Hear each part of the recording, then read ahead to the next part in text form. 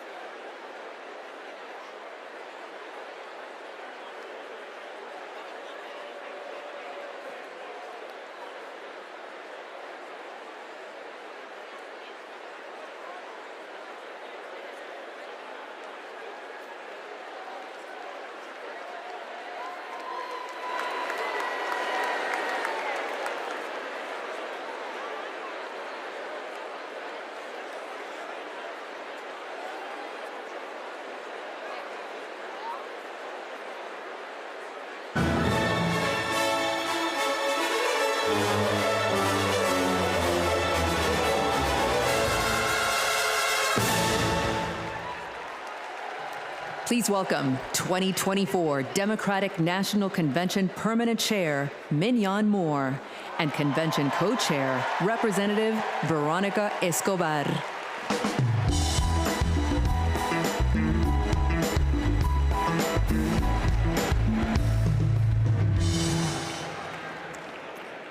Hello, fellow Democrats. For the final season of the convention, I am more than pleased to pass the gavel to co-chair Representative Veronica Escobar.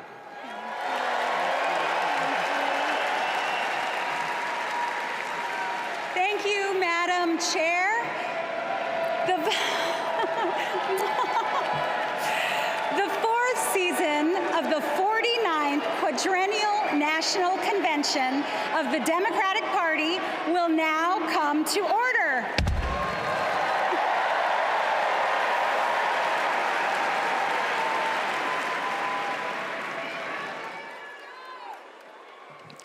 Please stand if you are able for this evening's invocation, offered by American Federation of Government Employees National President, Dr. Everett Kelly, and Imam Muhammad Abdul Alim.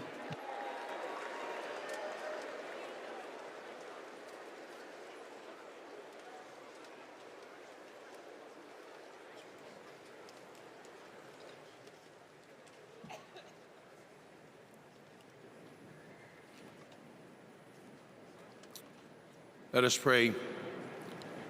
Eternal God, our Father, creator of the universe, help us to rise together in unity and love.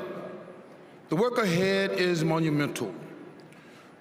We must heed our call to feed the hungry, heal the sick, and comfort all who suffer. We must conquer fear, injustice, and despair. Our great democracy's foundation is our knowledge that all are equal in God's eyes, that righteous truth, your gift of freedom and equality, are being questioned once again. They're what our forefathers and mothers fought and died for. They died on battlefields, in factories, on farms and picket lines. They died in chains. They died for a better world.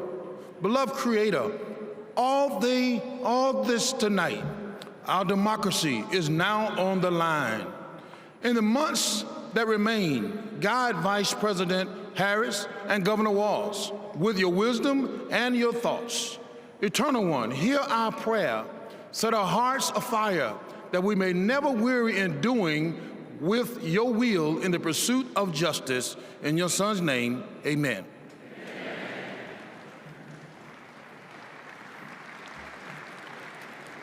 Our merciful benefactor, the Creator Redeemer, who opens the way to us to have a good conscience and life. Grant that we continue as a nation out of many one, a people of faith, taking pride in caring for our common humanity. Let us pray that this great nation inspire nations to advance social and economic progress. O God, make us among those who seek justice for all. O God, help us stand with humanity against hate. O God, bless us to approach each day with a feeling of gratitude and remembrance of you. Bless our homes and our schools. Bless us to never be without hope. Bless us in every decision, endeavor, and undertaking. Bless the efforts of the presidency to secure more opportunities for all in our great society. And finally, bless Americans to cherish our freedom and noble essence. Amen. Amen.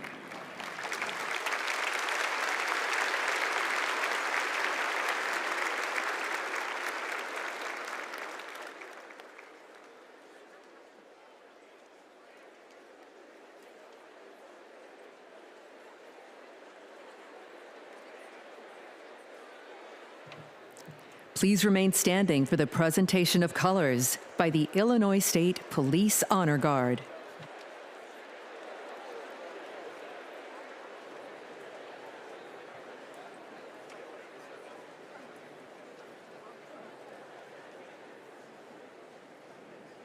Detail, attention.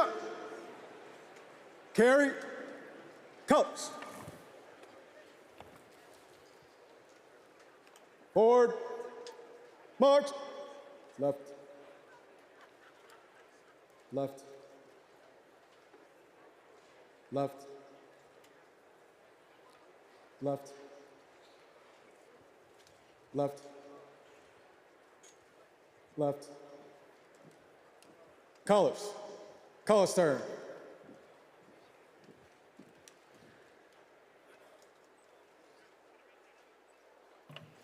Please remain standing for the Pledge of Allegiance, led by Luna Mehring, 6th grader from Oakland, California.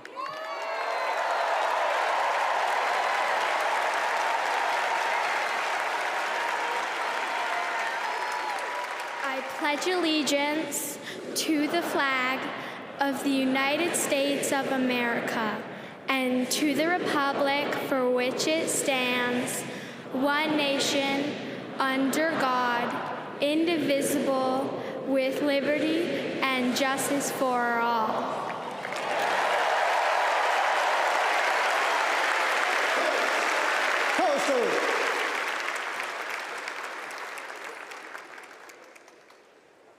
Left, left, left, left, left, left.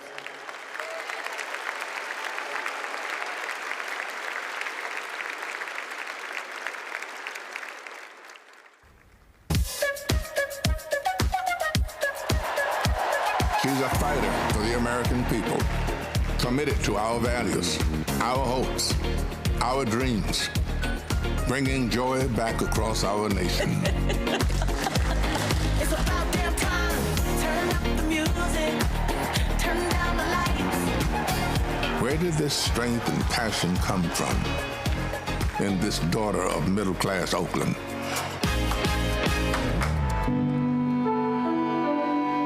Well, it started with her parents, her mother, a South Asian scientist, and her father, a black economist. They took her to civil rights marches and inspired her to pursue her dreams. After her parents divorced, she and her sister were raised by her mother with the help of friends and neighbors, attending Sunday school at the 23rd Avenue Church. We grew up in this wonderful, loving, supportive environment. My mother was very well aware that she was raising two black girls to be two black women. Her mother saved up for 10 years to buy their first home and shared with Kamala the words and wisdom that remain her North Star to this day. Be a fighter for things that matter, and don't be limited by what has always been.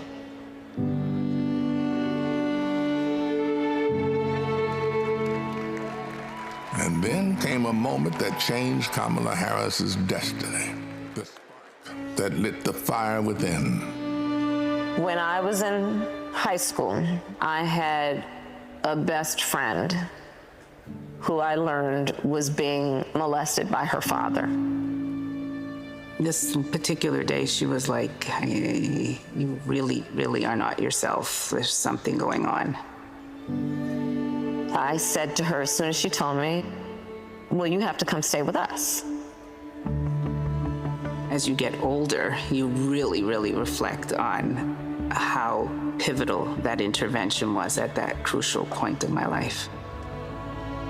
A big part of the reason I wanted to be a prosecutor was to protect people like her.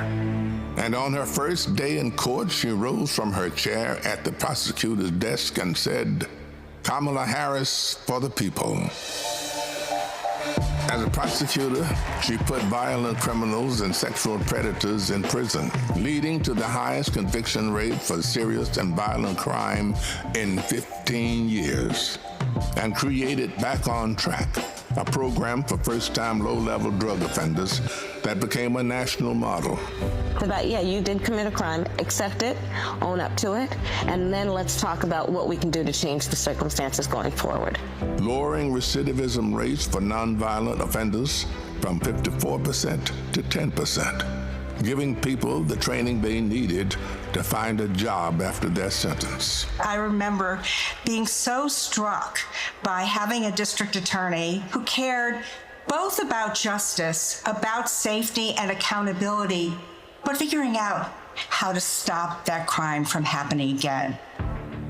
As California's Attorney General, she targeted transnational gangs and drug cartels, seized 10,000 kilos of cocaine and 12,000 pounds of methamphetamine, went after drug traffickers, and took 12,000 illegal guns off the streets. The new foreclosure crisis threatens to freeze up. She took on the nation's 5 largest mortgage banks that were stealing from homeowners. Prosecutors claim they've duped desperate homeowners into paying thousands of dollars to get them out of foreclosure. She played hardball and delivered a landmark $20 billion settlement. This represents one of the largest dollar amounts to come to California. And in 2016, the people of California sent her to represent them in Washington, D.C. In the Senate, she earned a reputation for taking on the tough fights on the Judiciary and Intelligence Committees. Kamala hit the ground running. She came in with confidence. She was always respectful, but she would not let a witness off easily. I wouldn't. Yes or no?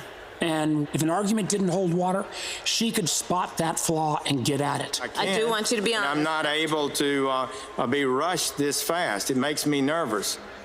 And when Joe Biden went looking for his vice president, I wanted someone who was strong and who was ready to be president on day one.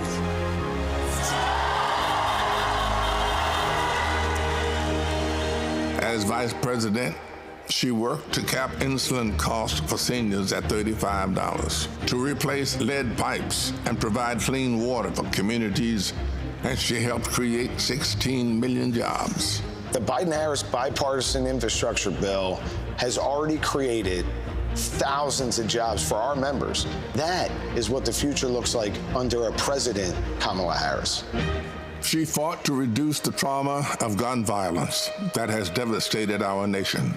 How many of you guys as college students had to have a drill during high school or middle school or elementary school where you learned about how you need to hide in a closet or crouch in a corner in the event that there is a mass shooter roaming the hallways of your school? Look at that. Look at that. And she did more than talk the talk. She walked the walk, helping pass the first bipartisan legislation in 30 years to curb gun violence. So one thing I learned about working with Vice President Harris is she always stand on business.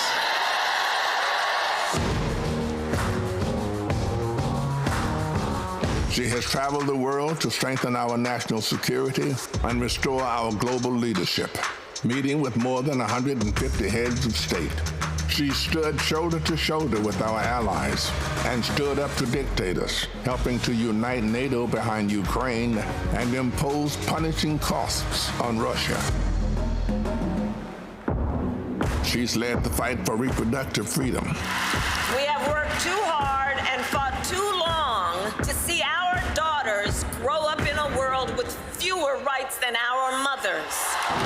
The first vice president to visit an abortion clinic, she built a nationwide grassroots movement to ensure that access to abortion, IVF, and birth control will always be protected. In the halls of power, she's a tough prosecutor, an effective policymaker, a powerful leader. And at home, she's the center of her family. Don't give up. She's the best godmother, auntie. She's honest, she's loving, incredibly reliable. She's one of the most loyal people you'll ever meet. That is why I believe she is so prepared to be our next president. This love she has for her family, being there for all of us. That's how she will lead this country, being there for everyone. She's a proud graduate of Harvard University. Hey, you know! Her campaign is a force of nature, generating the excitement we've all been yearning for. A campaign of joy, of love, of care. I am so fundamentally inspired. Kamala Harris will be our next president because you know there's too much on the line to stay on the sidelines. Thank you, Madam Vice President. Thank you for bringing back the joy. Sometimes people will open the door for you and leave it open. Sometimes they won't. And then you need to kick that door down. We are not going back.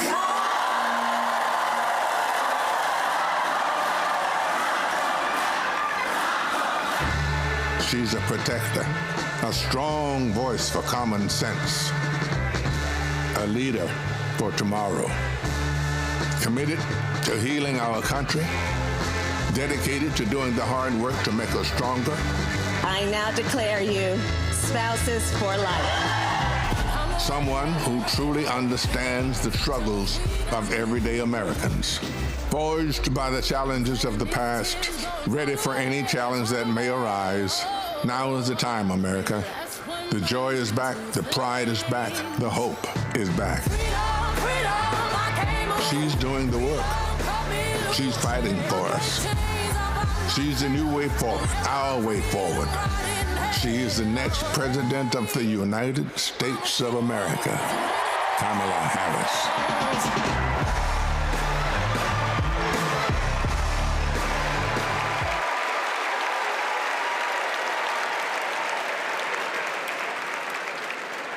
Wow. Bienvenidos todos to the final night of the Democratic National Convention. We have so much in store for all of you tonight, including a special rendition of our national anthem by our favorite country music rabble-rousers, the Chicks.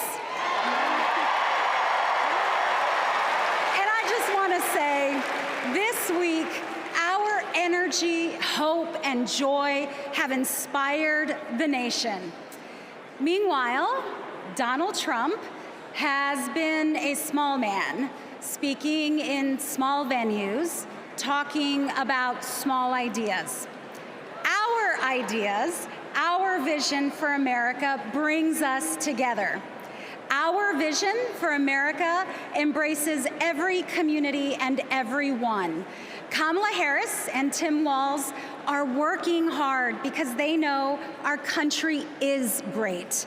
They know that we can build a future for all of us, and they're earning our votes by laying out a plan that puts the American dream not just within reach, but so we can fully grasp it. By making sure going to the grocery store doesn't break the bank, that we have control over our bodies, that our kids like my own kids, Christian and Eloisa, have opportunities to lead healthy and happy lives. We'll get to know Kamala a little more, and I promise you, you will not only be more inspired, but also ready to fight for a new way forward. And to keep us pumped for this journey, Chicago's very own DJ Metro. Over to you. Chicago, how's everybody feeling out there today? Welcome to night 4 of the Democratic National Convention. I know you all are having so much fun out there, is that correct? Well, there's only one thing left to do, and that's to make sure that the fun continues right here, right now, the only way that I know how. The Chicago way, baby. Y'all ready? Let's go. Thank you.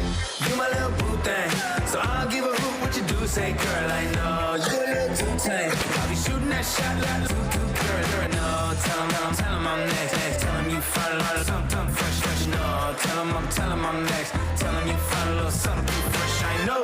Put a little gold in the teeth and the fit good, so I took the doors out the beef. Okay, I see a brother holding his foot, no beef, but I'm trying to get to know you at least. Don't take my talking to your own. I can keep it chill like the Soviet blunt. I'ma keep it real when your man long gone. If you're looking for a friend, everybody hands up, hands up. What's good? What's with ya?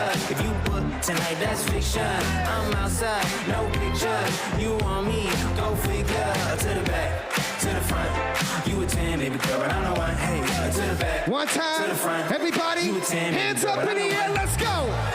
You my little boo thing, so I don't give a hoot what you do. Say, girl, I know you a little too tame. I'll be shooting that shot like 2K, girl, I know. Tell 'em I'm next. Tell 'em you find a little something fresh, I know. Tell 'em I'm next. Tell 'em you find a little. Thank you very much, ladies and gentlemen.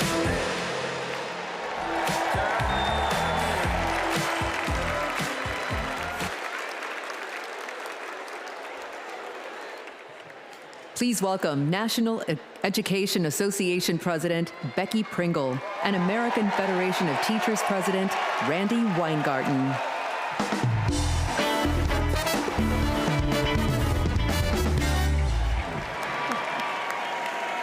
I am Becky Pringle,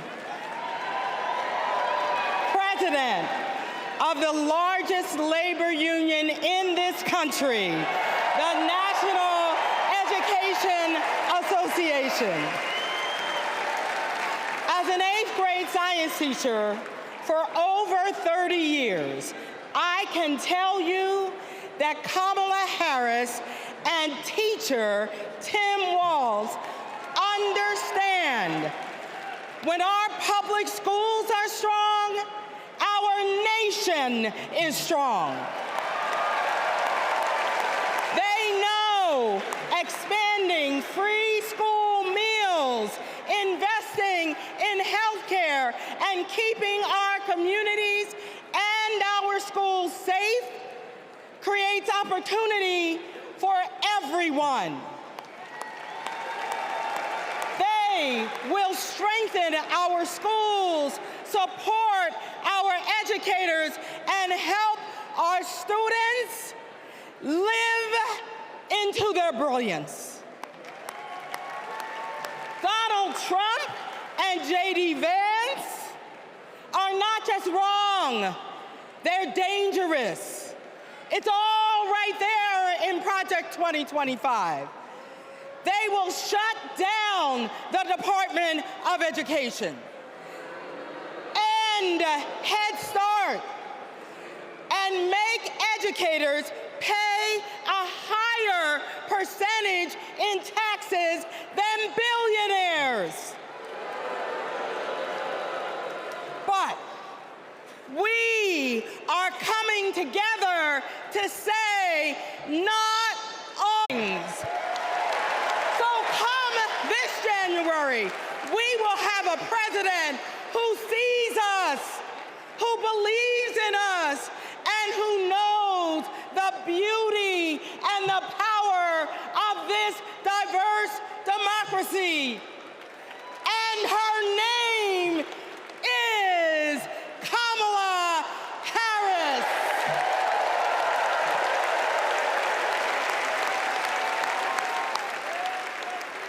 I'm Randy Weingarten, the president of the AFT and a public school teacher.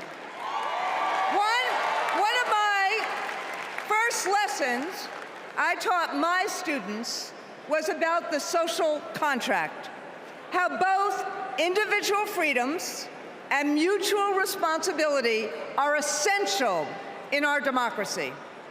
This covenant underlies our commitment to public schools, where educators prepare students to spark innovations, steward the environment, create our arts, and shape our democracy.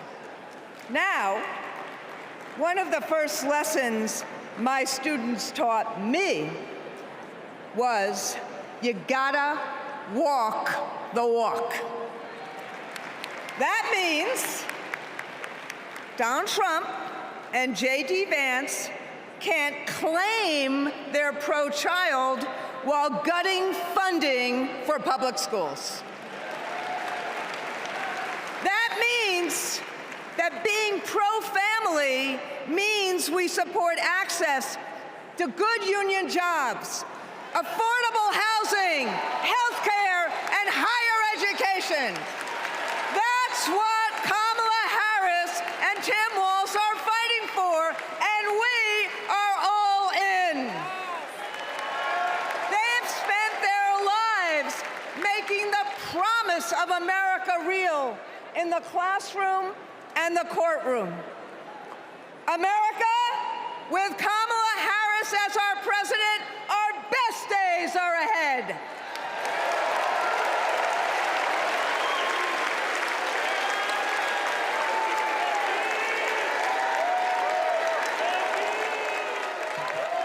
Please welcome California Senator Alex Padilla.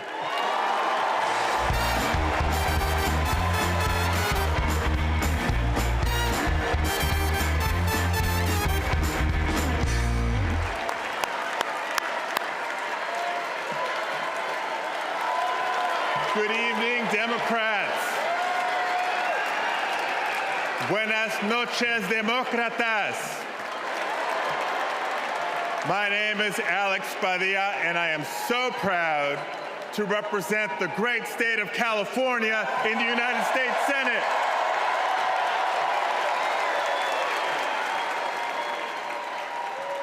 But the titles I'm most proud of are husband to my beautiful wife, Angela, and father to 3 young gentlemen. You know, as a father, when we talk about the future of our country, it's not just hypothetical. For me, it is very real. Every day I go to work in Washington, I think about my kids and the future we're building for their generation. And to show you how Kamala Harris will treat America's kids as president, I'll tell you how she treats mine. Because whenever she sees Roman, Alejandro, and Diego, she greets them with kindness and respect, literally meeting them on their level, to speak to them and to listen. And every fight that Kamala and I have taken on together has been about making life better for this generation and the next. As a state senator, I stood with then Attorney General Harris as she took on the big banks to keep kids and their families in their homes. As California's Secretary of State, I knew her as a fearless United States Senator and my partner in defending our sacred right to vote. That's right.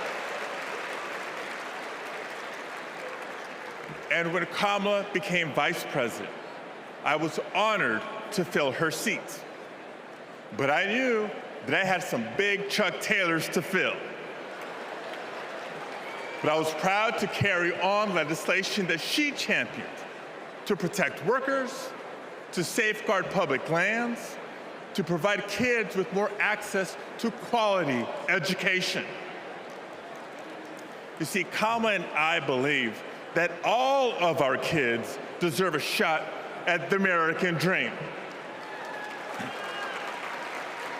It's the American dream, after all, that brought my parents to the United States decades ago. Es cierto. Mis padres, Santos y Guadalupe Padilla, vinieron a los Estados Unidos en busca del sueño americano. But today, we know that the dream is out of reach for far too many families. So my question for all of you tonight is this. This November, who's ready to defend the dream? ¿Quién está listo a defender el sueño americano? Tim Walz is ready to defend the dream. Kamala Harris will defend the dream. And between now and Election Day, each of us must defend the dream too, by working to elect them as Vice President and President of the United States of America.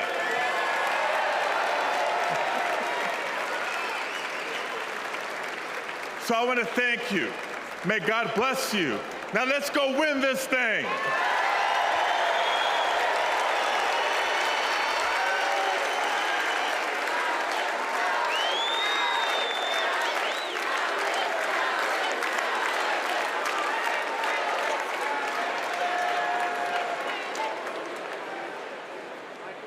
For families across our nation, the American dream starts at the same place, the place we call home. A home is more than four walls and a roof. It's the foundation of everything we hope for, the bedrock from which we build our own American dreams and write our own American stories. To share Kamala's vision to give more Americans a place to call home, please welcome former Secretary of Housing and Urban Development, Marcia Fudge.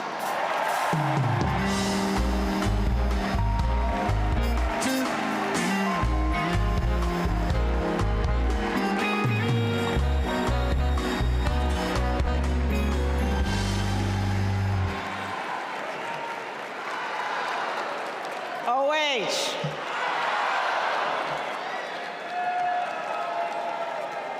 Kamala Harris has fought to protect homeowners and renters her entire career. As Attorney General, she held big banks accountable for their role in the foreclosure crisis and won billions of dollars for California homeowners. As Vice President, she and President Biden helped over 400,000 homeowners at the risk of foreclosure during the pandemic. And as President, she will build 3 million new homes and rentals, limit unfair rent increases, and offer down payment support for first-time home buyers. It's personal. Kamala remembers her mother's pride at buying their first home after saving for 10 years. She knows housing is a human right and a pathway to the middle class. Where you live determines what schools your children go to, what health care you receive, and whether you can get a good job without spending hours commuting.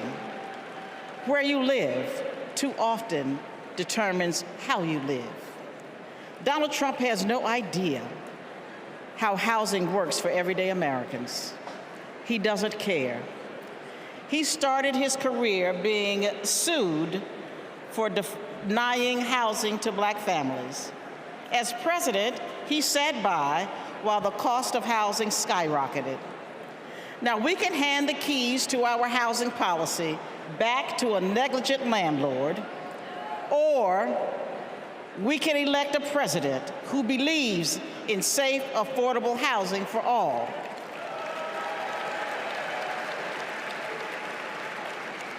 Let's ensure we have an opportunity economy by voting for Kamala Harris. Thank you. Don't know why, but I feel like I'm Matt, and I'm a former Trump voter. Hi, my name is Dave from Pennsylvania. I'm a two-time Trump voter, 2016 and 2020. I voted for Trump before, but I'm not going to do that again. I think his agenda has really been awful for America. He doesn't care about ordinary people. He's never been one, never known any. I'm extremely worried about Donald Trump getting in the White House again. People are working. All these people who weren't working under the Trump administration, they now have jobs. One thing I like about Kamala Harris is she talks about the issues. She talks about the economy. She talks about women's rights. I'm going to vote for Kamala Harris.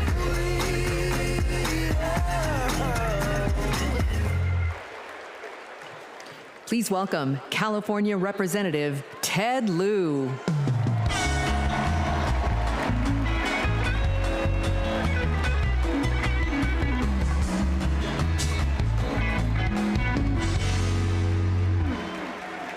As a computer science major, I am so impressed with how large this AI-generated crowd looks tonight. I first got to know Kamala Harris during the Great Recession when I was a California state legislator. Millions of hardworking families were facing foreclosure. My constituents told me stories about predatory and unfair loan terms and about how hard they were fighting to keep the homes that they loved.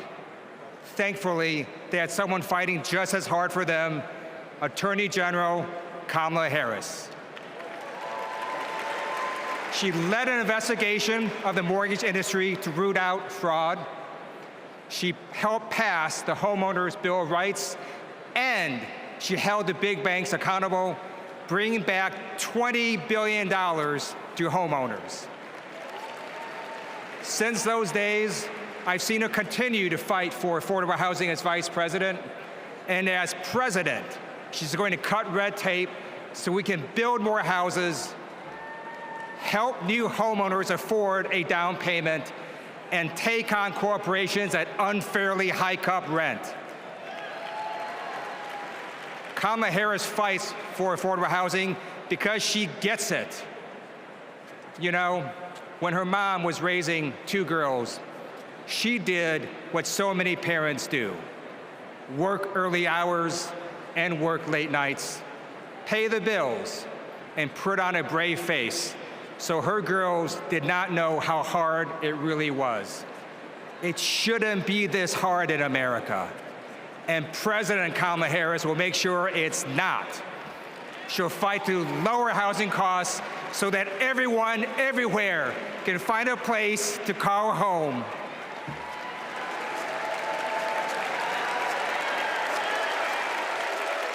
Don't know why, but I feel like I depend on Medicare and Social Security for survival. I'm a recipient of Social Security benefits. I worry about Social Security and Medicare. If we don't protect it through Kamala Harris, that Trump is going to take that money. Project 2025 is going to be disastrous for many of us. What are we supposed to do? Who's going to take care of us? Where are we going to live? I don't know, but I know I'm voting Democrat. I'm supporting Vice President Harris because she will protect my Social Security and that of all others.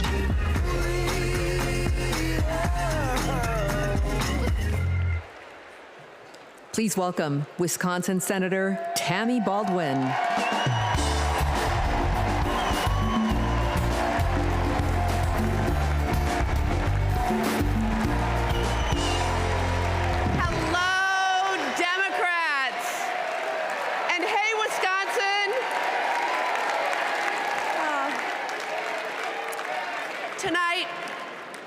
Talk about family. We know that all families don't look alike. My mother was a teenager when I was born, and she struggled with addiction. I never met my father, but I had 2 incredible grandparents who stepped in and raised me, David and Doris Green. Everything I know, I learned from them. In every way a child needs, my grandparents were there for me. And as they grew older, it was my privilege to be there for them. So when I work to protect Medicare and Social Security, I do it with a personal knowledge of what those big programs meant in small but deeply meaningful ways to my grandparents. And I know what they mean for your parents and grandparents. But let's be clear, that is all at risk today. Donald Trump was asked what he would do about Social Security and Medicare, and he said, and I quote, "There's a lot you can do in terms of cutting." Cutting? He's talking about cutting Social Security and Medicare while giving a huge new tax break to billionaires and corporations? Well, Kamala Harris is not going to let that happen. And Tim Walz is not going to let that happen. We are not going to let that happen. You know, they've got it backwards. We Democrats, we honor our elders and ask the wealthiest to pay their fair share. Wisconsin's state motto is forward, and my friends, that's where we're headed.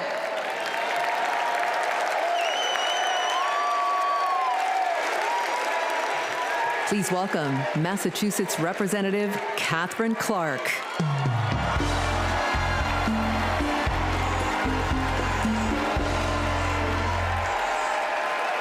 I am a proud mom of 3. And when my kids were young, I sat down with my husband to go over our bills.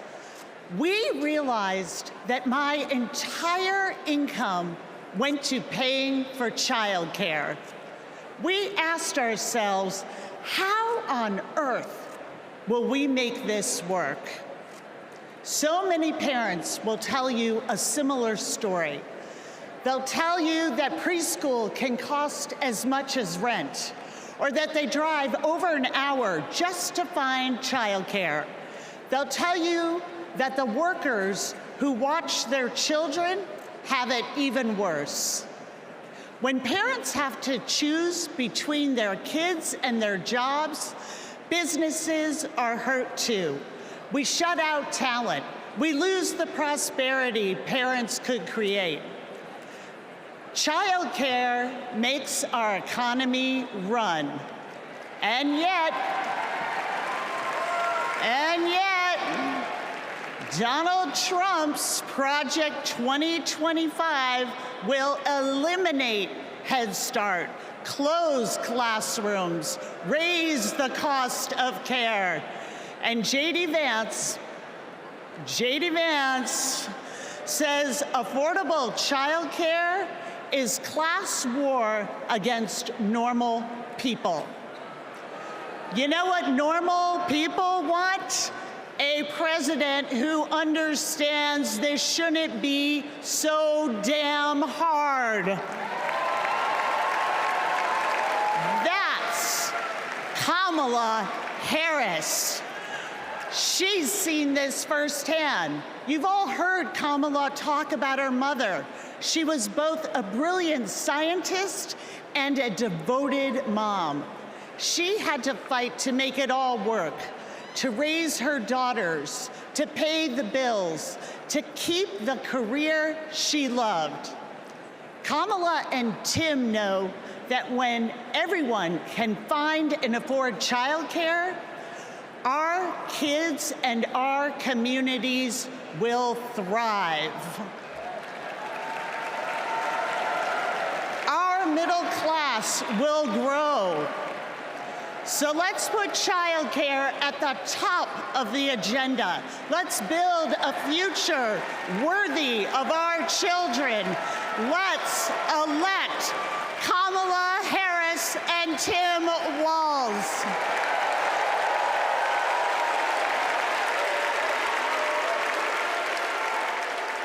Please welcome Colorado Representative Joe Neguse.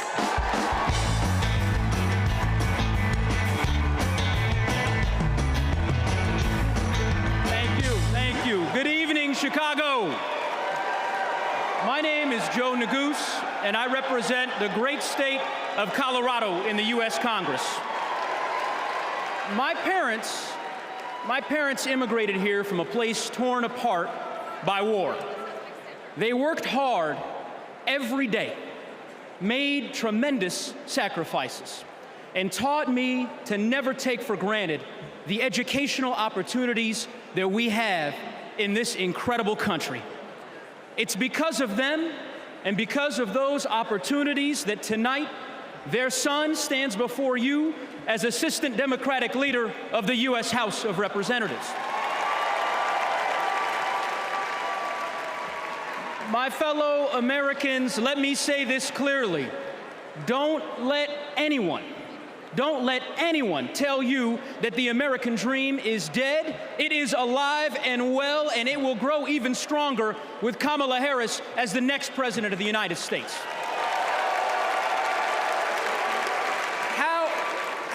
know that? How do I know that? Well, it's because Kamala Harris believes that college can be a ticket to the middle class, and she has fought to make it more affordable her entire career. As California Attorney General, she took down one of the biggest for-profit colleges, securing $1 billion, $1 billion for students who were defrauded.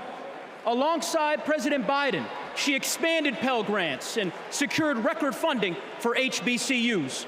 And Kamala Harris made public service loan relief a reality for teachers and first responders and firefighters and nurses and countless others across our land.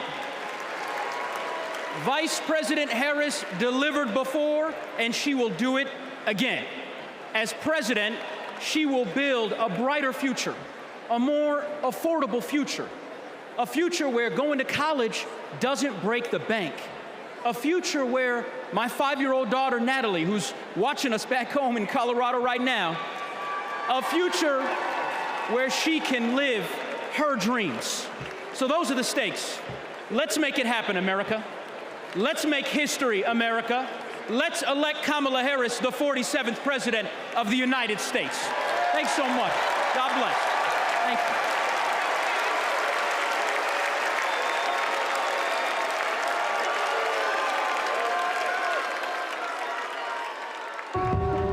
I basically worked in public service my entire adulthood, over 27 years. Seeing my mom work in the public service sector, it was actually inspiring me, and I'm like, she gives more to the community than she is for her own self. As a single mother, I knew I wanted my daughters to have a better life than I did. So I said, you know, going to school will help me. I would see her move like the bills to the side, but I know she was mounting. I know she was drowning in student loan debt. Then eventually my loans got to $800 a month. I paid it. I did what I was supposed to do. But I was like, oh my God, I'm gonna be in debt until the day I die. When the Biden-Harris administration first announced the public service loan forgiveness, and I'm rushing to my mom, like, apply for this, apply for this. I'm sitting at my desk, opening up my mail. It says, thank you, Kelly, for public service. Your loans now have been forgiven. Took a deep breath, and I screamed. I had to pinch myself. I had to see if this was really happening. Seeing my mom finish her higher education was life-changing. I don't think anything can ever stop me from my goals, because I saw her do it as a single parent with twin girls, with life pushing her down so many ways, but she continued to rise up. She has been the force, the motivation for me to want to continue to work in the public service agency. With this loan forgiveness, I can plan for my future.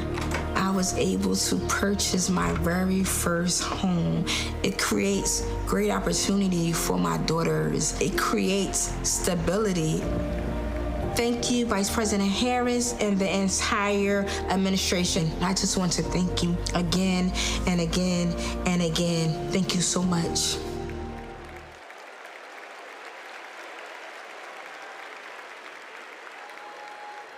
Our party's not over, Chicago! Let me see you just rock with me once. This shit, that ice cold Michelle fight for that white gold. This one for them hood girls, them good girls, straight nasty. Stylin', wildin', living it up in the city. Got Chuck's on with Saint Laurent. Gotta kiss myself, I'm so pretty. I'm too what? Too hot. Call the police and the fireman, I'm too hot. Make a dragon wanna retire, man, I'm too hot. Say my name, you know who I am, I'm too hot. And my band bout that. Everybody just clap. Girls hit you, hallelujah. Girls hit you, hallelujah. Girls hit you, hallelujah. Cause Uptown Funk don't give it to you. Cause Uptown Funk don't give it to you. Cause Uptown All right, Chicago, let me see you just. Let me see you just. Don't believe me, just rock. Come on.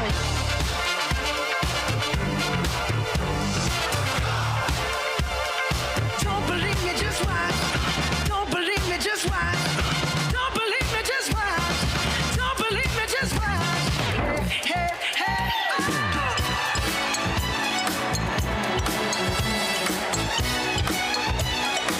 Anybody here ready to have a great time with me tonight? Let me hear you make some noise.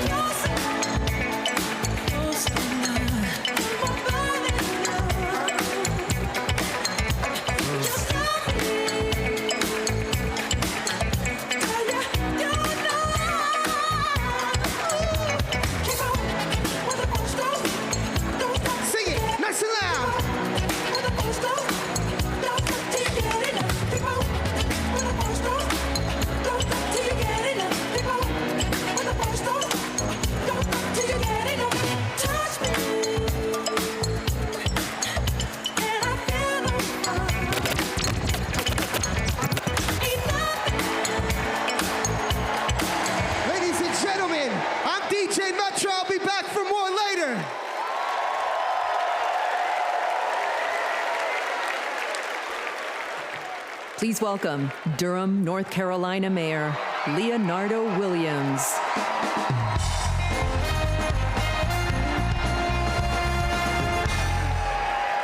Hailing from the Tar Heel State, home of Duke University and North Carolina Central University, I am Mayor Leonardo Williams from Durham, North Carolina. You know, several years ago, my wife Zweli and I started cooking for our community. We drove to schools, doctors' offices, just to give out a few samples. And eventually our friends asked, "Where's the restaurant, y'all?" But you know, it takes capital. It takes capital to chase a dream. And during the Trump administration, they did not make it easy.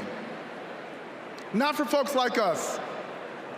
So what I thought was, I guess not everybody can have a multi-million-dollar loan from their father. So I'll tell you what we did. We emptied our savings, and in 2008, we launched Zweli's Kitchen, America's first Zimbabwean restaurant. And the Biden-Harris administration helped make that a reality. They helped make that dream come true for entrepreneurs like us. Now, thanks to small business grants and all of the help that we received from them, we now have 3 locations, and we employ nearly 30 employees with a living wage. But we are not alone. Under Joe Biden and Kamala Harris, more than 500,000 business applications have been filed in North Carolina.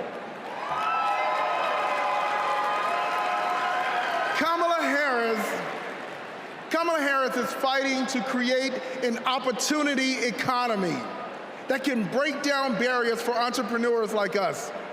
And as president, she will support risk takers and problem solvers who want to just do their part and claim their piece of the American dream. And also, I want to thank Maya from Nevada, who has served her famous dumplings for the past 3 years and opened new locations thanks to the historic support for small businesses. And Robert, I want to thank you from Minnesota. Robert owns a solar business, heated up once by Joe Biden and Kamala Harris. They passed the Inflation Reduction Act. And Paul from Arizona, Paul, who's a commercial cleaning company, landed huge contracts thanks to the Biden-Harris manufacturing boom. So Kamala Harris knows. She knows entrepreneurs like these. She knows that we are the backbone of our community. And when they succeed, we all succeed. Let's win this. Thank you.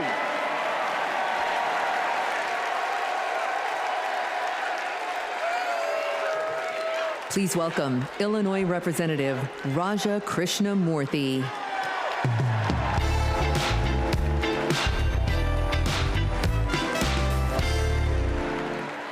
America Against America.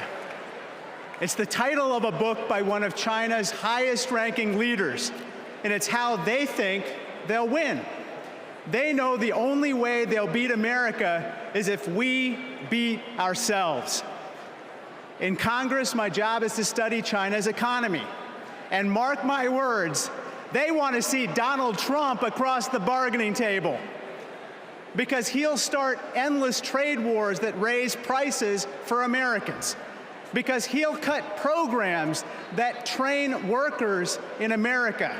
But most of all, Trump will pit American against American. And that's what China wants, for us to fight amongst ourselves, because that's how we lose. But we're not going back. What does Kamala Harris tell us? When we fight, we win. Because Kamala Harris knows how we fight best, not American against American. She knows that when we fight as one country, we win. When we fight as one team, we win. Which is why when Kamala Harris wins in November, we win. Thank you so much.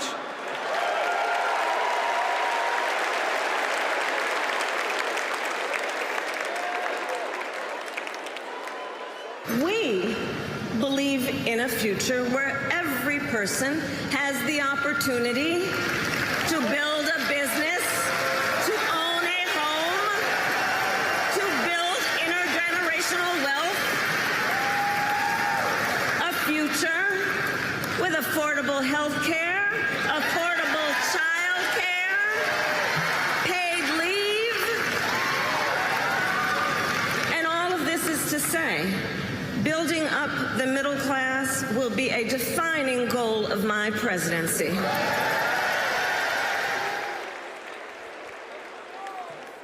Please welcome Pennsylvania Senator Bob Casey.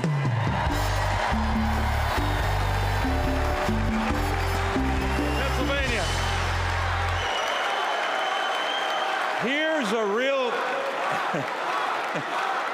Here's a real question. Moms asked me in Pennsylvania, what am I supposed to do if I can't afford diapers?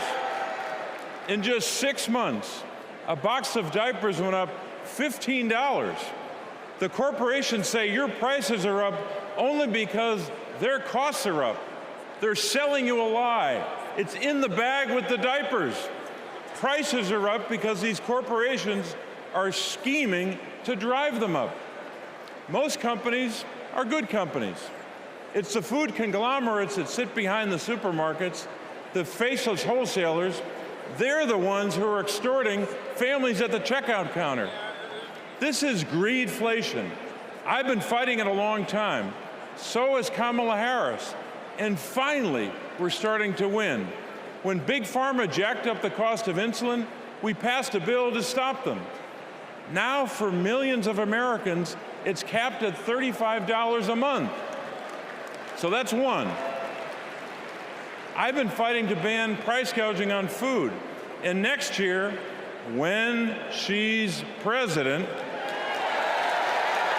Kamala Harris will sign a bill to do just that. So that's another.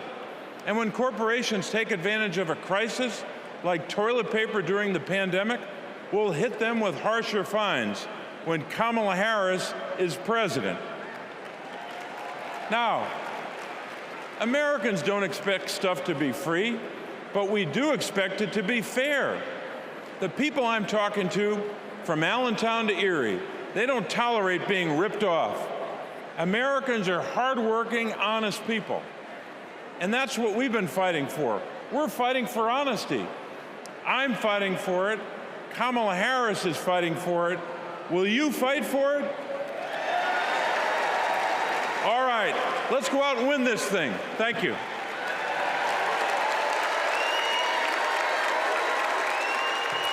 Please welcome Massachusetts Senator Elizabeth Warren.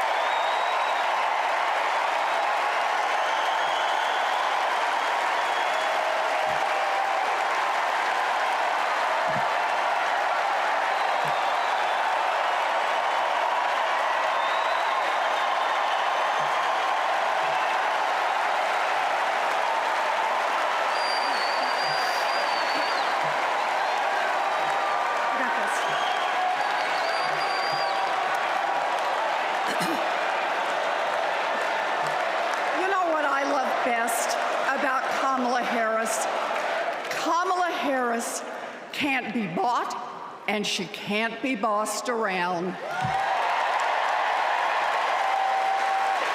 Now, I first met Kamala in the aftermath of the 2008 financial crash. The banks had flat out broken laws, cheated people, and stolen homes.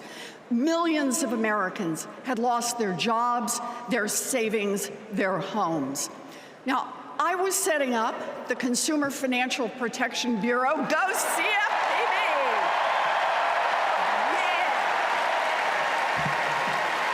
Kamala was protecting families as California's Attorney General.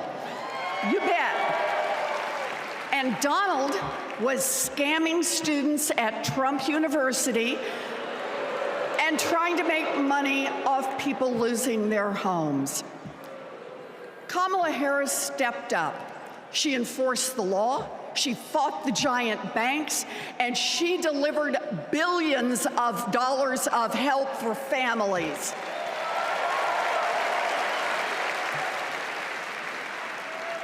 And that is the difference between a criminal and a prosecutor.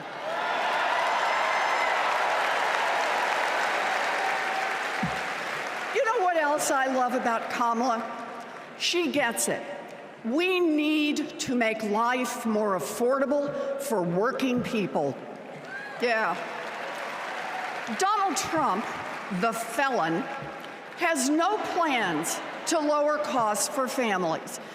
He doesn't know how, and basically, he doesn't really care. When did he ever fill up a gas tank or worry about a grocery bill? The only bills he worries about are from his criminal defense lawyers.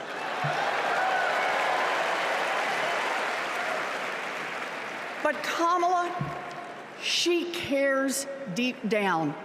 And she will take on the giant corporations that are squeezing American families. In fact, it's something she's done before. During the California wildfires, she went after the price gougers.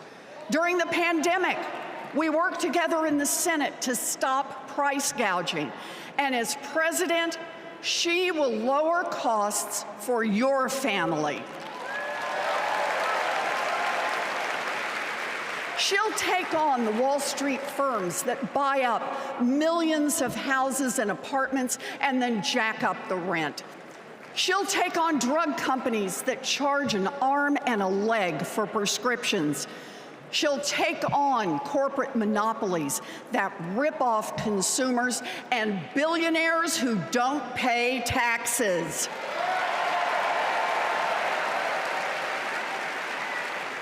And she'll take on right-wing extremists who think they should decide who has access to abortion or IVF.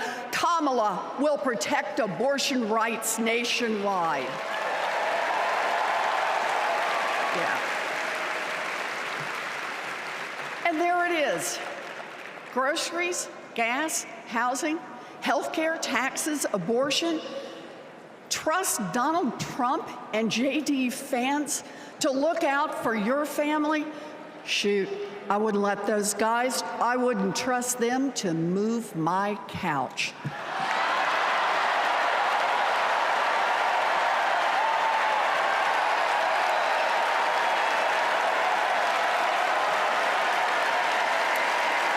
We need Kamala Harris. This election is about your family and your future. I've seen Kamala Harris fight. I've seen her win. And when it comes to our families and our futures, Kamala Harris is someone we can trust. So here it is, with joy in our hearts. Let's elect Kamala Harris the next President of the United States.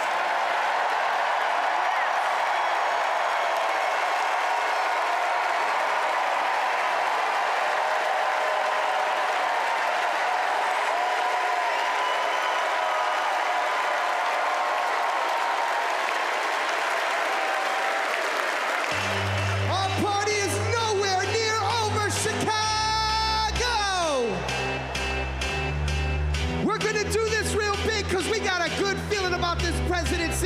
Now let me see your hands up one time. I got a feeling that tonight's gonna be a good night. That tonight's gonna be a good night. That tonight's gonna be a good, good night. Feeling that tonight's gonna be a good night. That tonight's gonna be I want to see everybody losing their minds. that tonight's 1, 2, now everybody party. Tonight's the night. Let's live it up. I got my money. Let's spin it up. Go out and smash it. Like, oh my God. Jump out that sofa. Let's kick it off. I know that we'll have a ball if we get down and go out and just lose it all. I feel stressed out, I wanna let it go. Let's go way out, spaced out, and losing all control. Fill up my cup. Now go talk. Look at her dancing. Just take it up, up, up, up, up. Let me hear you shout down.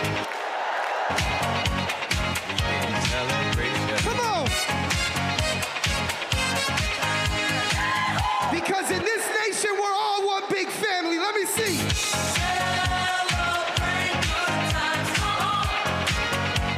Celebrate.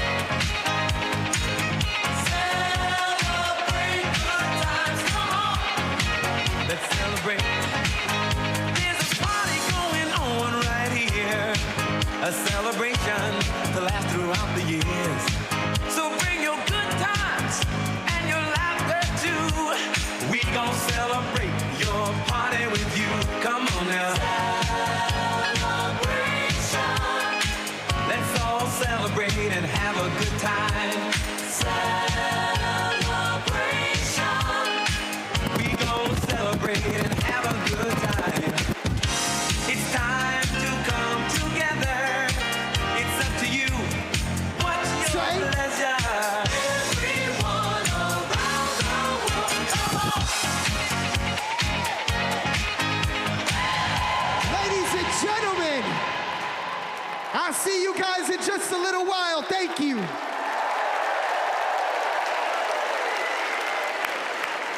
Woo! We've got ourselves a party in here, Chicago.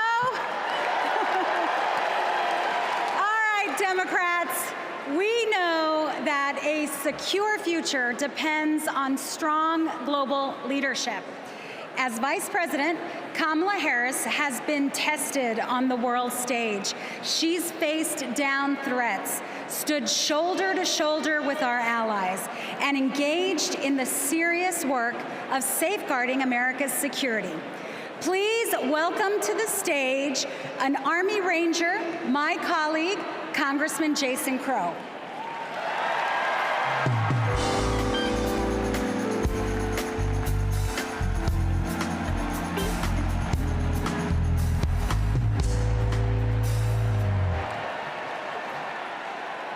Before serving in Congress, I was a paratrooper and an Army Ranger. Over 100 combat missions in Iraq and Afghanistan taught me what really makes America strong and secure.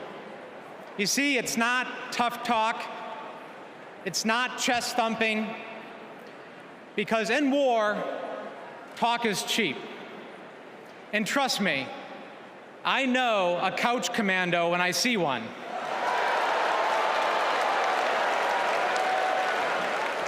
Real strength and security come from our people, from our allies. Donald Trump's Project 2025 would abandon our troops, abandon our veterans, our allies, and our principles. In Chapter 4, Trump plans to do Putin's bidding by abandoning Ukraine and walking away from our NATO allies. In Chapters 2 and 3, he plans to fire our national security and military professionals and then replace them with MAGA loyalists. But I refuse to let Trump's golf buddies decide when and how our friends are sent to war. When we join the military, we raise our right hand and we take the oath. We know that it comes with sacrifice, but we also know that it comes with a promise that America will have our back. Trump will break that promise. In fact, in Chapter 20 of Project 2025, he plans to slash veterans' benefits and then privatize VA health care. As a paratrooper, we learned that the leader of the unit jumps first, and then the others follow. Leaders always go first. But Trump, he would push your son or daughter out of the plane and then abandon them when they come home. Our troops deserve a commander-in-chief who will always have their back. That leader is Kamala Harris. And together, we will make Kamala Harris our next commander-in-chief.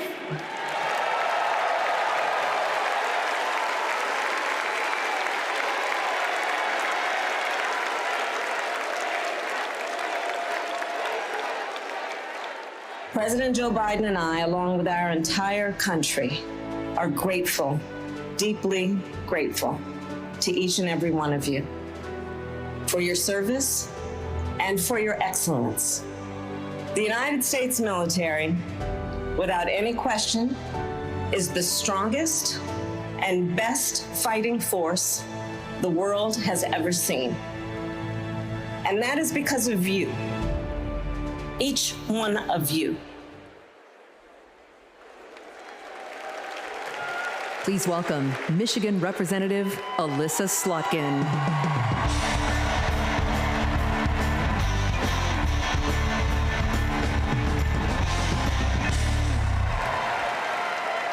Good evening.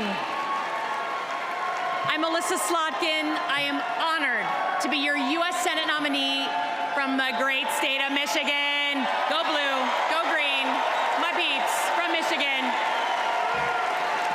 My life in service began in New York City on September 11th. As the smoke cleared, I knew my career would be spent protecting the country we all love. I was recruited by the CIA and served 3 tours in Iraq alongside our military. And I worked at the White House under presidents of both parties and as an acting Assistant Secretary of Defense under President Obama. I want to talk tonight about national security because the choice in November is stark. America retreating from the world or leading the world. Trump wants to take us backwards. He admires dictators a lot.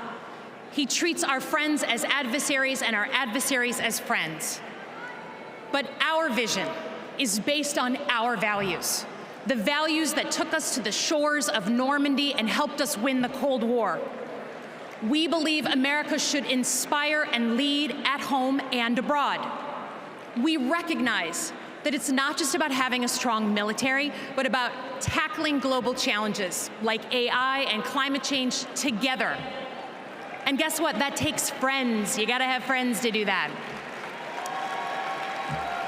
Vice President Harris understands our strength abroad is inextricably linked to our strength here at home.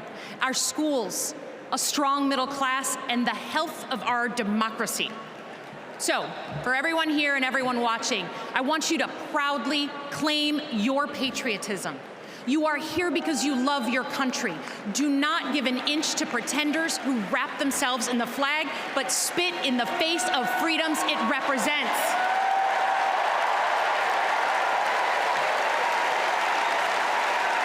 The this November, let's elect a president who will lean forward to embrace the future.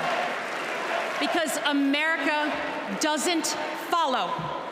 We do not retreat. We are the damn United States of America. We lead.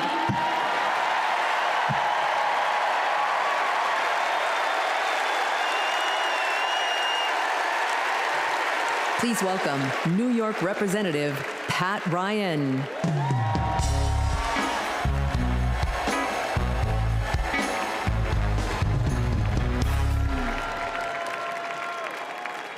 Among the Americans I proudly represent in Congress are the 4,400 cadets at West Point, my alma mater. Last year, I welcomed Vice President Harris when she delivered the commencement address. I watched as she shook the hand of every single cadet. That's the thing about West Point. The day you take the oath to defend our country, you get to look the person in the eye who may one day, God forbid, send you to war and take their measure.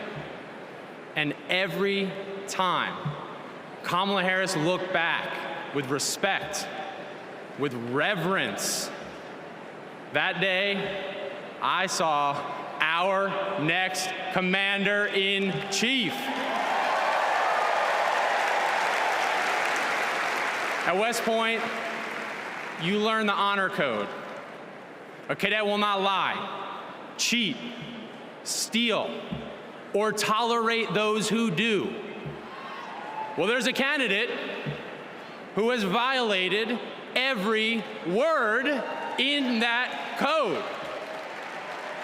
A serial liar, cheater, thief, who looked soldiers in the eye, then turned around and called fallen heroes suckers and losers, who insulted Medal of Honor recipients just last week. I tell you what I think of Donald Trump. They told me I can't say that word on TV. I'm going to use an Army term, FUBAR. If you don't know FUBAR, Google it. These last few weeks have felt like a new day in America, when we are waking up, rising up as patriots to demand our next president be someone who not only treats our veterans with respect, but everyone with respect, with dignity, with decency, with the truth. Someone like Kamala Harris, our next Commander-in-Chief.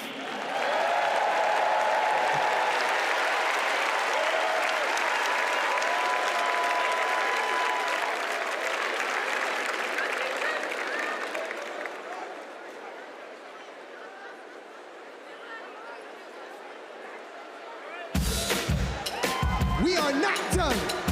I'm trying to tell you guys that I want to see you up off your seats, dancing and moving around. Get excited with me and say, I say I'm too late. Got nothing in my brain. That's what people say. That's what people say. I go on too many dates, but I can't make them stay. At least that's what people say. That's what people say. But I keep cruising. Can't stop, won't stop moving. It's like I got this music in my mind saying it's gonna be alright. 'Cause the player's gonna play, play, play, play, play. And the haters gonna hate, hate, hate, hate, hate, baby. I'm just gonna shake, shake, shake, shake, shake. Shake it off, shake it off. Breakers gonna break, break, break, break, break. And the fakers gonna fake, fake, fake, fake, fake, baby. I'm just gonna shake, shake, shake, shake, shake. Shake it off, shake it off. Hold on. Come and move that in my direction. So thankful for that. Representando para mi latino aquí conmigo esta noche. Yeah. Oh, you are my sunrise on the darkest day. Got me feeling some kind of way. Make me wanna savor every moment slowly, slowly. Despacito, quiero respirar tu cuello despacito. Deja que te diga cosas al oído, para que te acuerdes si no estás conmigo.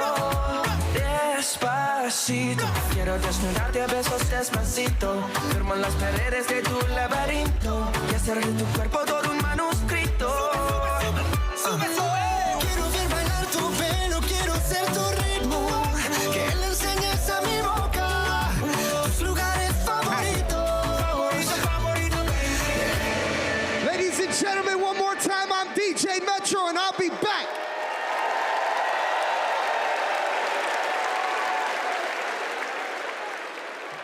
Please welcome the president of the National Action Network, Reverend Al Sharpton.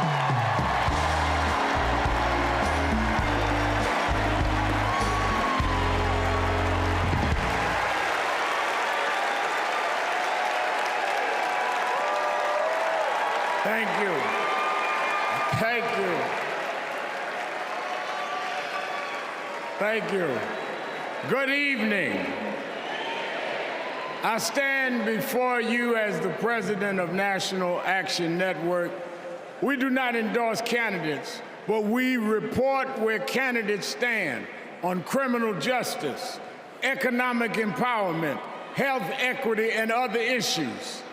On one side of this race is Donald Trump, a fellow New Yorker I've known for 40 years.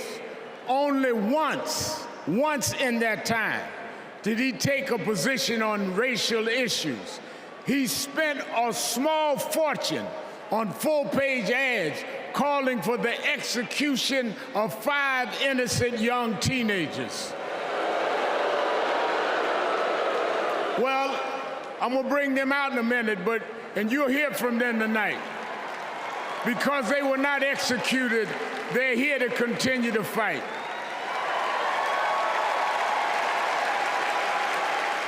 But it was there that I saw Trump love to fan racial flames. On the other side is a woman that I've walked with in Selma, Alabama to commemorate the 59th anniversary of Bloody Sunday. Kamala Harris spoke to me that day about unity and passing bills. All I ever heard from Donald Trump was how he can get an advantage. I see one candidate who wants to protect the right to vote, while the other has tried to cook up 11,000 votes in Georgia. I see a candidate who, with Joe Biden, brought leaders to the White House to confront violent hatred, running against a man who said neo-Nazis in Charlottesville were fine people. I see a candidate who has sought to reform and uphold the law, and a man who wrongly assumes his mugshot appeals to Black Americans. I worked with Kamala Harris. In every job she's had, she has consistently committed to making government work for those of us who've been disadvantaged. All Donald Trump has been consistent about is making himself richer and sowing division to get that done. This man sat right here in Chicago a few weeks ago, refusing to apologize for claims that migrants were taking Black jobs. Well, in November, we're gonna show him when Blacks do their job.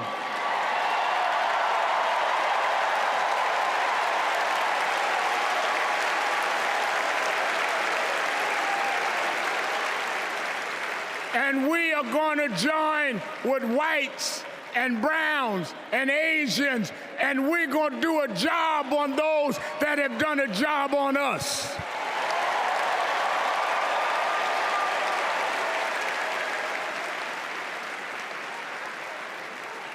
Tonight, we are going to realize Shirley Chisholm's dream.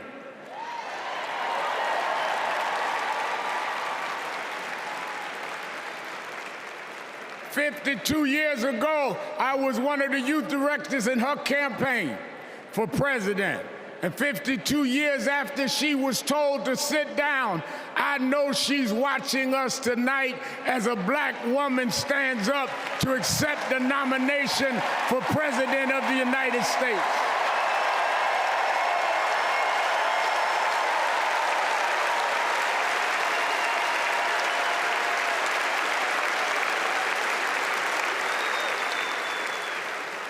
We have fought too hard for women to be told to get out of the kitchen.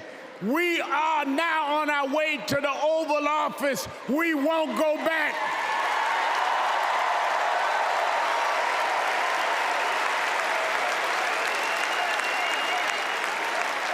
We fought hard.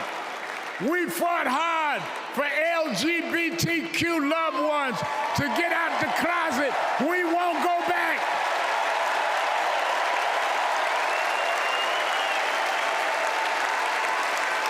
We fought hard for the right to choose, the right to education. We suffered and died and bled, went to jail to get the right to vote. We won't go back.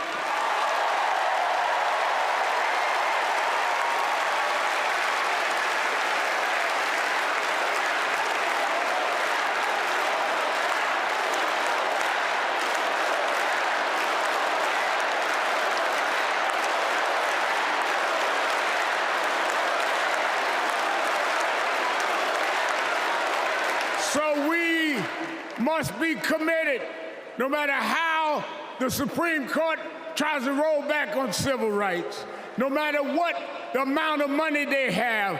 We are here because others fought and suffered for us, and we vowed tonight we won't go back.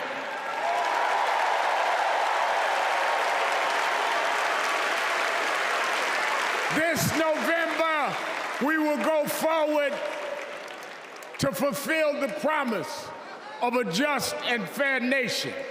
And let me say, as we transition, I'm a preacher. And in Psalms it says, weeping may endure for a night, but joy comes in the morning. We've endured January 6th. We've endured conspiracy theories. We've endured lies and areas of darkness. But if we stay together, black, white, Latina, Asian, Indian American, if we stay together, joy, joy, joy, joy coming in the morning.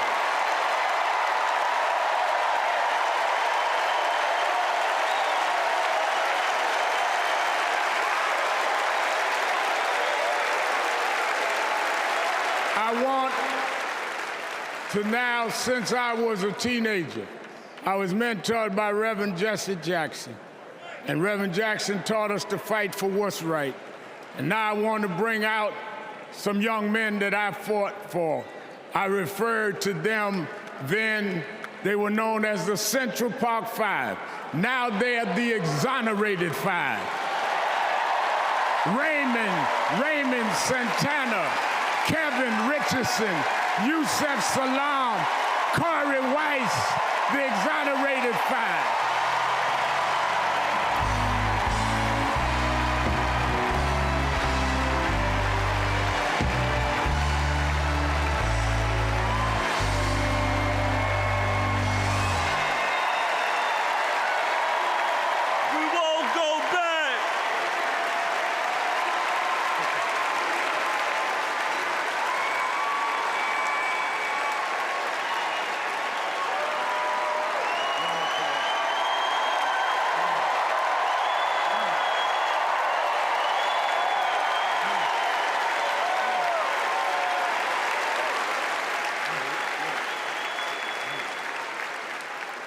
Good evening, people. My name is Corey Wise. 35 years ago, my friends and I were in prison for a crime we did not commit. Our youth was stolen from us. Every day, as we walked into courtroom, people screamed at us, threatened us, because of Donald Trump. He spent $85,000 on a full-page ad in the New York Times, calling for our execution.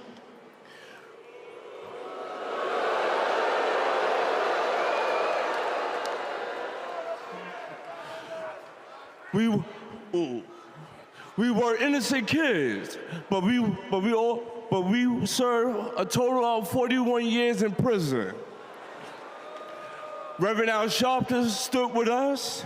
Now, I'm proud to stand with him today.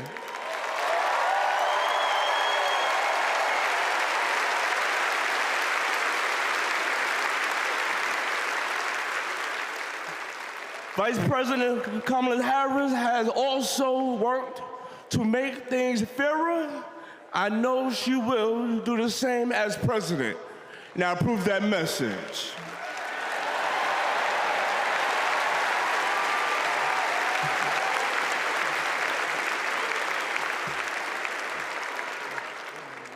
I love these guys. These are my brothers. These are my brothers. Yes, indeed. America. I am Yusef Salaam.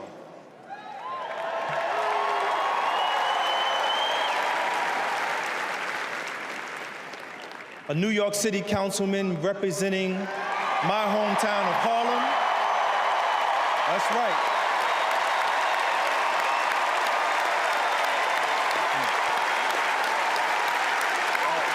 Man. Representing my hometown of Harlem, USA. And listen, as my friend Corey Wise just said, 45 wanted us unalived. He wanted us dead. Today, we are exonerated because the actual perpetrator confessed, and DNA proved it. That guy says he still stands by the original guilty verdict.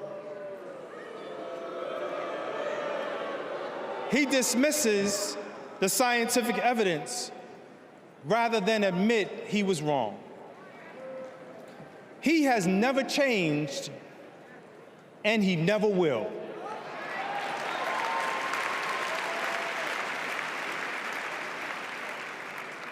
That man thinks that hate is the animating force in America. It is not. We have the constitutional right to vote. In fact, it is a human right. So let us use it. I want you to walk with us.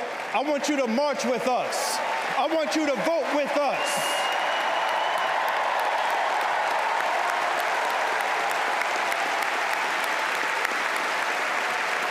And together, and let me tell you, this is going to be so beautiful. And together, on November 5th, we will usher in Kamala Harris and Tim Walz into the White House.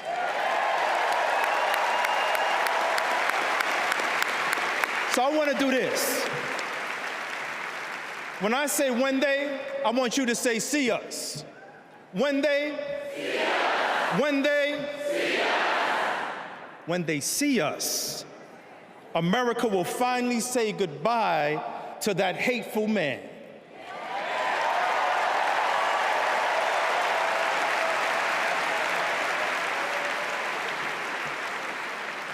We will say what I have said after 7 long years on wrongful incarceration.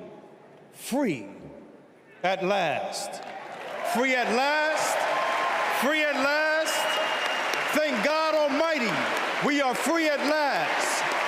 God bless you, and God bless the United States of America.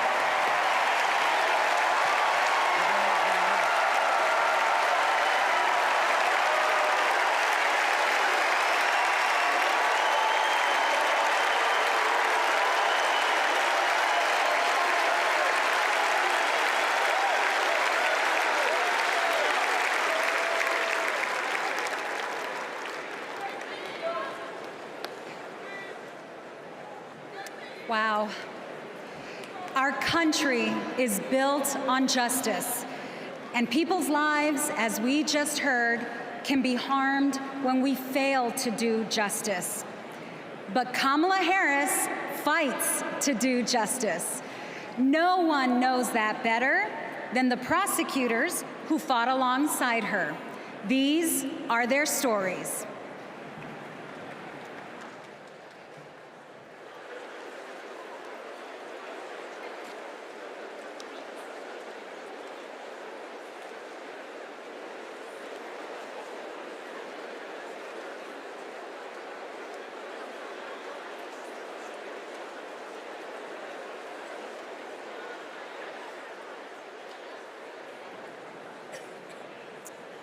I'm Amy Resner. I was a colleague in the courtroom when my friend Kamala tried one of her first cases and made the prosecutor's promise for the people. For Kamala, practicing law was always about protecting the vulnerable and giving the victims a voice. Women who were sexually assaulted, children who were mistreated and sexually abused. She helped them navigate their nightmares and demand justice for their injuries. And she did it all with grit and grace, intelligence and heart. She was a remarkable prosecutor, and she will be a remarkable president. Survivors of sexual assault struggle to be heard over the cacophony of voices demeaning, discrediting, and vilifying them. When powerful offenders are allowed to manipulate public opinion by attacking their victims' credibility, all victims suffer. Those words are from the 2021 amicus brief filed by RAINN, the nation's largest anti-sexual violence organization, in the case of E. Jean Carroll versus Donald J. Trump. As a legislator and lifelong advocate against sexual violence, I urge all of us to stand together to support survivors, believe them, and hold perpetrators accountable.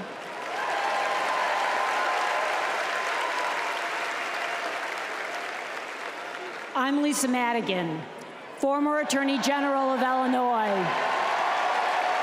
I worked with Kamala Harris during the Great Recession to protect homeowners from foreclosure.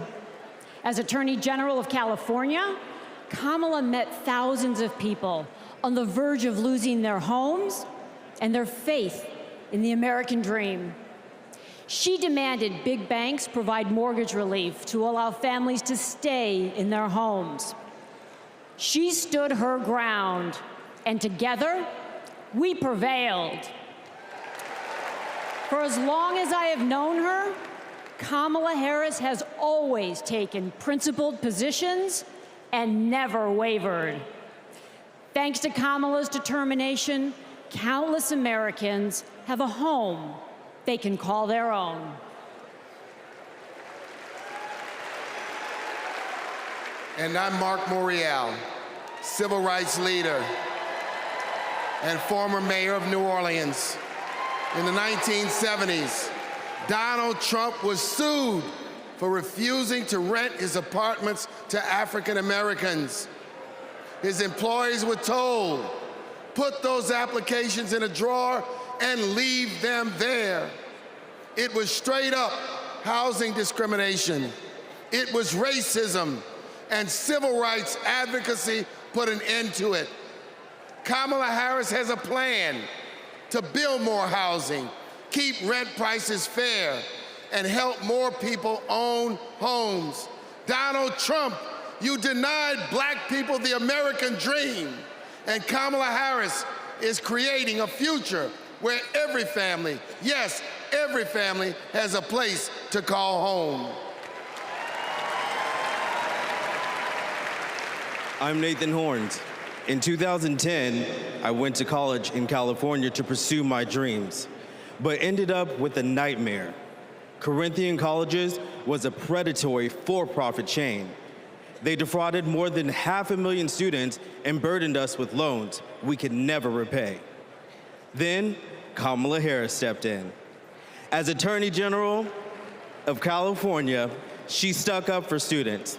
She prosecuted Corinthian, and as Vice President, she stuck with us.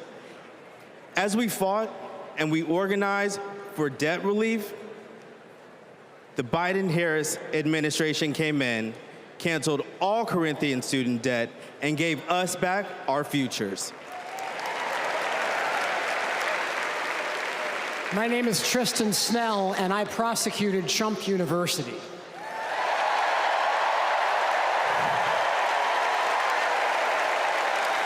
I interviewed over 100 victims of Trump's fraud, a retired police sergeant, an Iraq veteran with PTSD, a mother caring for her son with special needs. They trusted Trump. They believed that he would teach them his secrets and make their American dreams come true. But all they got was credit card debt and a fake diploma. Some lost their life savings, some lost their homes. Donald Trump ripped off his biggest fans and made $5 million in profit. Kamala Harris fought scammers like him, and as president, she will continue to fight for you, for us, for the people.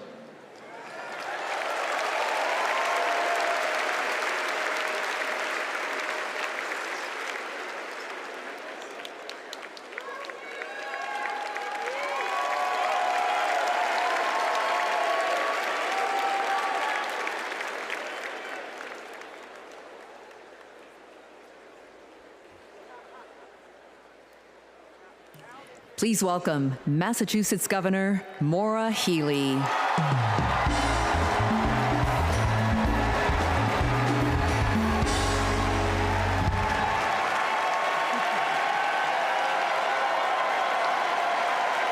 For the people.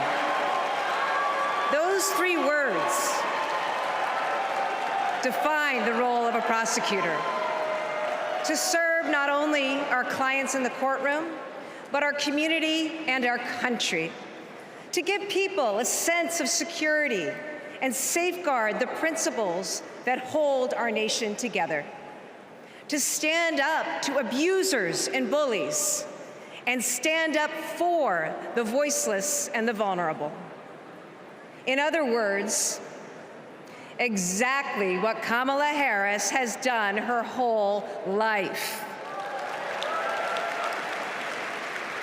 When she was DA, mothers of children who'd been murdered, whose cases had gone cold, would come to her office saying, "I'll only speak to Kamala," because they knew she would listen, because they knew she would help them find justice. And she did. That's the Kamala Harris I know. A few weeks ago in Massachusetts, I watched a little girl meet the vice president. Her eyes were so wide, as open as the future. Kamala asked her about the summer, her basketball camp, and what position she likes to play. The little girl said to her, "Anything but defense." Kamala put her hand on her shoulder and replied, "Me too. I love offense." That's what it means to be for the people. Kamala Harris fights for all Americans. She stays on offense and she wins.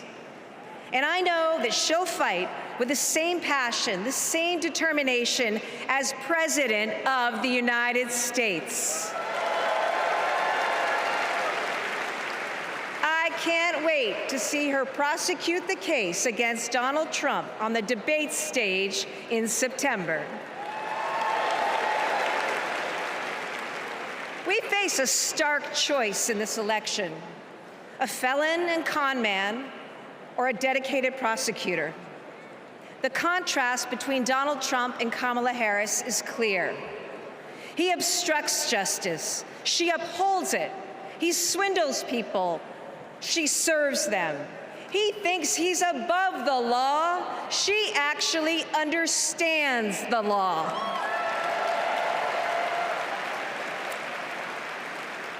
That's That's what this election comes down to. One candidate who's out for himself, or Kamala Harris for the people. It's a battle for the future of our nation. And tonight, we will prove beyond a reasonable doubt that Kamala Harris should be, she must be, the next President of the United States. Thank you.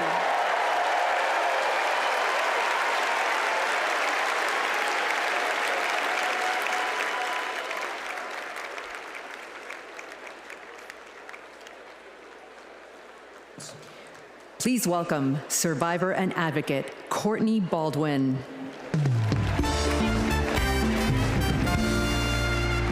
Good evening, Chicago. I'm Courtney Baldwin. In 2013, I was sold for sex in cities across California by a trafficker who controlled every aspect of my life. During those dark moments, I held on to hope that one day I'd be seen as more than a victim, that I could pursue my dreams, and that my trafficker will be held justice.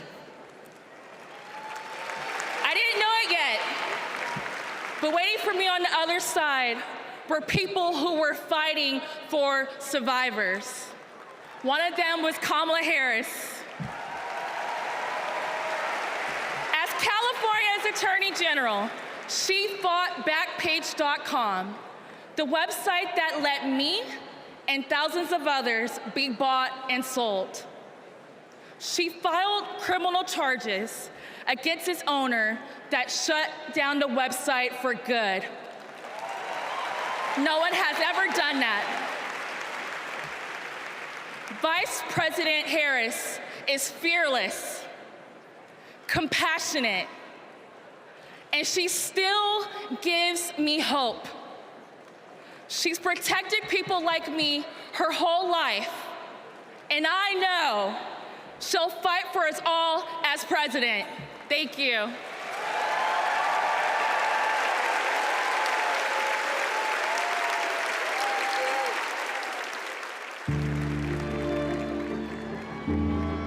We have to wake up at 2 a.m. in the morning. It's the only way to beat the Phoenix heat.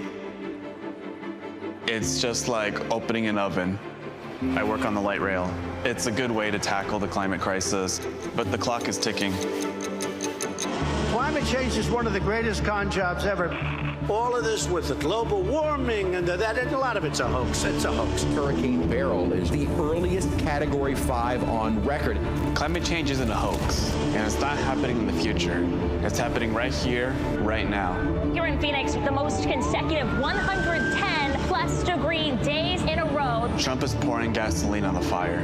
He proceeded to solicit $1 billion from the fossil fuel companies because, if elected, he would roll back environmental rules and repeal regulations.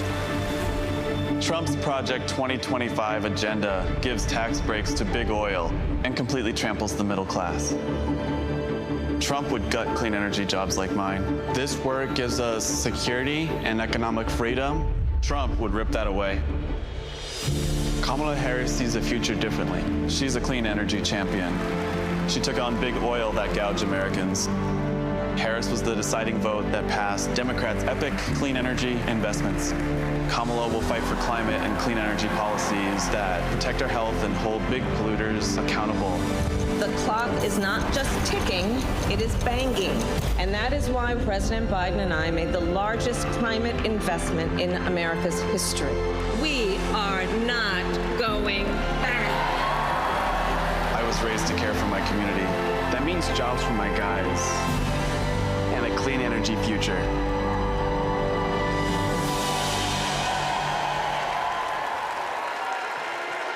Please welcome former New Mexico Representative Deb Haaland.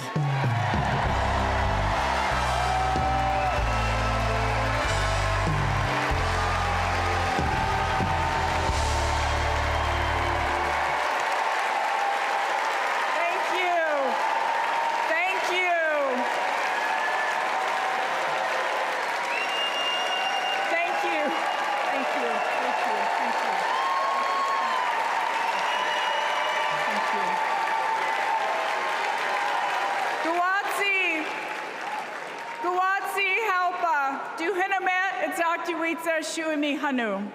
In my Karis language, greetings, friends and family. My name is Kresh Turquoise, and I'm from the Turquoise clan. 35 generations ago, my ancestors built lives in the high desert of New Mexico. I am on this stage tonight because of them. While fishing with my dad and running through the desert with my cousins, I learned that we have a responsibility to take care of our planet. Donald Trump never learned that lesson. He called the climate crisis a hoax.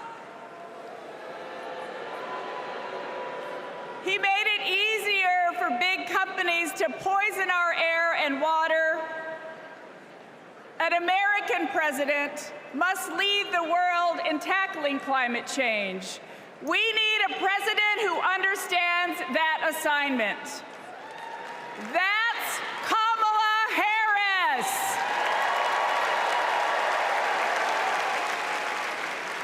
I know her record. She held polluters accountable for spilling oil into the San Francisco Bay.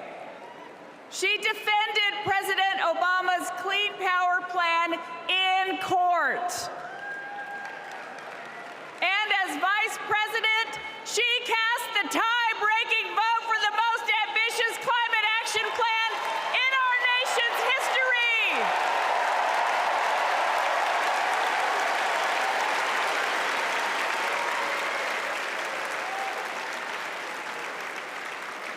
Kamala Harris and Tim Walz will fight for a future where we all have clean air, clean water, and healthy communities. Let me go back to the lesson I learned in the desert Southwest. We all have a role in protecting our Earth for future generations. So let's all be fierce, and let's make Kamala Harris the next President of the United States. Thank you all so much. Thank you. Thank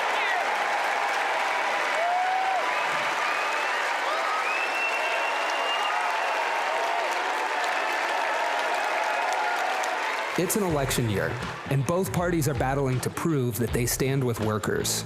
But sometimes, workers don't get the invite.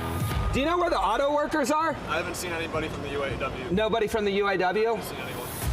After we struggled to find any auto workers at Trump's Rally for Auto Workers, we hit the road to find out what Democrats have been up to. The Inflation Reduction Act, helping to fuel a boom in clean energy. Creating 9 million new clean energy jobs over the next 10 years, once in a generation investment. I thought that American manufacturing was supposed to be dead. Here I am looking at one of the biggest auto mega plants being built. We talked to workers in rural Tennessee who joined a union for the first time to build one of the largest battery plants in the country.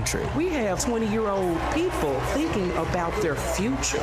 We never did that. I got things now that I never thought I could have. Generational wealth, I'm working on that. Medical, dental, vision, pension, something to fall back on when it's all over with. We went to Vegas, where union workers are building America's first high-speed rail. To Lordstown, Ohio, where auto workers who lost their jobs under Trump returned to work at a new battery plant. This could be the future. This could bring industry back to Lordstown. We saw it in its heyday, and here we are. We have the opportunity to make the battery. And Milwaukee, where workers are replacing every lead pipe in the city. It helps with the struggle. You don't have to struggle with 2, 3 jobs. You know, you can maintain with one job. This is my own neighborhood. This is your own neighborhood? Yes. Makes me feel good because I'm giving back something. It's easy for stories like these to get drowned out by fake worker rallies at non-union plants. Does anybody know that there's a Donald Trump event just an hour away from here? Yes? No? No. Was anybody invited to it? But over the last 4 years, only one party has invested trillions in clean energy, bringing back manufacturing and rebuilding infrastructure, putting workers at the center of it all. And this is just the start. Please welcome John Russell.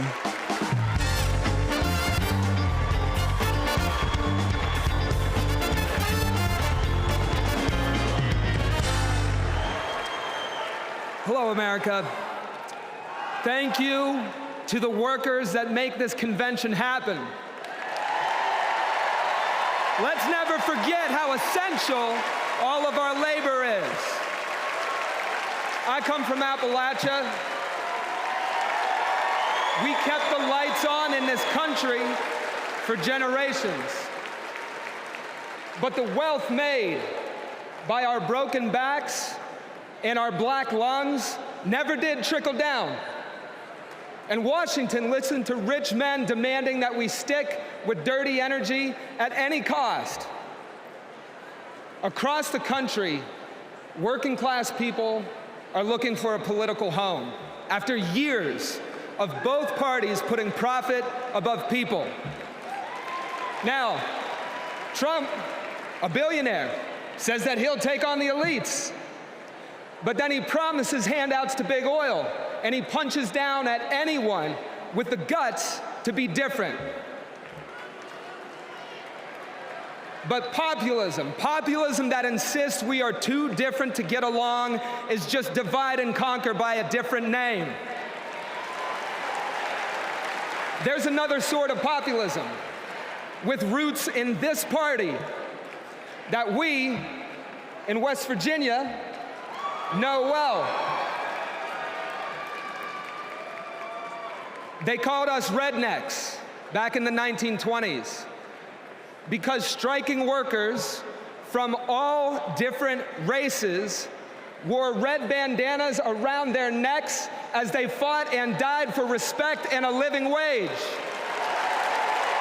Their fight yesterday is our fight right now, right now. It is our choice to build on this progress and to create a political home for the mass of working Americans fighting for control over their government, their workplaces, and their planet. And it is our moment to live up to. Let's get after it. Thank you very much.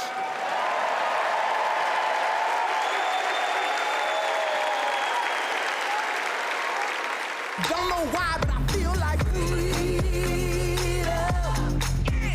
When our team of students passed one of the first climate justice policies in our nation, Vice President Kamala Harris showed up. She came to highlight our initiative because she believes in us. Last year, my dad retired after spending more than 30 years working at one of our country's most polluting power plants. Donald Trump doesn't care about people like my dad. I know Vice President Harris will put working families ahead of big oil billionaires. Kamala Harris approaches climate policy through the eyes of future generations, like mine.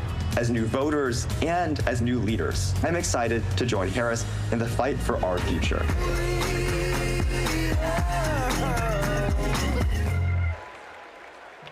Please welcome Florida Representative Maxwell Frost.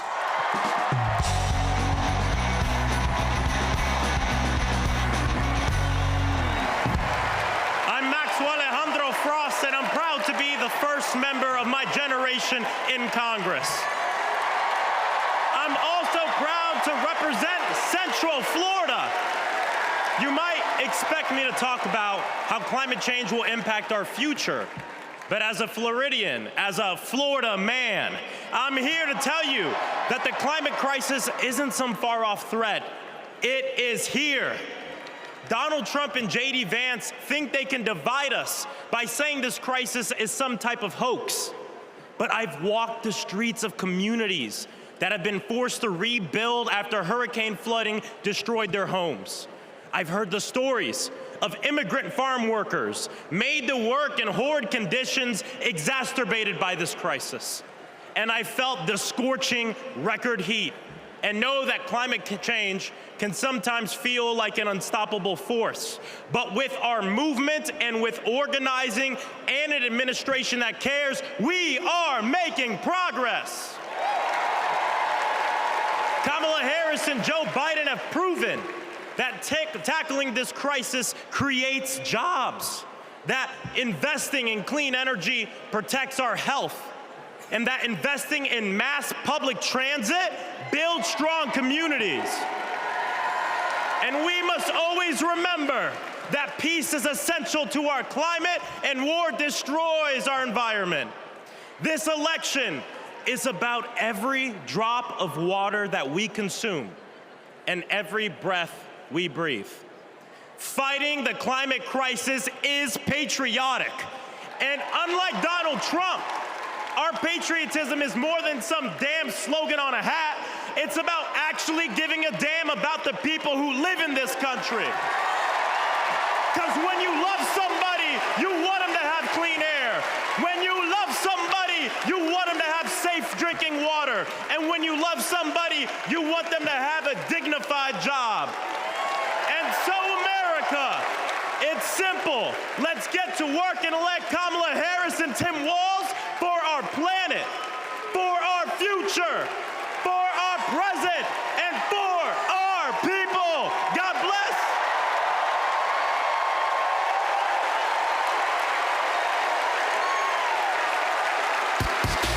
Ladies and gentlemen, if y'all are ready to send Madam Vice President and keep her in the White House, let me hear you make some noise!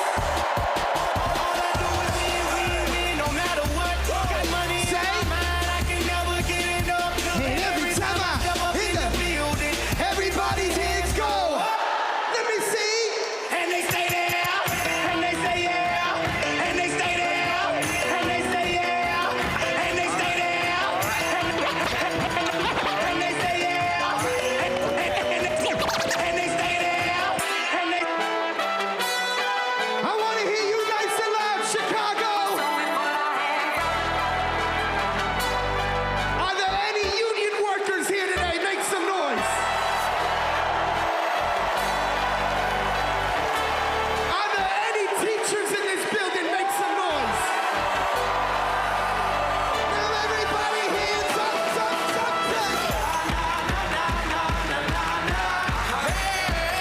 Whoa. Thank you, ladies and gentlemen. I'm DJ Metro. We'll be back for more.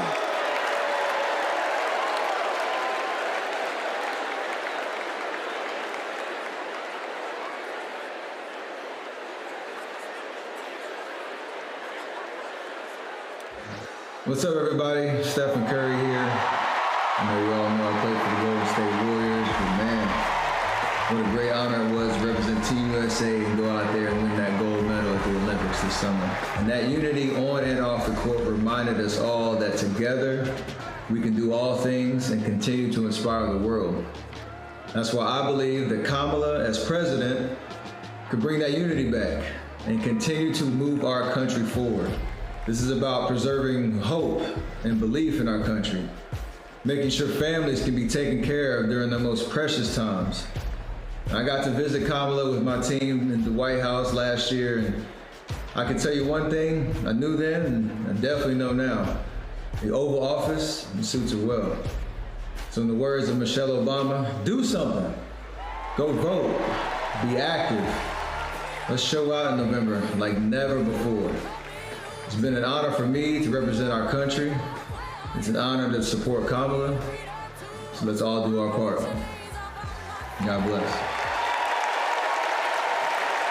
Please welcome Democratic nominee for U.S. Congress in Alabama, Shamari Figures.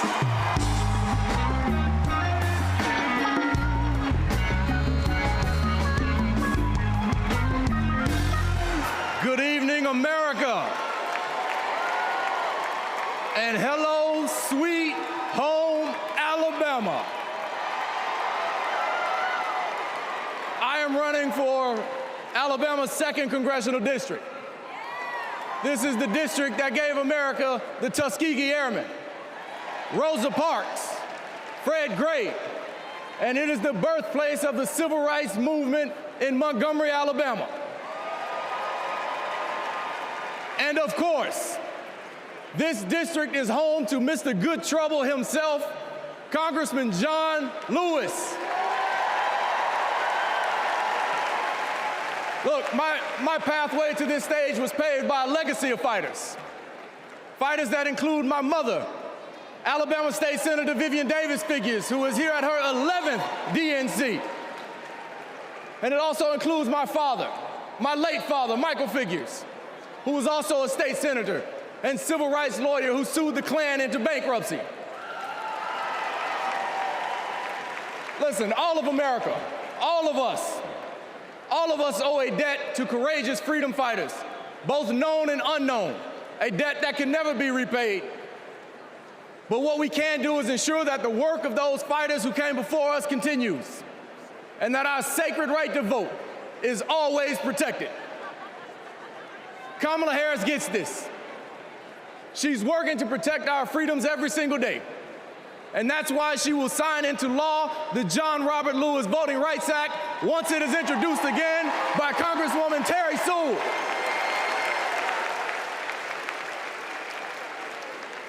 Listen, America, a California poet named Kendrick Lamar recently reminded us that sometimes we gotta pop out and show them. Well, America, it's time we pop out and vote. It's time we pop out from California to Alabama and all across America, and we show them that we are not going back, we are going forward, and we are going forward with Kamala Harris as the next president of the United States of America. Thank you, God bless you, roll tide, let's go win this thing.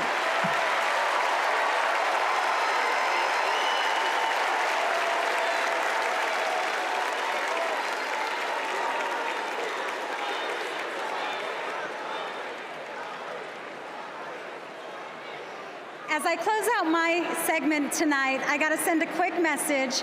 Madrecita querida, I love you. Kamala Harris and Tim Walz understand what everyday Americans are going through because unlike Donald Trump, they actually grew up in families where every dollar mattered, where everything was earned and nothing was handed to them. Our next speaker knows something about that too. Please welcome my dear friend, our fellow Texan, our next senator, Representative Colin Allred.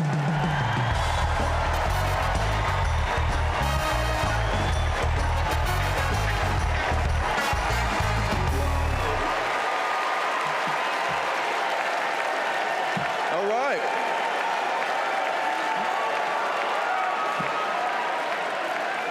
Hey, everybody.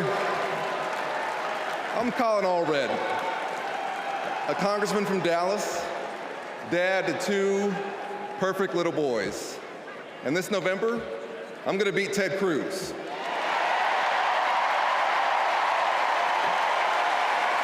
And I'm so proud to be here to support our next president, Kamala Harris.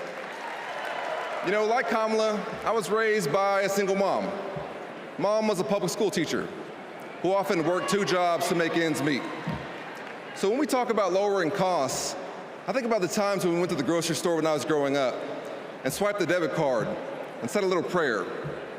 But my mom and my community in Texas gave me a chance to chase my version of the American dream. I played football at Baylor and in the NFL before becoming a civil rights lawyer and representing my hometown in Congress. Now I'm the guy who's going to turn Texas' Senate seat blue.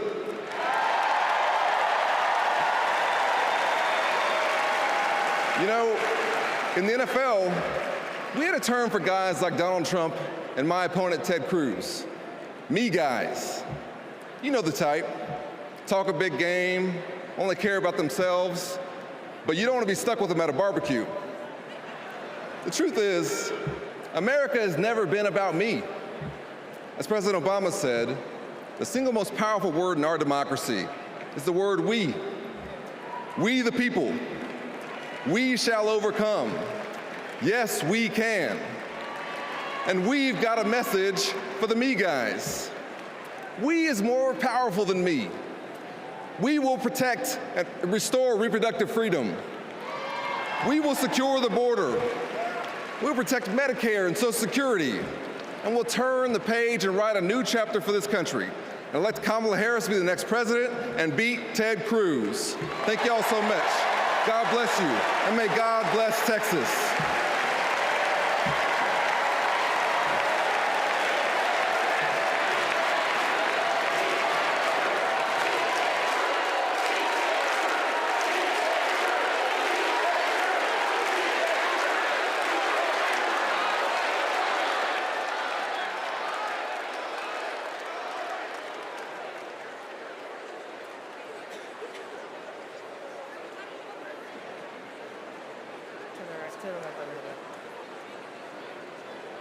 I'm Anya Cook. This is my husband, Derek, and our daughter, Anaya. 2 years ago, a miscarriage nearly killed me. At 16 weeks, my doctors told me to prepare for a stillbirth. I needed care. But my state's abortion restrictions kept it from me. I miscarried in a bathroom. I'll never forget my husband's face as he tried to stop the bleeding, trying to do what doctors should have been doing. When I reached the hospital, I'd lost nearly half the blood in my body. I can't change the past, but we can choose a different future.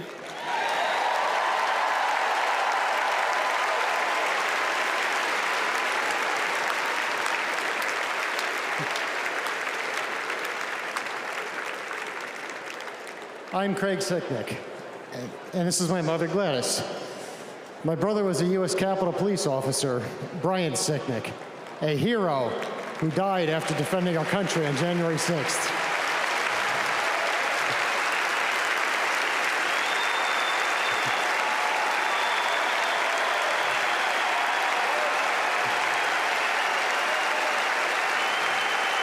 My family knows how dangerous Trump is.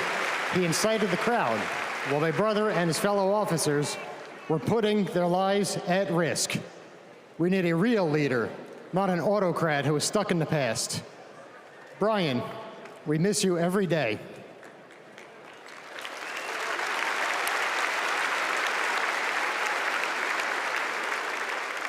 I'm Gail DeVore. I've had type 1 diabetes since I was 11.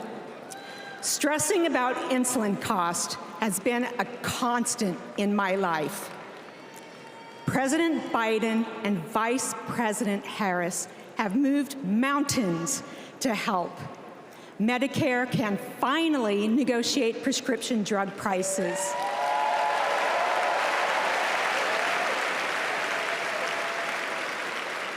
Insulin is capped at $35 for Medicare recipients. And when elected, Kamala Harris plans to extend that cap to the rest of us. That's the future I want. That's the future I am voting for.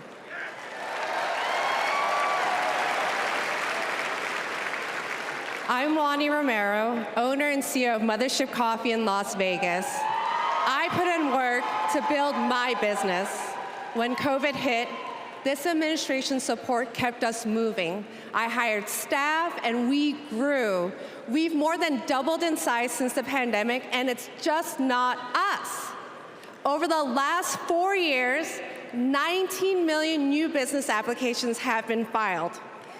Like Trump, I grew up in Queens, but unlike him, I built my business with grit. That's my story.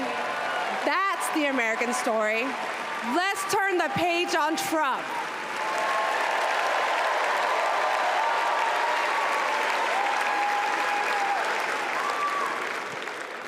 I'm Eric Fitz, and these are my sons, Christian and Carter.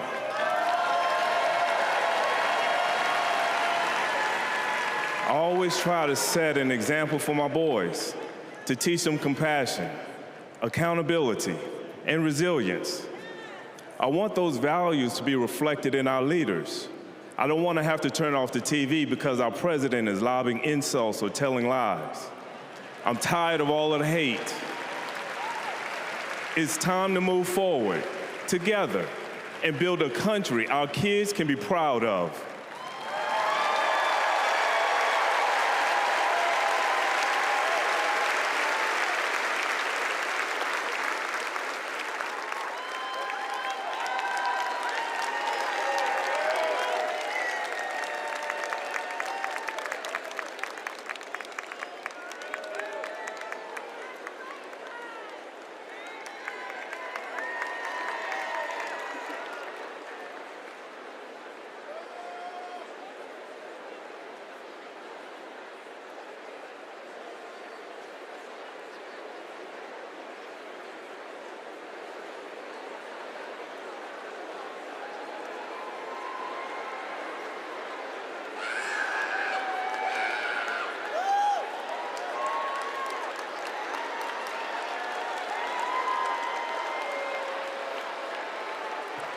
Please welcome the Bulls' official drumline, Chicago's own Pack Drumline.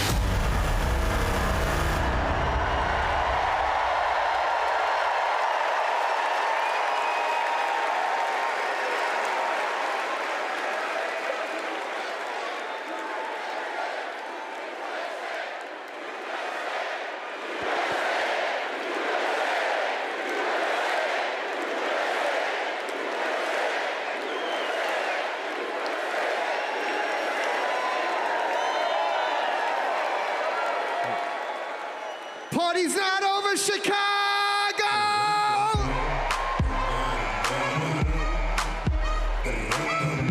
What I want to see is those flags and those hands up in the air. Help me sing it out nice and loud. Y'all ready to get down and party with me one time? DNC say. 369, damn right. Just say it to me one more time and go. Get low, get low, get low, get low, get low, get low. To the window, to the wall, to the wall. To the sweat drop down my body.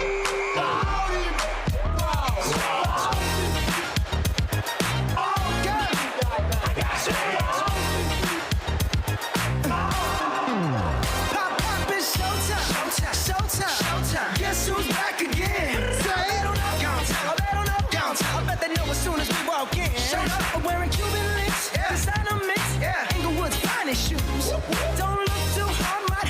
myself. Known to get the Let me hear you say,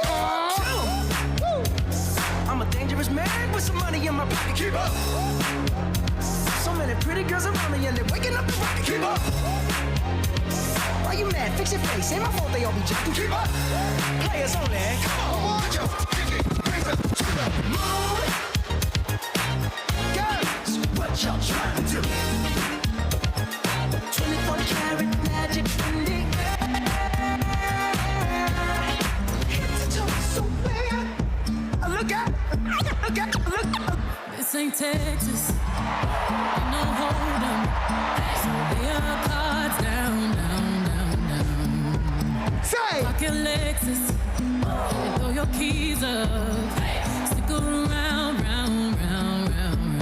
Nice and loud! And I'll be damned if I can't slow dance with you. Come pour some sugar on me, honey, too. It's a real live boogie and a real live hold down. Don't be come take it to the floor now. Woo!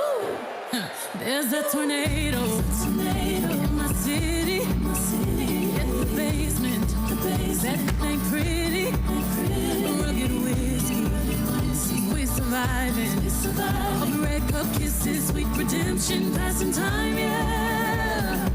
Ooh, one step to the right. We headed to the dive bar we always thought was nice. Ooh, run me to the left, then spin me in the middle, boy, I can't read your mind. This ain't Texas, ain't no hold'em. So lay your cards down. So pop your Lexus, throw your keys up, stick around, round. One more time, nice and loud. And I'll be damned if I can't slow dance with you. Come pour some sugar on me, honey, too. It's a real live boogie and a real live hold down. Don't be come take it to him.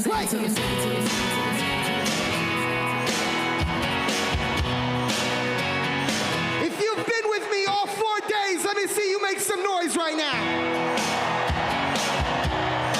And if this is your first convention, let me hear you make some noise. I was born in a small town and I live in a small town. I've died in a small town, small communities. All my friends are small town. My parents live in the same small town.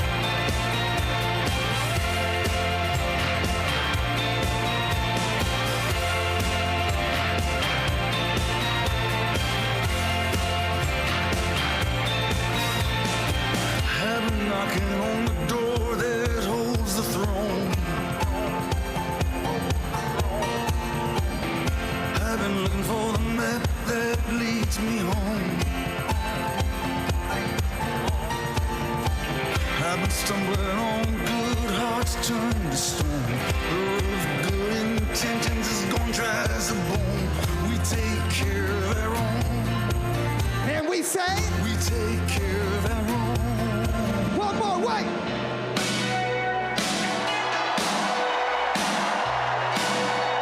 Because if you're proud of your country and you're ready to send Madam VP and keep her in the White House, make some noise.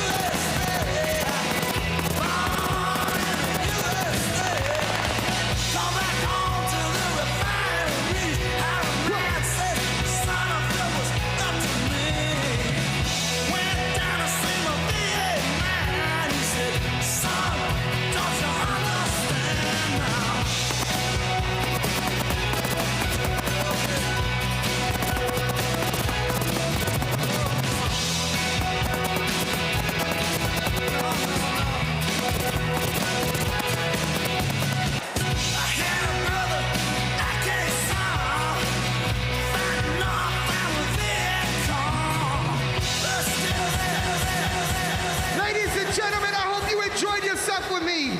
My name is DJ Metro from Chicago. Thank you for having me.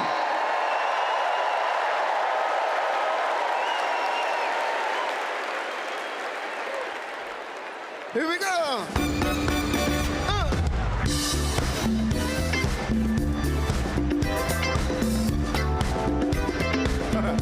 Knock me out.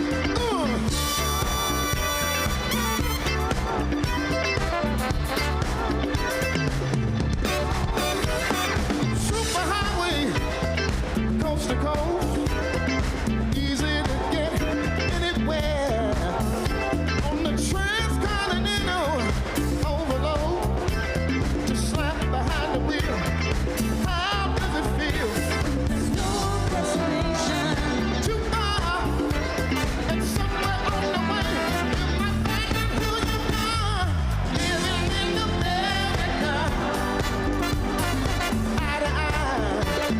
Station, living in America,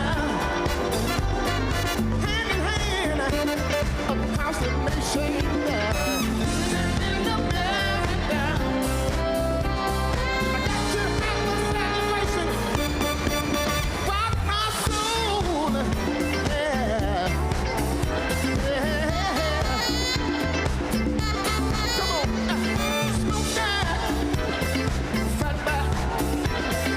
Many miles of railroad track, all night, the way they go, keep on running through your rock and roll soul. All night diners keep you awake on black coffee and a hard roll. I like to walk but everybody's working.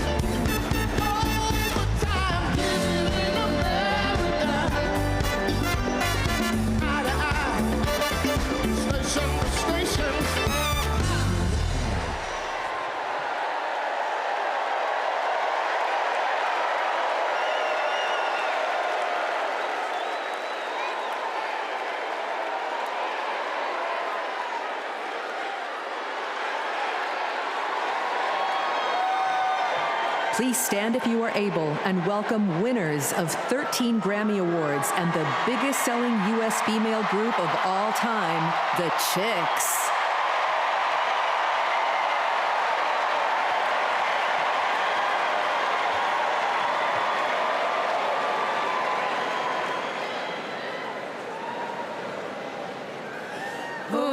say, can you see by the dawn's early light what so proudly we hailed at the twilight's last gleaming, whose broad stripes and bright stars through the perilous fight o'er the ramparts we watched were so gallantly streaming, and the rockets' red glare, the bombs bursting in air, gave proof through the night that our flag was still there. Oh, say does that star-spangled banner yet wave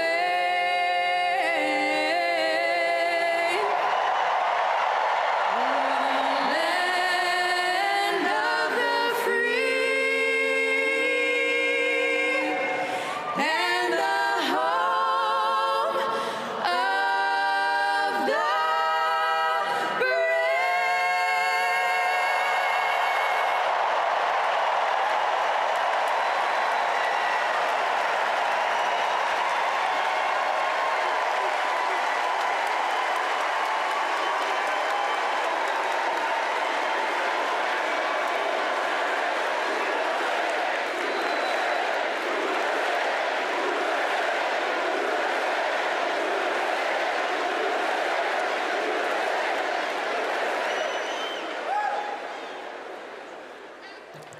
Please welcome Kerry Washington. Welcome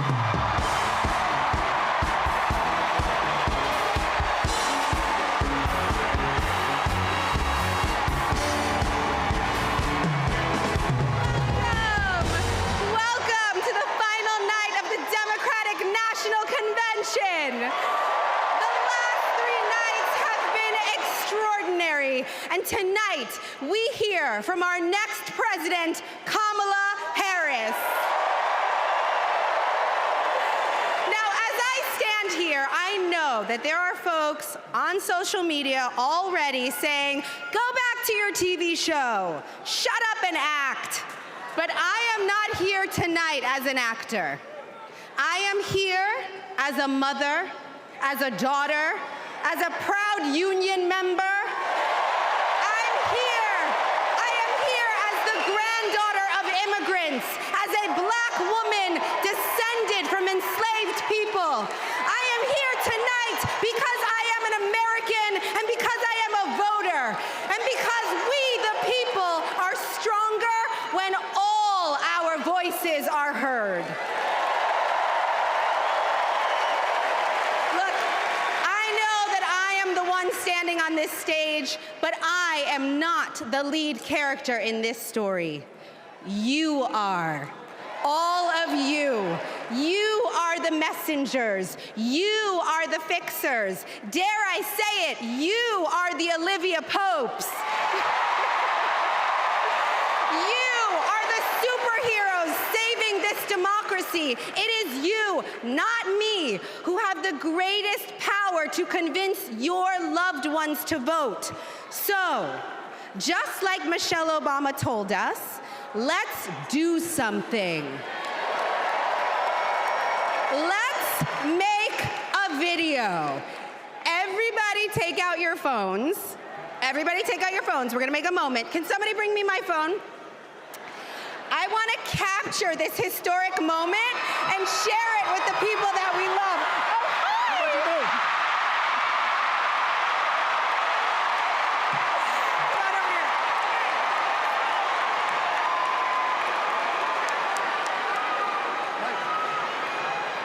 Okay, here's what we're gonna do. You're gonna take this video, guys. We're all gonna take it together. We're gonna post it to social media, text your friends, send this message out into the world. When I say when we fight, you're gonna say?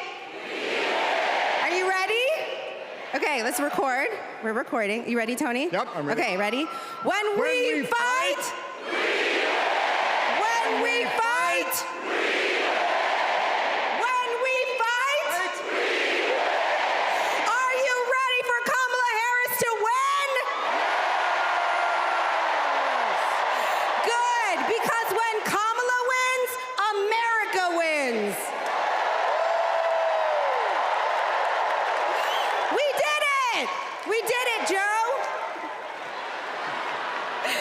Tony. I don't get to stay? No, you gotta go. Bye, everybody. Tony Goldwyn, ladies and gentlemen. Okay, so listen.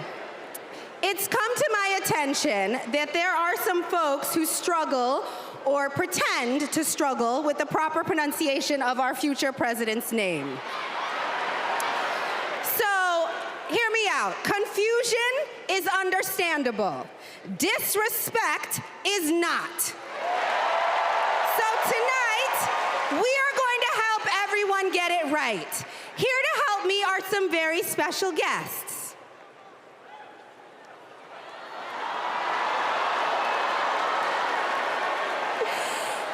Thank you, ladies. Can you tell us your names? Hello, everybody. My name's Amara. And my name is Leela, her little sister. And what are you here to do? To teach you how to say your auntie's name. Okay. So how do you pronounce it? First, you say comma like a comma in a sentence. Then you say la like la la la la la. Put it together, and it's 1, 2, 3. Kamala. All right, so let's practice. Let's practice. Everybody over here, say comma. Everybody over here, say la. Together.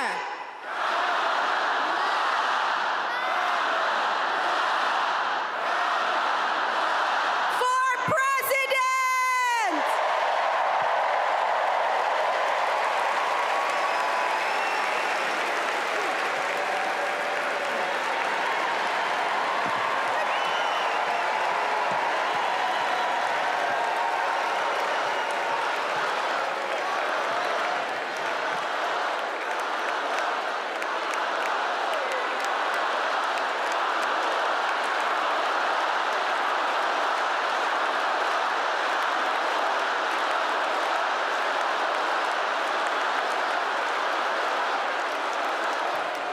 Please welcome Mina Harris, Ella Emhoff, and Helen Hudlin.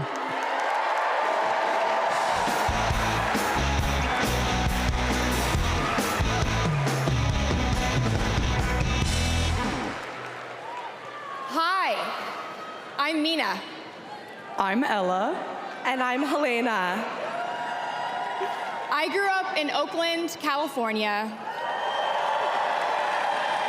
in a house full of extraordinary women.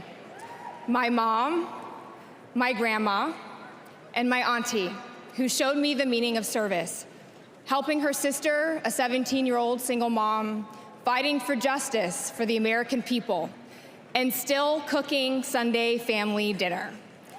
She guided me, now she's guiding my own children, and I know she'll guide our country forward.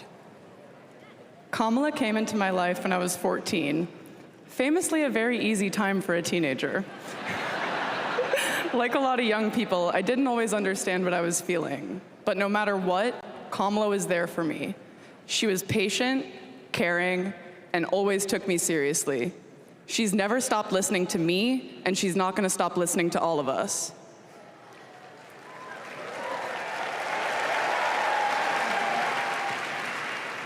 Kamala Harris is my godmother. To me, her advice means everything. Whether it's pursuing my passions, making an impact, or finding hope when the world doesn't feel so hopeful. She taught me that making a difference means giving your whole heart and taking action. She's fighting for economic opportunity, LGBTQ+ equality, and reproductive freedom, because we are not going back. She's fighting for social justice, health justice, environmental justice, and she isn't alone. We're all in this fight together. So let's keep up the fight, let's keep up the joy. And let's elect this extraordinary woman as our next president.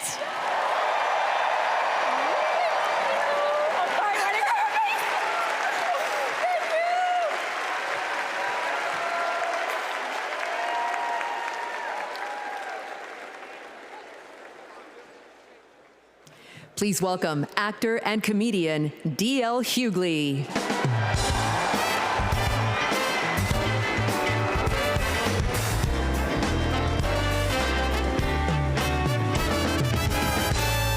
Hey now, hey Chicago, how y'all doing?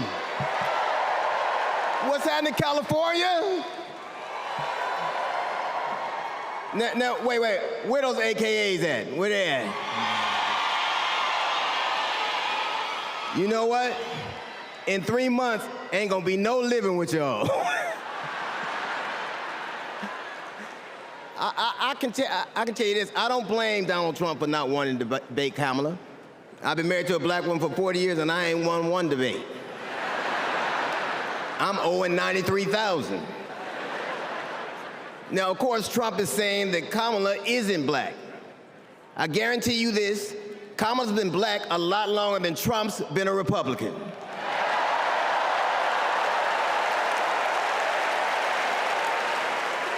And if he keeps sliding in the polls the way he is, the only way he can keep Kamala out of the White House is if he buys it and refuses to rent it to her.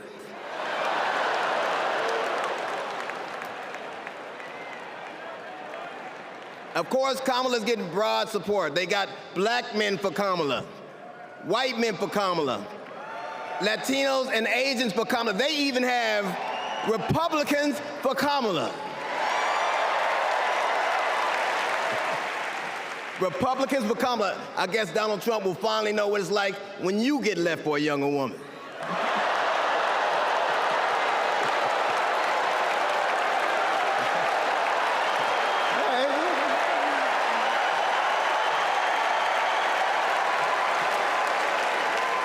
But seriously, Kamala knows the truth about the American dream, that hard work is not enough. Hard work alone is not enough to succeed. That you need access and information and opportunity. And she knows that some folks are often denied those very things. As president, she will give each and every one of us a fair shot in life. But I have to admit, I didn't always believe that. I mean, if you told me the 15-year-old me would be on stage supporting a prosecutor and a teacher,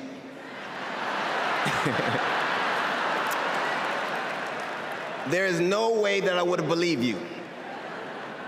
But because of that, I made assumptions about Kamala's record. And I often repeated them to a lot of people. Then one day, Kamala invited me to her house. She put her hand on my shoulder and she asked me to do some research. Something I had never done. Something a lot of people I know had never done before. Imagine attacking someone's character without a single Google search. So I did what I should have done in the first place. I learned that she had done for us exactly what she promised to. I believe that your apology should be as loud as your accusation, and I'm here apologizing in front of the whole damn world.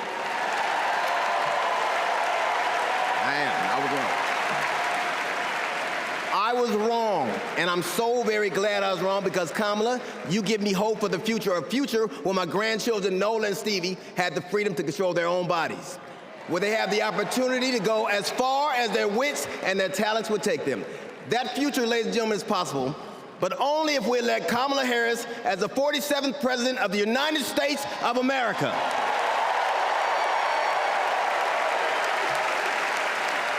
I will say this to you, the best piece of advice I've ever gotten in my entire life is you don't have to know what you will do, just know what you won't. And we won't go back.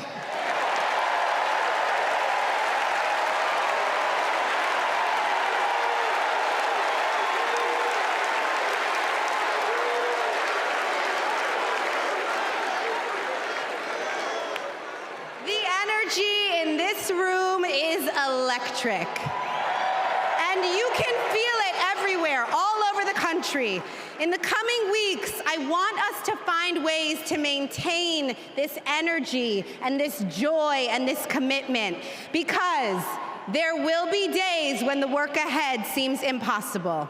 And when that happens, I know what I do. I get involved. I get engaged. I ask myself, how can I be of service to my community? Because community is why we do this. Am I right? Yes, we do this for our children, for our parents, for our teachers and care workers who treat our loved ones like their own. We do this for working families who make this country thrive. We do this for the planet and for each other. We do this for justice and for peace and for democracy.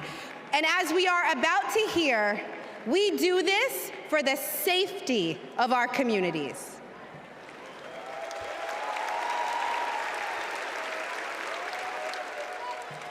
Please welcome Genesee County, Michigan Sheriff Chris Swanson.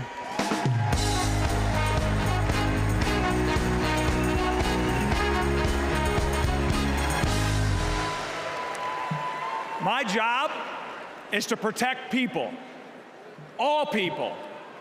In 2020, righteous anger spilled over into the streets of Flint, Michigan. One bad decision from either side, and there would have been bloodshed. But that didn't happen. We laid down our riot gear, and we embraced the community, and instead of hate, we chose hope.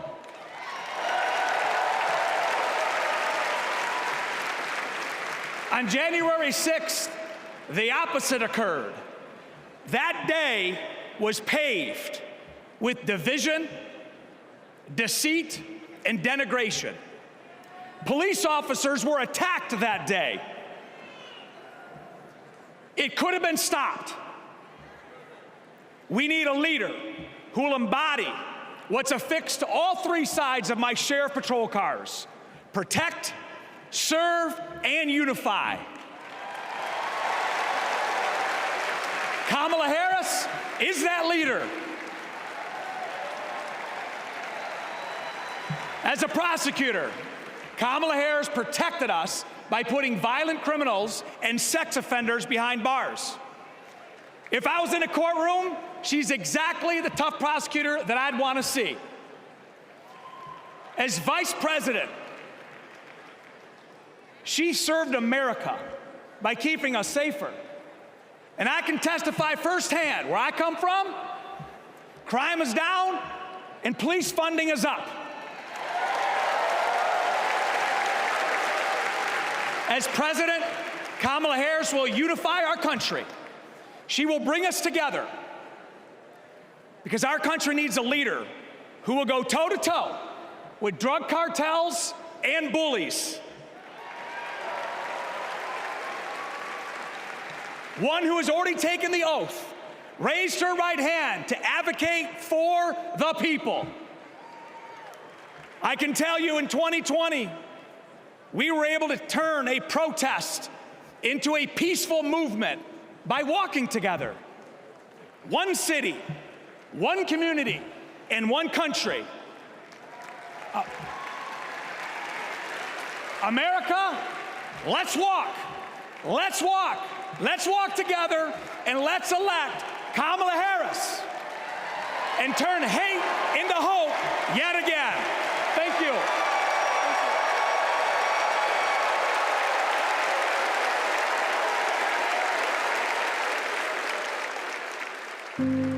We were contemplating adopting, and then out of nowhere, I got pregnant. Jordan was so much fun as a child. When all of a sudden, Oh my God, somebody's shooting! 3 of those rounds he aimed at Jordan. Jordan didn't deserve to die that way. Reports of an active shooter at a high school. These students have now lived through so many of these shootings since they were born almost. We were praying and crying. I don't know how we're alive. An active shooter at an elementary school in Uvalde, Texas. Multiple children have been killed. Most of the body's so mutilated that only DNA test or green Converse could identify. Trump did nothing on guns and was proud of it. There was great pressure on me. We did nothing. After a mass shooting in Iowa, Trump said, I have to get over it. "You never get over it." Kamala Harris and Joe Biden refused to get over it. As district attorney, she got illegal guns off the street. As Attorney General, she took on transnational crime rings and stopped gun trafficking. As Vice President, she helped pass the most sweeping gun violence legislation in 3 decades, keeping guns out of the hands of criminals, expanding background checks, closing loopholes. We'll finally pass red flag laws, universal background checks, and an assault weapons ban. Kamala understands the fight we're in. The power is with the people. And gives people like me, survivors like me, hope.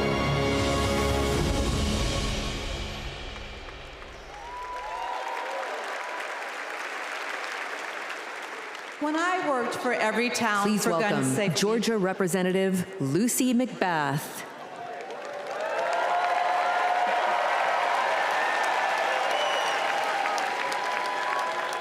When I worked for Every Town for Gun Safety and Moms Demand Action for Gun Sense in America, I saw firsthand the power of telling our stories. You've just heard mine, but there are many more to tell.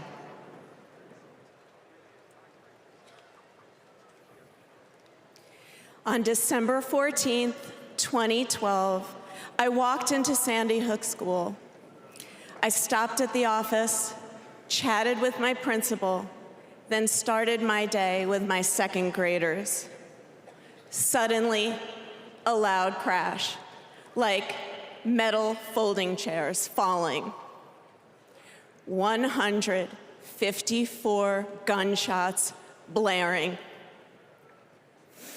Hiding in the coats, trying to sing with my students, trying to read to them, trying to drown out the sounds. Terror, crying, running. I carry that horrific day with me. 20 beautiful first grade children and 6 of my beautiful colleagues were killed. They should still be here.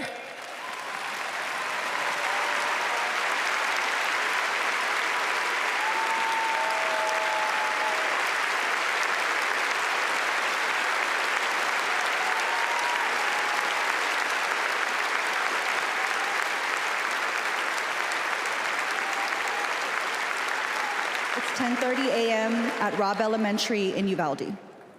The school is recognizing my 10-year-old daughter, Lexi, for receiving all A's.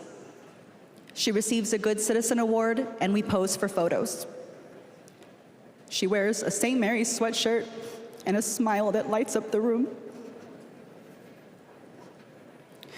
30 minutes later, a gunman murders her, 18 classmates, and 2 teachers. We are taken to a private room where police tell us she isn't coming home. Uvalde is national news. Parents everywhere reach for their children. I reach out for the daughter I will never hold again.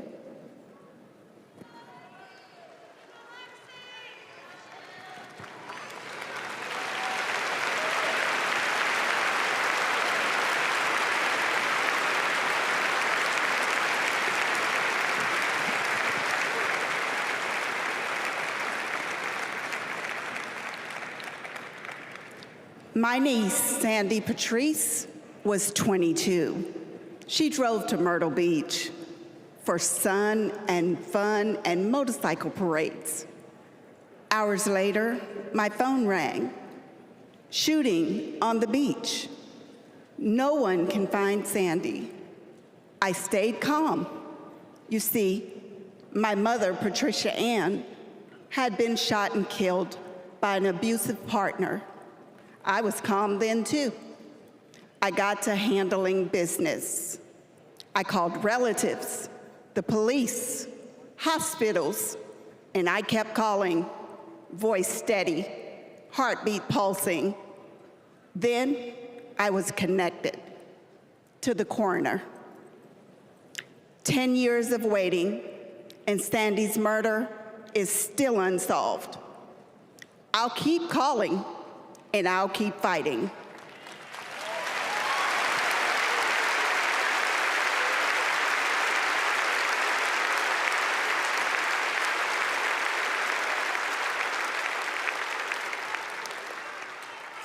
I was in high school when my classmate got shot. It changed my story. Instead of worrying about taking a test, I started worrying about living to take another test. They say schools are for learning, and I did learn a lot that day. I learned how to run, how to hide and drop, that what happens in the news can happen to me. But I learned something else too, that we can write and must write a new story if we choose to.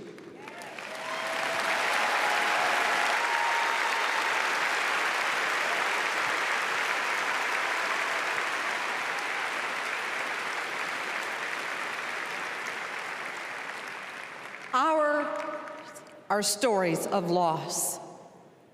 But make no mistake, our losses do not weaken us.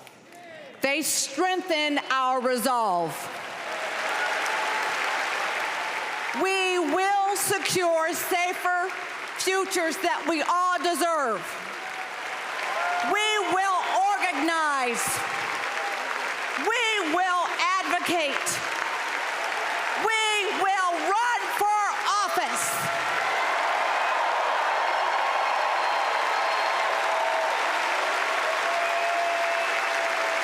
And we will join with Americans from small towns and big cities to keep our communities safe.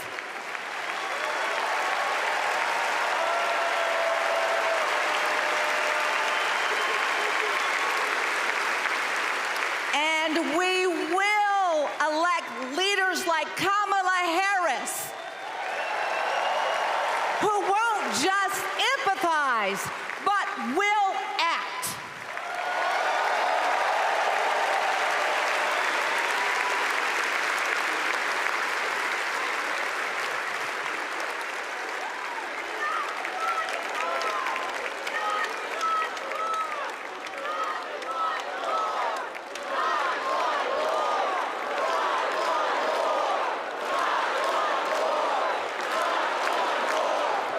Please welcome former Arizona Representative Gabby Giffords.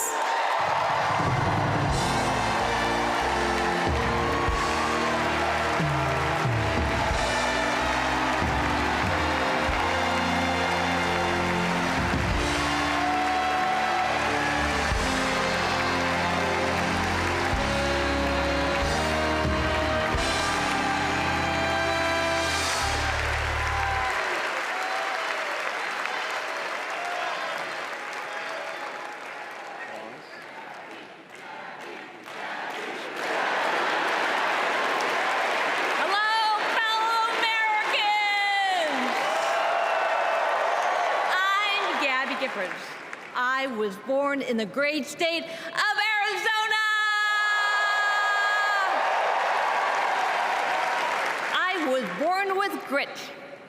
I grew up racing motorcycles, mucking stalls, and exploring the beautiful desert. I fell for an astronaut.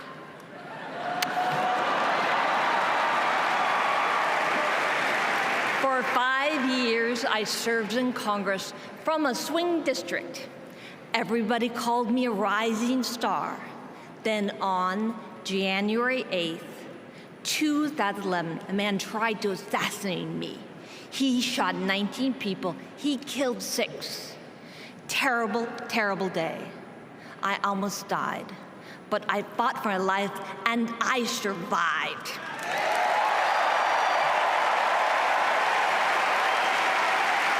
I learned to walk again, one step at a time. I learned to talk again, one word at a time. So many people helped me as I worked hard to recover, including a decent man for Delaware who always checked in. He still does. Thank you, Joe Biden. Thank you for everything. Joe is a great president. My friend Kamala will be a great president. She is tough.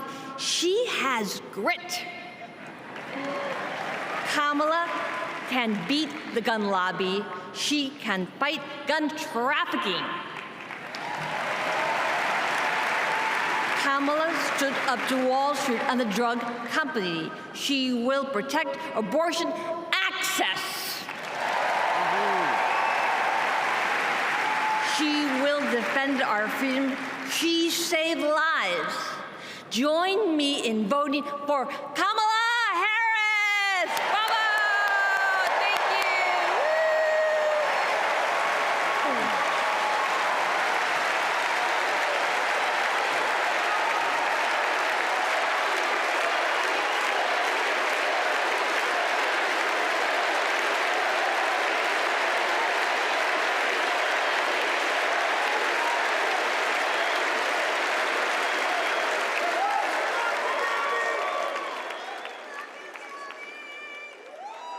Don't know why, but I feel like I had the honor of meeting Vice President Harris when I got to introduce her when she spoke at my high school about gun violence. Parkland happened, and all I could think about is that I wanted to keep my kids safe. On July 4th, 2022, I was next in line to walk in the Highland Park Independence Day Parade when gunshots erupted. 7 people were shot and killed, and 48 more were injured. Vice President Harris has been a gun sense champion since she was our California AG. We have 2 options in November. We have Kamala Harris, who has already proven her leadership in the Biden-Harris administration. They passed the first ever comprehensive gun reform in 30 years. Meanwhile, Donald Trump has cozied up to the NRA and the gun lobby. I have full confidence in Vice President Harris that she's dedicated to and committed to finding a solution to end gun violence.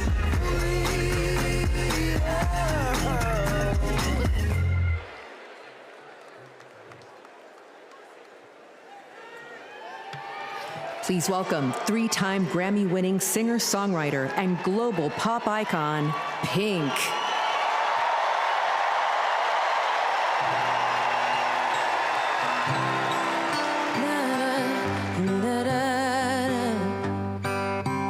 We're searchlights we can see in the dark.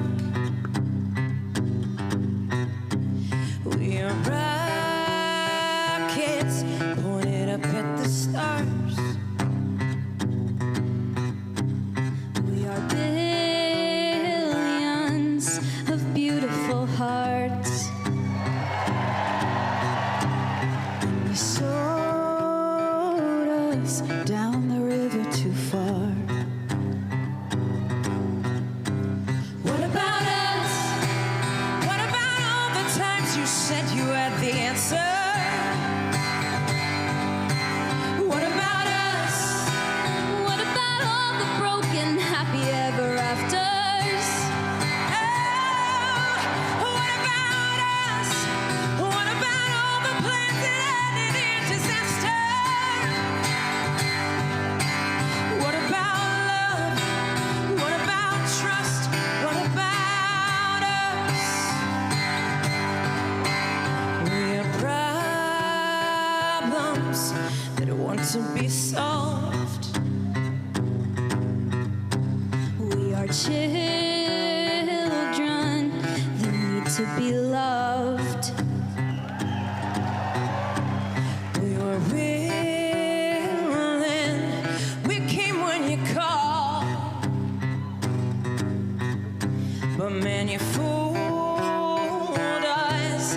Enough is enough. What about us? What about all the times you said you had the answer? What about us? What about all the broken happy ever afters? What about us? What about all the plans that ended in disaster? What about love? What about trust? What about us? Sticks and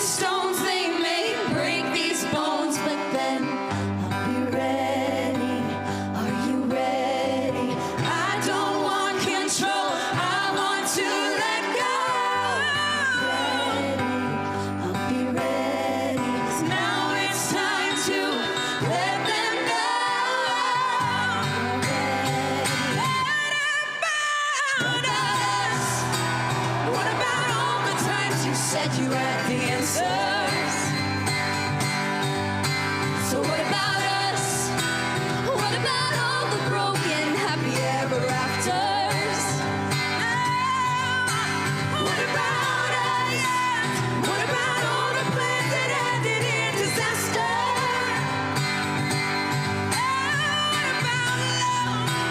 What about trust? What about us? What about us? What about us? What about us?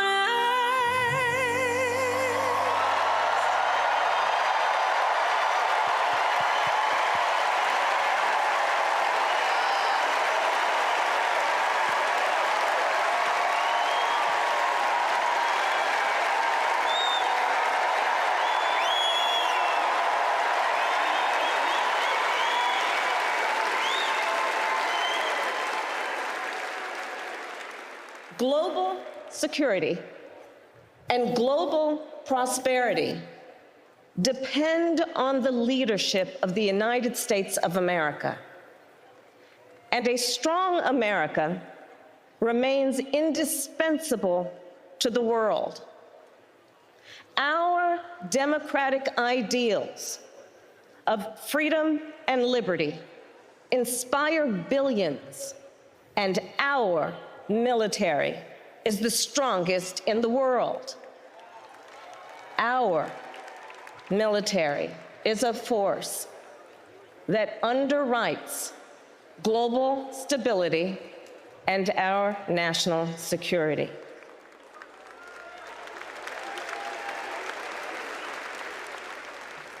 Please welcome Arizona Senator Mark Kelly.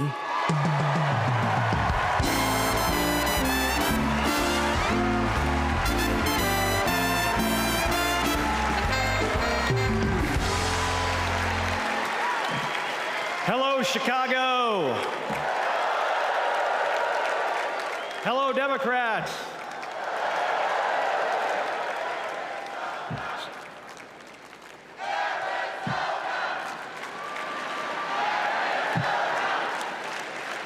So, President Obama had to follow Michelle. I had to follow Gabby and Pink. Gabby amazes me every single day. She was able to walk out and address you tonight because she's a fighter. And thanks to a team of doctors, nurses, and especially her speech therapist. We all need a team. I've flown into space 4 times. I've flown into combat nearly 40 times. Not once did I do that by myself. It took a team to accomplish a mission. It always does. I flew in the Navy during the first Gulf War. America rallied our allies to kick out a tyrant who invaded a neighbor. Today, Vladimir Putin is testing whether we're still that strong. Iran, North Korea, and especially China watch closely. What's Trump's answer? He invited Russia to do, and these are his words, not mine, whatever the hell they want. Vice President Harris has always championed America's support for NATO, for Ukraine, and for the Ukrainian people. On the Senate Intelligence Committee, she investigated Russian interference in our election. She defends free and fair elections everywhere. You already know how Trump feels about those. Donald Trump skipped his intelligence briefings. He was too busy sucking up to dictators and dreaming of becoming one himself. Trump thinks that Americans who have made the ultimate sacrifice are suckers and losers. If we fall for that again and make him the commander-in-chief, the only suckers would be us. Kamala Harris knows that standing with our allies means standing up for Americans. She'll keep modernizing our military to support our troops and to support our veterans like our next Vice President, Tim Walz.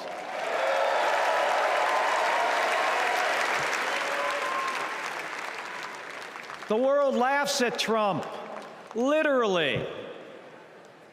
But folks, it is not funny.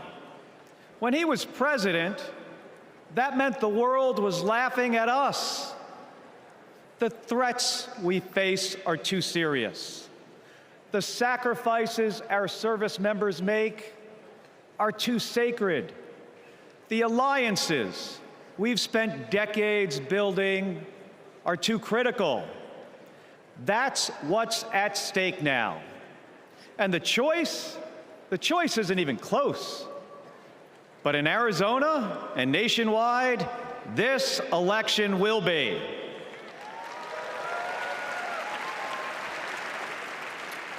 We'll win in the same way we launch rockets into space and land fighter jets on an aircraft carrier as one team on one mission.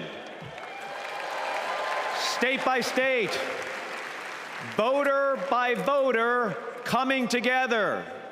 No country is better than ours at solving big problems.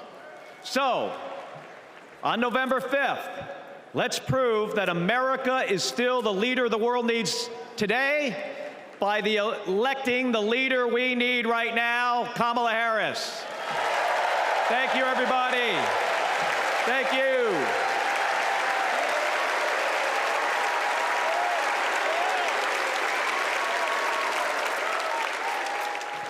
Please welcome former Secretary of Defense Leon Panetta.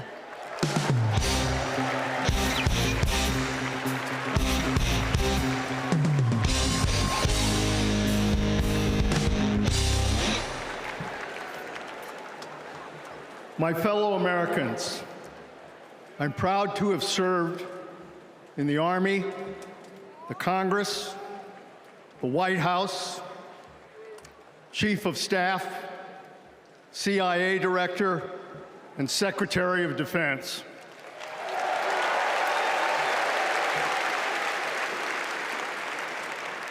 I've looked into the eyes of our warriors and deployed them into battle. I gave the order directing our Special Operations Forces to fly 2 helicopters 150 miles into Abbottabad at night. And by the time the sun rose, Osama bin Laden was dead.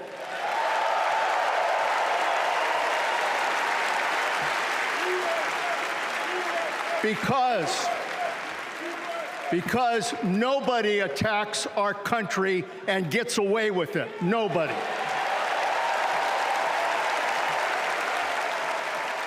That's what our warriors do. That's what our warriors do. Our warriors need a tough, cool-headed commander-in-chief to defend our democracy from tyrants and terrorists. We need Kamala Harris behind the resolute desk. She knows the tyrant when she sees one. And our allies know a leader when they see one. On the Senate Intelligence Committee and as vice president, she worked with more than 150 world leaders. She's looked our allies in the eye and said, America has your back.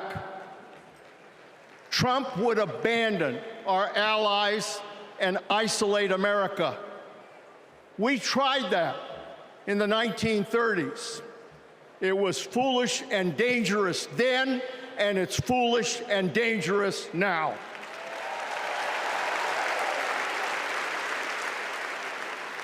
Listen to President Reagan. President Reagan. Isolationism never was and never will be an acceptable response to tyrannical governments. Never. Trump tells tyrants like Putin they can do whatever the hell they want. Kamala Harris tells tyrants, the hell you can, not on my watch. She's worked with President Zelensky to fight back against Russia. She knows that protecting their democracy protects our democracy as well. Look, Donald Trump does not understand the world, and he does not understand the service and sacrifice of our military. Our fallen veterans are not suckers, they are not losers, they are our heroes.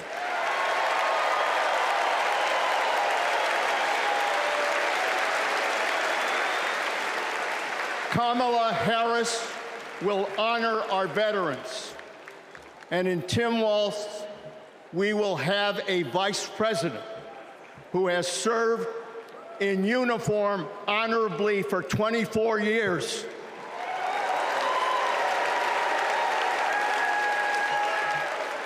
Kamala Harris understands this moment.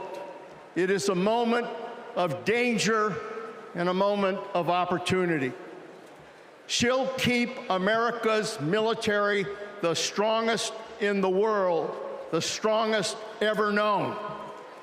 And she understands what our military is for. The role of our military is to defend us from foreign enemies. It is not to threaten Americans, and it sure as hell isn't to put immigrants in camps.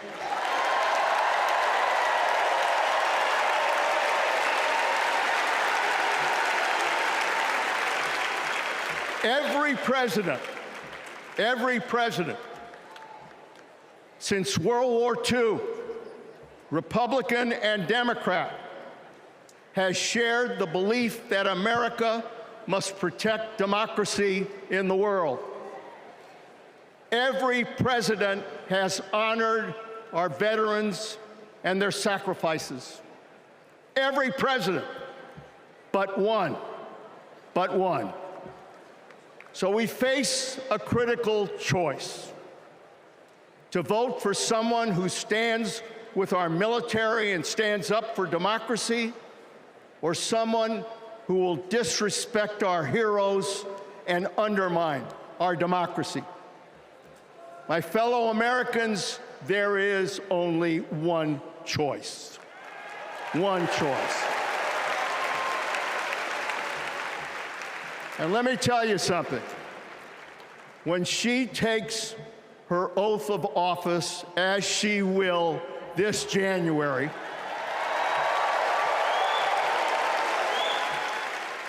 our allies will cheer, our enemies will fear, and we will have a commander-in-chief that we can trust.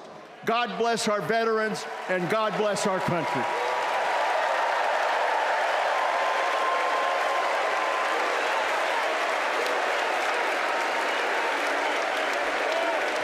Please welcome Arizona Representative Ruben Gallego.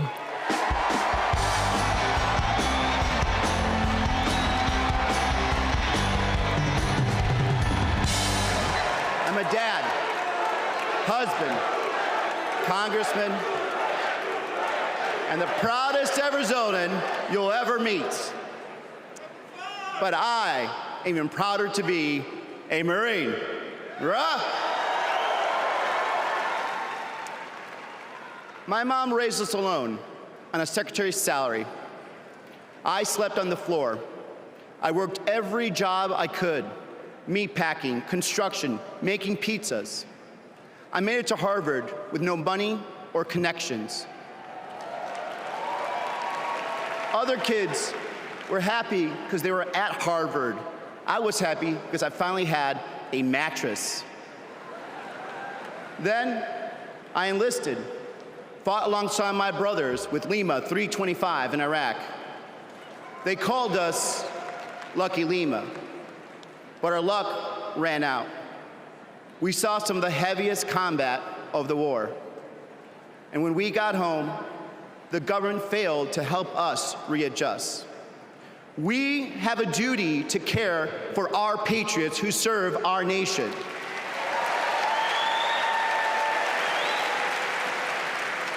For the Vietnam veteran and Buckeye who relies on the VA for his medication. For the Afghan veteran in Pittsburgh who finally got treatment for his PTSD. For the Marine in Milwaukee who relies on the benefits she earned.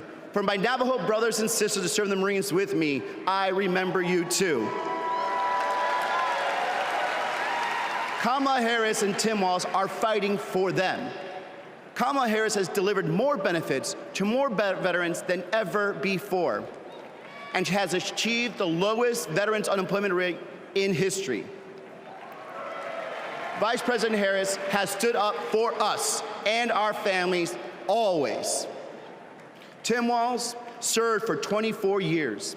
His passion for veterans earned him respect on both sides of the aisle, and he stands with us too. In fact, let me introduce you to some of the many Democrats who understand what service means, because we put country over politics.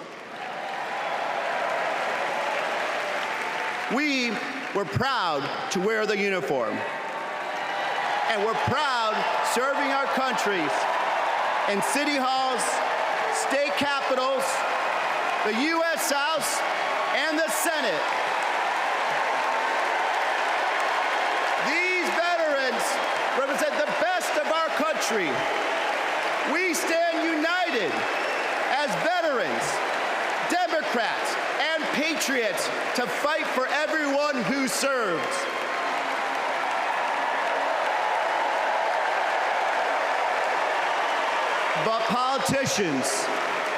But politicians like Donald Trump, they don't stand with us. They call patriots like Senator McCain losers. John McCain was an American hero. Show some respect. Trump's Project 2025 will slash veteran benefits and force VA hospitals to close across the nation. Show some respect. So, for the 18-year-old who decides to enlist, for the families like mine who prayed every night that their loved one would come home, for our troops stationed thousands of miles away, for my Marines of Lima Company, let's elect Kamala Harris and Tim Walz, who don't just respect our service, but revere it. Because the veterans who defended this country aren't just the reason we can sleep at night. They're the reason we can dream. And together, we'll fight for our veterans and everyone who served our country. Thank you.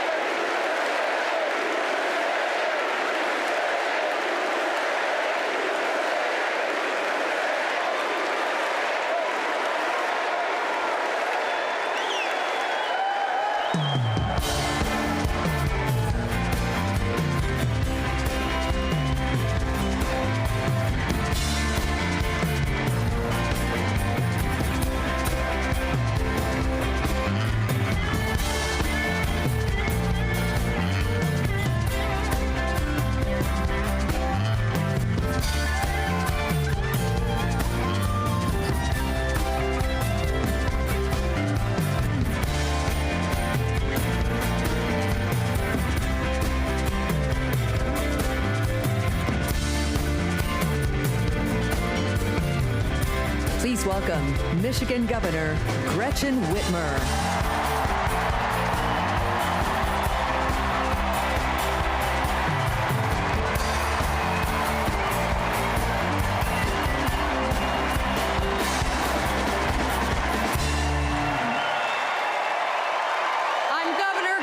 Whitmer. In Lansing, they call me Governor. But in Detroit, they call me Big Gretch.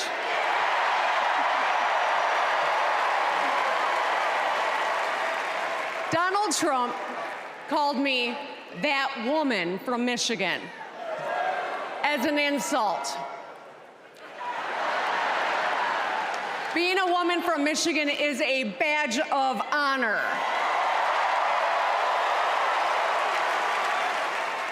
Like women across America, we just GSD. Get stuff done. At 29, I joined the sandwich generation. Sandwiched between working and raising my newborn and caring for my mom, who was dying from brain cancer. It was hard, but not extraordinary. It's life. Those nights reminded me who I was fighting for. People just trying to make it. Kamala Harris knows who she's fighting for, too. She took care of her mom, who also battled cancer. As president, she'll fight to lower the cost of health care and elder care for every family. She's lived a life like ours. She knows us. Donald Trump doesn't know you at all. You think he understands that when your car breaks down, you can't get to work? No. His first word was probably chauffeur. You think he's ever had to take items out of the cart before checking out? Hell, you think he's ever been to a grocery store? That's what the chauffeur is for. But Kamala Harris, she gets us. She sees us. She is us.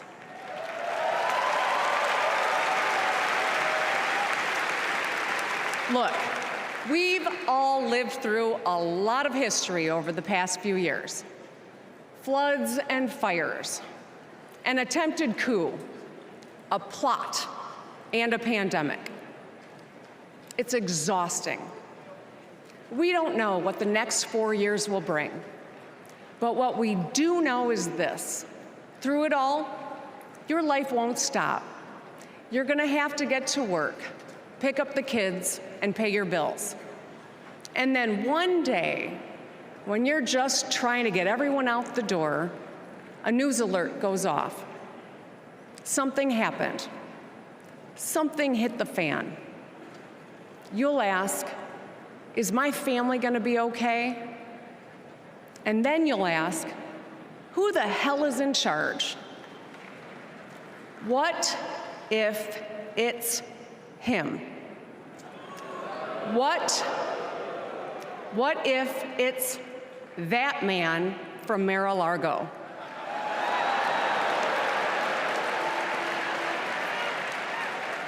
I know, in a crisis, we need someone strong enough to come up with a plan, to tell the truth, and to bring people together. Right now, before the crisis, is when we get to choose. Why wouldn't we choose the leader who's tough, tested, and a total badass?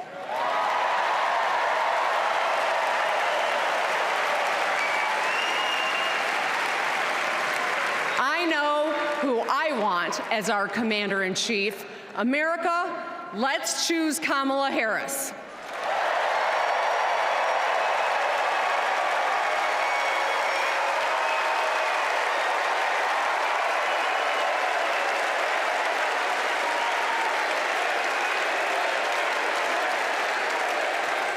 Please welcome actress, director, and philanthropist, Eva Longoria.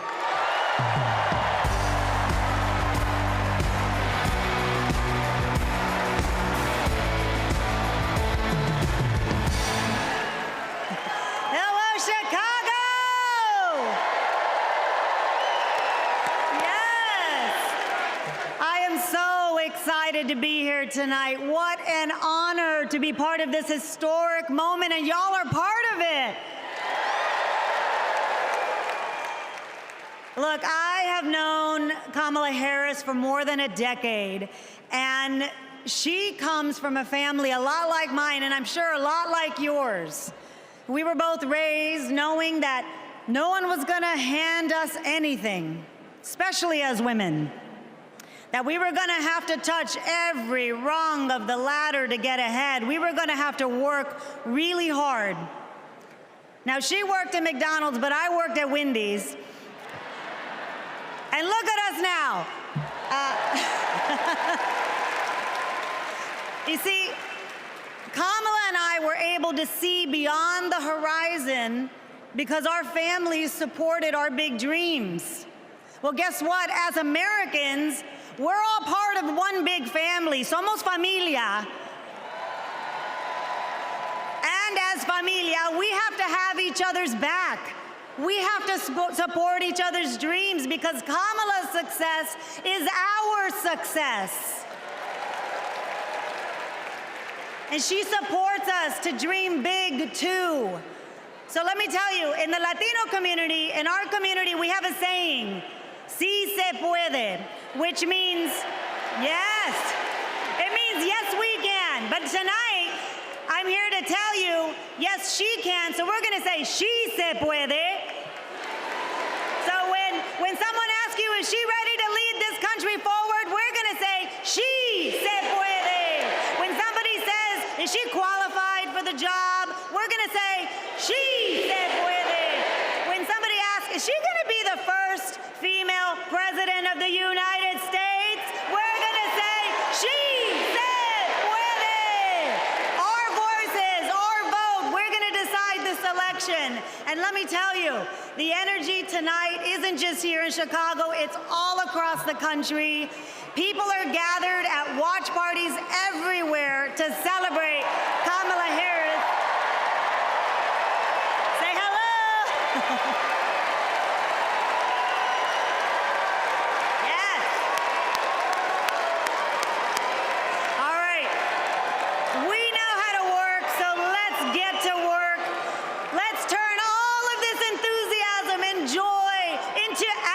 Between now and November 5th. Let's go. Sí se puede. Sí se puede.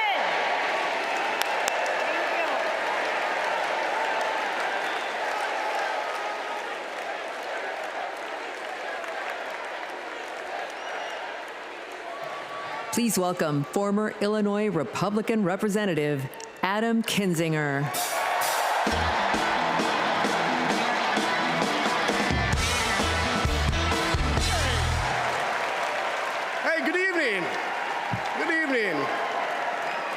Thank you, thank you, thank you. I'm Adam Kinzinger, and I am proud to be in the trenches with you as part of this sometimes awkward alliance that we have to defend truth, defend democracy, and decency. I was just a kid when I was drawn to the party of Ronald Reagan, to his vision of a strong America, the shining city on a hill. I was a Republican for 12 years in Congress, and I still hold on to the label. I never thought I'd be here, but listen, you never thought you'd see me here, did you? But I've learned something about the Democratic Party, and I want to let my fellow Republicans in on the secret. The Democrats are as patriotic as us.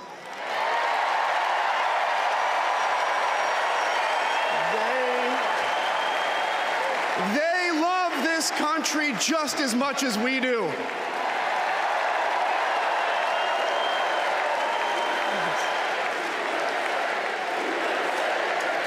And they And they are as eager to defend American values at home and abroad as we conservatives have ever been. I was relieved to discover that because I've learned something about my party too, something I couldn't ignore. The Republican Party is no longer conservative. It has switched its allegiance from the principles that gave it purpose to a man whose only purpose is himself. Donald Trump is a weak man pretending to be strong. He is a small man pretending to be big. He's a faithless man pretending to be righteous. He's a perpetrator who can't stop playing the victim. He puts on, listen, he puts on quite a show, but there is no real strength there. As a conservative and a veteran, I believe true strength lies in defending the vulnerable. It's in protecting your family. It's in standing up for our Constitution and our democracy. That is the soul of being a conservative. It used to be the soul of being a Republican, but Donald Trump has suffocated the soul of the Republican Party. His fundamental weakness has coursed through my party like an illness, sapping our strength, softening our spine, whipping us into a fever that has untethered us from our values. Our democracy was frayed by the events of January 6th, as Donald Trump's deceit and dishonor led to a siege on the United States Capitol. That day, I stood witness to a profound sorrow, the desecration of our sacred tradition of peaceful transition of power, tarnished by a man too fragile, too vain, and too weak to accept defeat.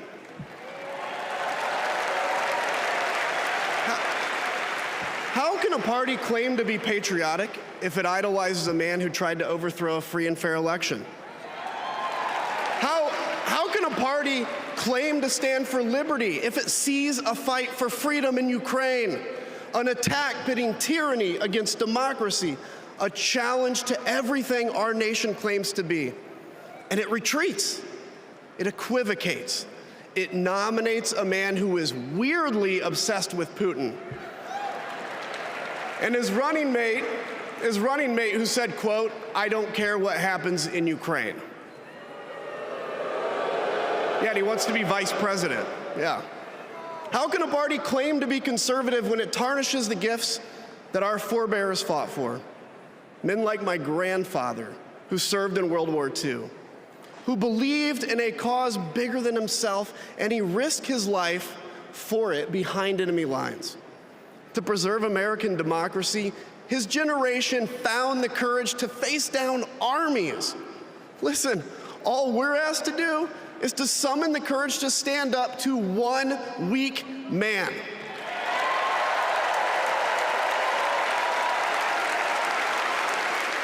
Some have questioned why I've taken the stand I have.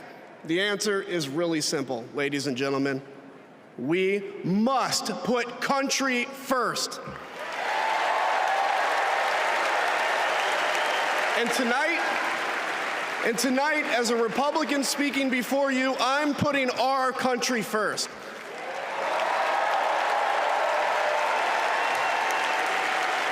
Because the fact is, I do belong here. I know Kamala Harris shares my allegiance to the rule of law, the Constitution, and democracy. And she is dedicated to upholding all three in service to our country. Whatever policies we disagree on pale in comparison with those fundamental matters of principle, of decency, and of fidelity to this nation.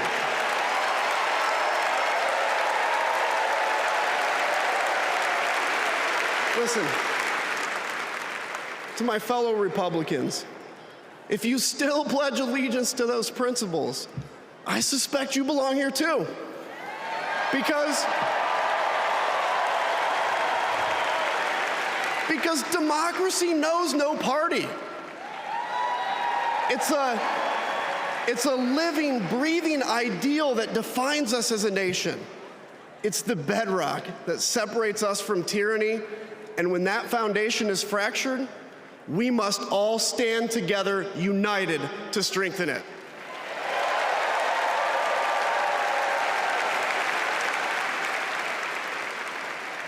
If you think those principles are worth defending, then I urge you, make the right choice.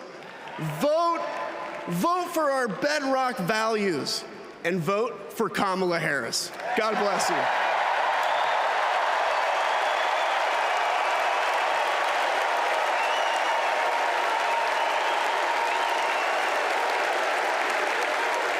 Please welcome lawyer, policy advocate, and sister of the Vice President, Maya Harris.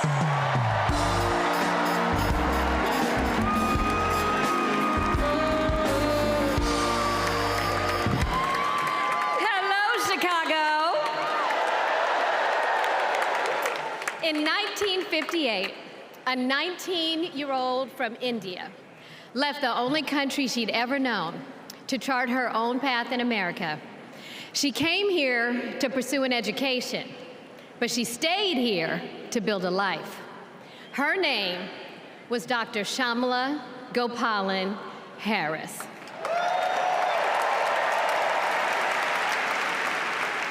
But we called her Mommy.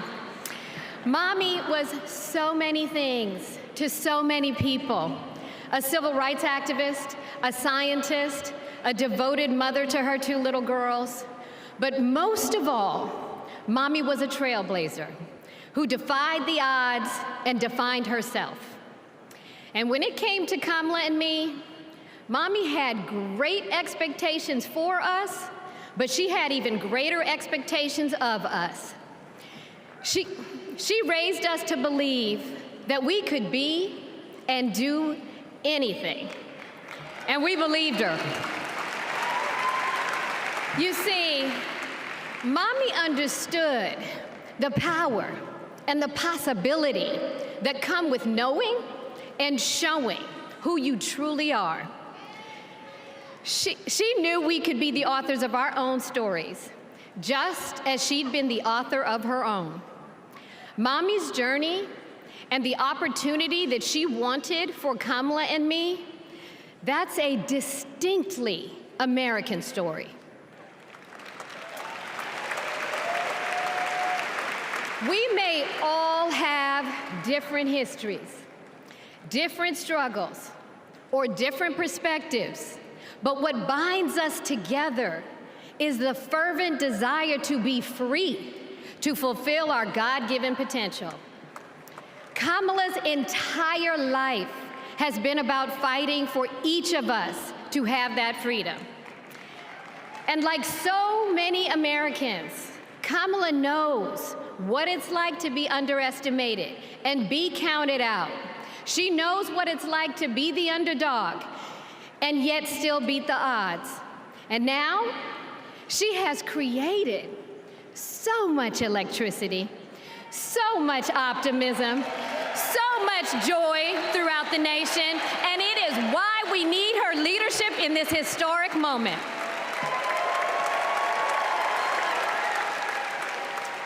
We are living in a time when some are trying to divide us, to separate us in ways that make it difficult for us to come together. Well, look, my sister rejects that view. Where others push darkness, Kamala sees promise. Where others feel detachment, Kamala fosters connection. Where others want to drag us back to the past, my sister says, hold up now, we are not going back.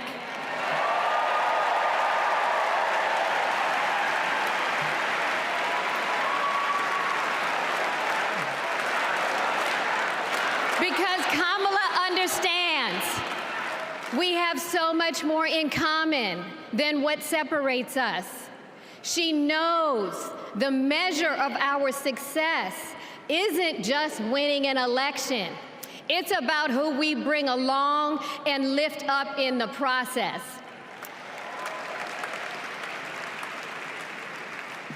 And so as I look out at all of you today and take in this incredible moment, I so wish that Mommy could be here tonight. I can just see her smiling, saying how proud she is of Kamala. And then, without missing a beat, she'd say, "That's enough, you got work to do." She would tell all of us to roll up our sleeves and get to work, to elect a leader who sees the potential in each of us, a leader who cares for all of us, a leader who fights for every one of us. Our Democratic nominee, my big sister, the next President of the United States, Kamala Harris.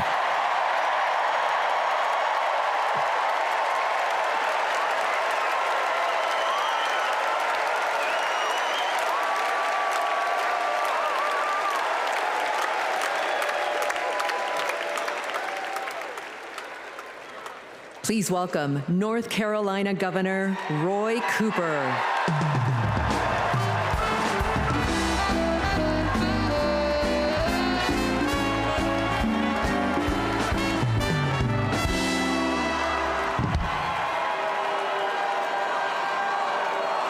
Hello, America. I'm Roy Cooper, the last guy standing between you and the moment we're all waiting for. So I'm going to get right to it. All week, you've heard stories about my friend Kamala. I want to take you behind the scenes of one of them. 2011 was a rough time for American homeowners. Hundreds of thousands were losing their homes to illegal foreclosure. I was Attorney General in North Carolina, while Kamala had just become California's. All the AGs were close to a settlement with the big banks, and it was a pretty good deal. Would have meant $4 billion for California families who'd been ripped off. I know that sounds like a lot, but Kamala said, hang on a minute. I've met these families. I know what they've been through, and they deserve more. She went toe-to-toe with some of the world's most powerful executives, and she refused to give in. Let me tell you, this was a huge risk, but she knew it was a risk worth taking. That's Kamala. And we all know what happened. The banks caved. That $4 billion for California families became $20 billion. That was the first time I witnessed Kamala in action. And what I saw was a leader who does exactly what she says she's going to do, who never will settle for less. America, we got a lot of big fights ahead of us, and we've got one hell of a fighter ready to take them on. I know that because I know her. And tonight, I want the American people to know, even if you don't agree with her on everything, Kamala Harris will fight for you to the very end. For families who need better health care or a safer place to live, Kamala will fight for you. For parents who want better schools for their kids, for workers worried about a secure retirement for themselves, Kamala will fight for you. For any one of our allies, anywhere in the world, wondering if America still has your back, remember this: Kamala will fight for you. And when she fights, we win. Kamala's ready. Kamala's ready. The question is, are we? Are we going to stand up and fight for Kamala like she'll stand up and fight for us? All right. If you're ready, my home state of North Carolina, stand up. Stand up, Pennsylvania. Stand up, Michigan. Stand up, Wisconsin. Stand up, Georgia. Stand up, Nevada. Stand up, Arizona. Stand up, America. Are we going to stand up? Are we going to fight? Are we going to vote? Are we going to win? You bet we are. Let's go get them.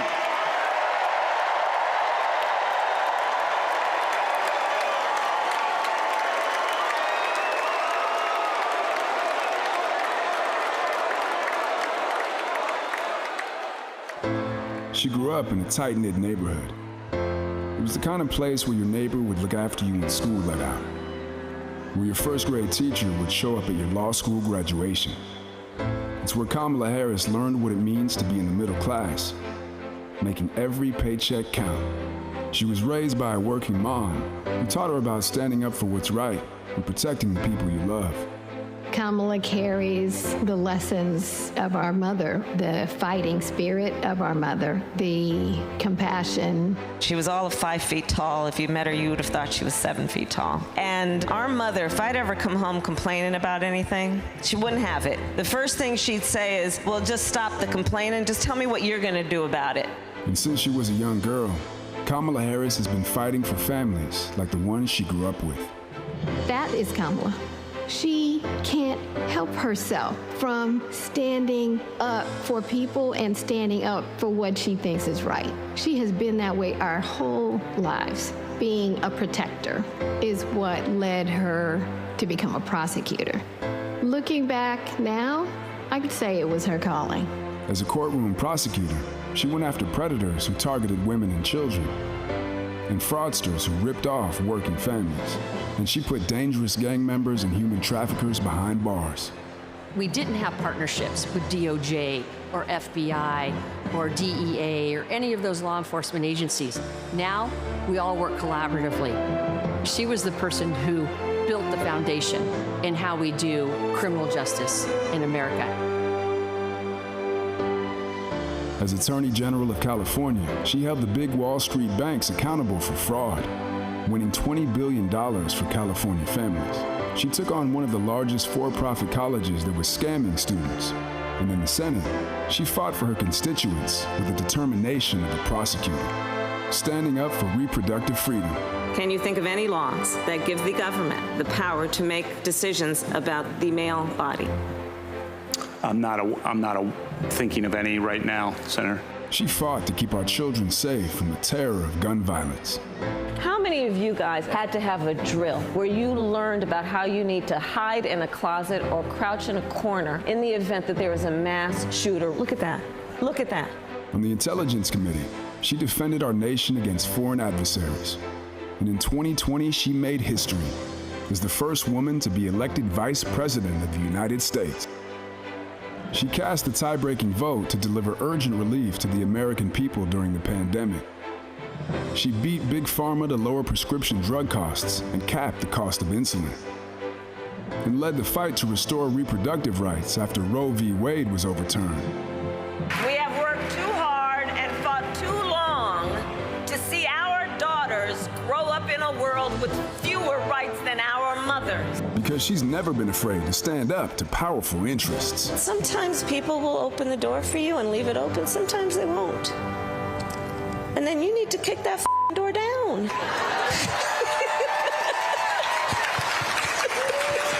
Excuse my language. Now, she's running for president, still fighting for families like the one she grew up with. Our campaign is about saying we trust the people.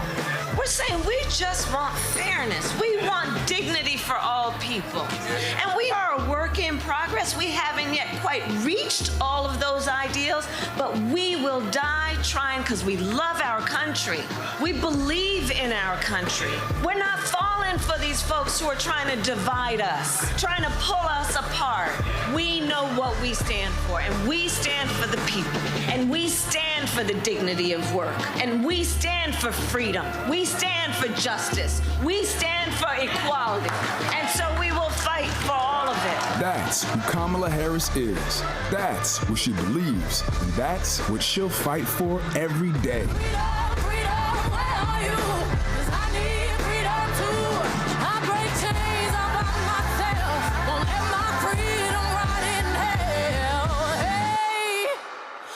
Keep on running, cause the winner don't quit on themselves.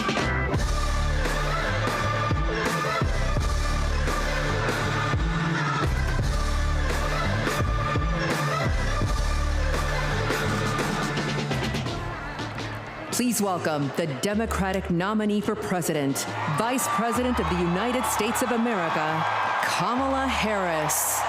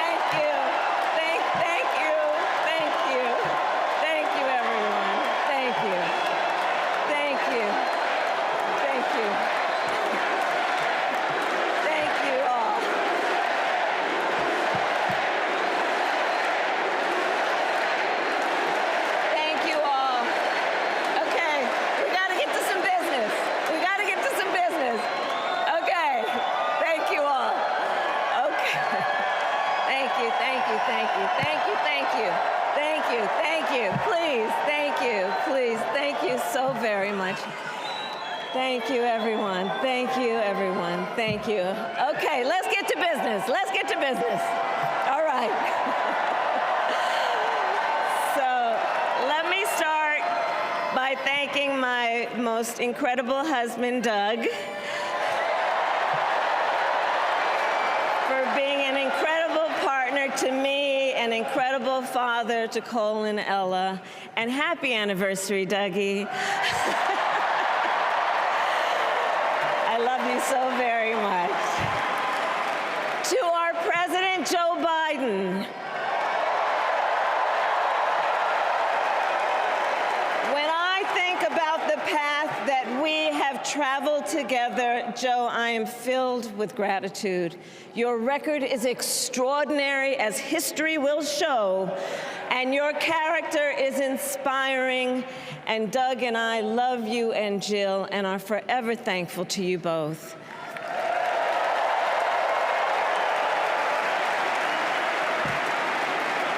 And to Coach Tim Walz,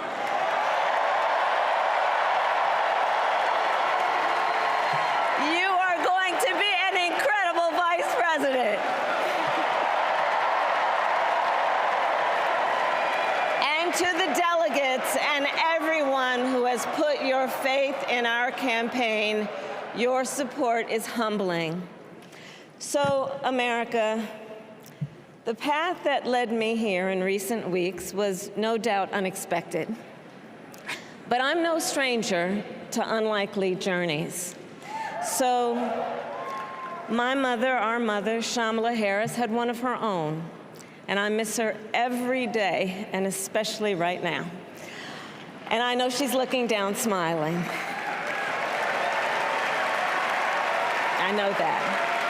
So my mother was 19 when she crossed the world alone, traveling from India to California with an unshakable dream to be the scientist who would cure breast cancer. When she finished school, she was supposed to return home to a traditional arranged marriage. But as fate would have it, she met my father, Donald Harris, a student from Jamaica.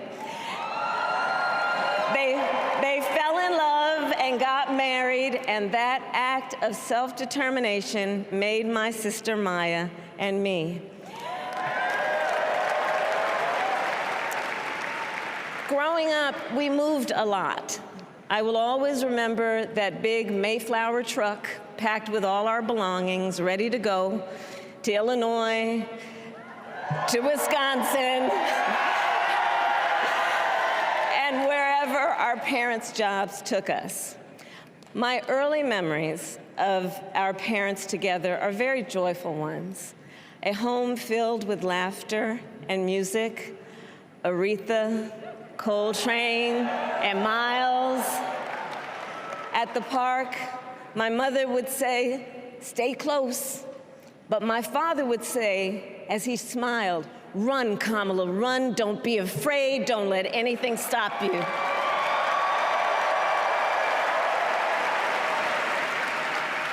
From my earliest years, he taught me to be fearless. But the harmony between my parents did not last. When I was in elementary school, they split up. And it was mostly my mother who raised us. Before she could finally afford to buy a home, she rented a small apartment in the East Bay. In the Bay, you either live in the hills or the flatlands. We lived in the flats. A beautiful working-class neighborhood of firefighters, nurses, and construction workers, all who tended their lawns with pride.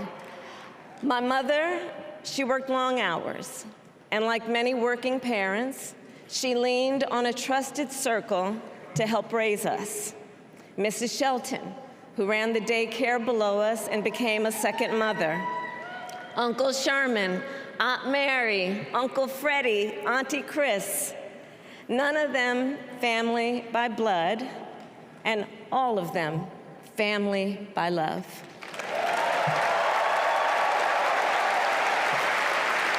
Family who taught us how to make gumbo, how to play chess, and sometimes even let us win. Family who loved us, believed in us, and told us we could be anything and do anything. They instilled in us the values they personified: community, faith, and the importance of treating others as you would want to be treated, with kindness, respect, and compassion. My mother was a brilliant, 5-foot-tall, brown woman with an accent. And as the eldest child, I saw how the world would sometimes treat her. But my mother never lost her cool. She was tough, courageous, a trailblazer in the fight for women's health, and she taught Maya and me a lesson that Michelle mentioned the other night. She taught us to never complain about injustice, but do something about it. Do something about it. That was my mother. And she taught us, and she also taught us, and never do anything half-assed. And that is a direct quote. A direct quote. I grew up immersed in the ideals of the civil rights movement. My parents had met at a civil rights gathering, and they made sure that we learned about civil rights leaders, including the lawyers like Thurgood Marshall and Constance Baker Motley, those who battled in the courtroom to make real the promise of America. So at a young age, I decided I wanted to do that work. I wanted to be a lawyer. And when it came time to choose the type of law I would pursue, I reflected on a pivotal moment in my life. You see, when I was in high school, I started to notice something about my best friend, Wanda. She was sad at school, and there were times she didn't want to go home. So one day I asked if everything was all right, and she confided in me that she was being sexually abused by her stepfather. And I immediately told her she had to come stay with us, and she did. This is one of the reasons I became a prosecutor, to protect people like Wanda, because I believe everyone has a right to safety, to dignity, and to justice.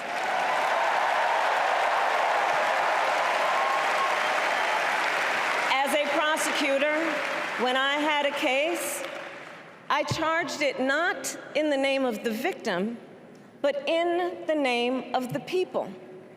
For a simple reason. In our system of justice, a harm against any one of us is a harm against all of us.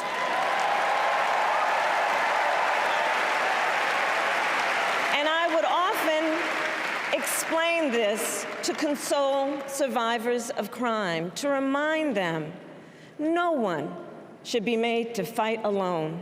We are all in this together. And every day in the courtroom, I stood proudly before a judge and I said 5 words: Kamala Harris for the people.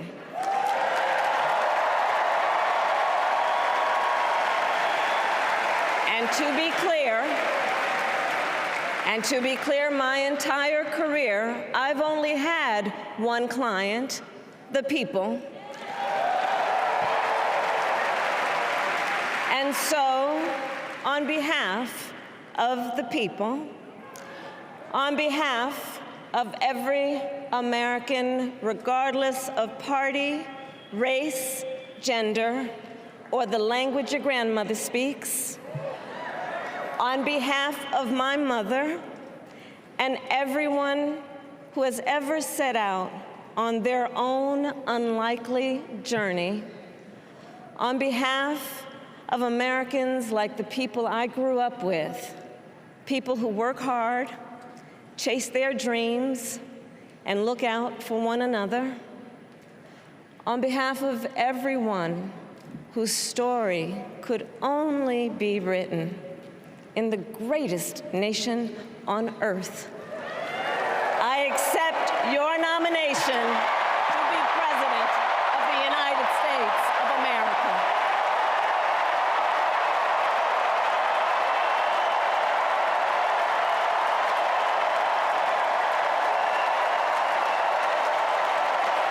And with this election,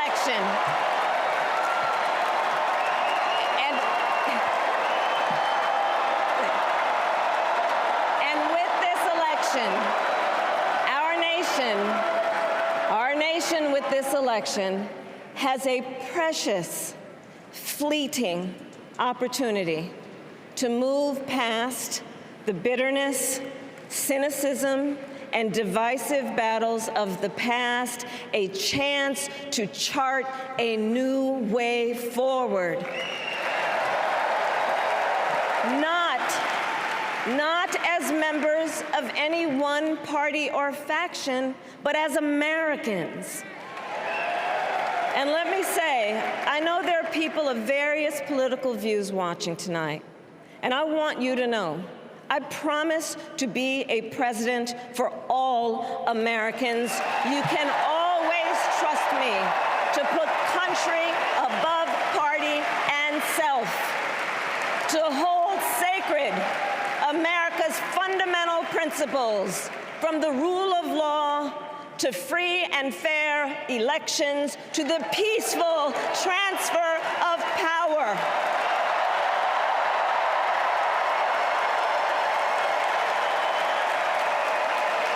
I will be a president who unites us around our highest aspirations, a president who leads and listens, who is realistic, practical, and has common sense, and always fights for the American people. From the courthouse to the White House, that has been my life's work. As a young courtroom prosecutor in Oakland, California, I stood up for women and children against predators who abuse them. As Attorney General of California, I took on the big banks, delivered $20 billion for middle-class families who faced foreclosure, and helped pass a homeowner Bill of Rights, one of the first of its kind in the nation. I stood up for veterans and students being scammed by big for-profit colleges, for workers who are being cheated out of their wages, the wages they were due, for seniors facing elder abuse. I fought against the cartels who traffic in guns and drugs and human beings, who threaten the security of our border and the safety of our communities. And I will tell you, these fights were not easy, and neither were the elections that put me in those offices. We were underestimated at practically every turn, but we never gave up, because the future is always worth fighting for.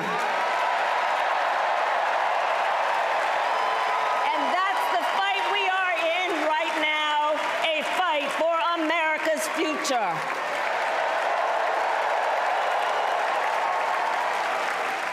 Fellow Americans, this election is not only the most important of our lives, it is one of the most important in the life of our nation. In many ways, Donald Trump is an unserious man. But the consequences of putting Donald Trump back in the White House are extremely serious. Consider not only the chaos and calamity when he was in office, but also the gravity of what has happened since he lost the last election. Donald Trump tried to throw away your votes.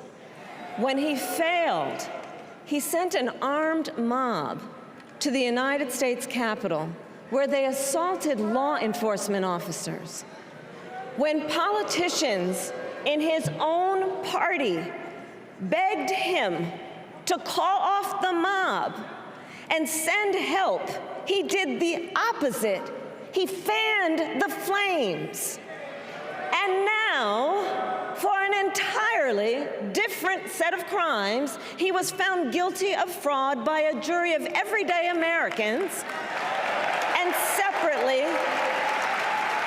separately found liable for committing sexual abuse. And consider what he intends to do if we give him power again. Consider his explicit intent to set free violent extremists who assaulted those law enforcement officers at the Capitol. His explicit intent to jail journalists, political opponents, and anyone he sees as the enemy. His explicit intent to deploy our active duty military against our own citizens. Consider the power he will have, especially after the United States Supreme Court just ruled that he would be immune from criminal prosecution. Just imagine Donald Trump with no guardrails, and how he would use the immense powers of the presidency of the United States, not to improve your life, not to strengthen our national security, but to serve the only client he has ever had, himself.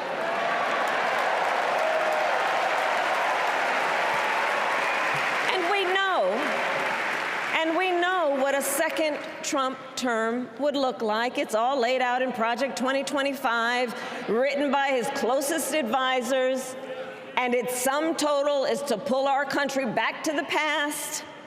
But America, we are not going back. We are not going back.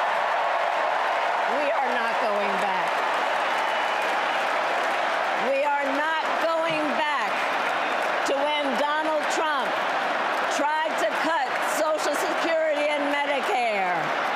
We are not going back to when he tried to get rid of the Affordable Care Act, when insurance companies could deny people with pre-existing conditions.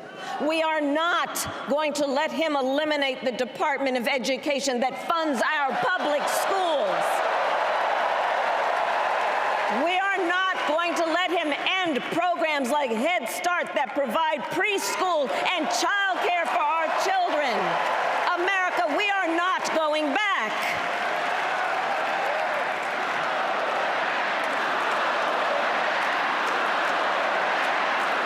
And we are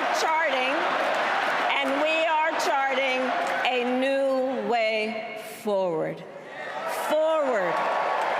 To a future with a strong and growing middle class, because we know a strong middle class has always been critical to America's success. And building that middle class will be a defining goal of my presidency.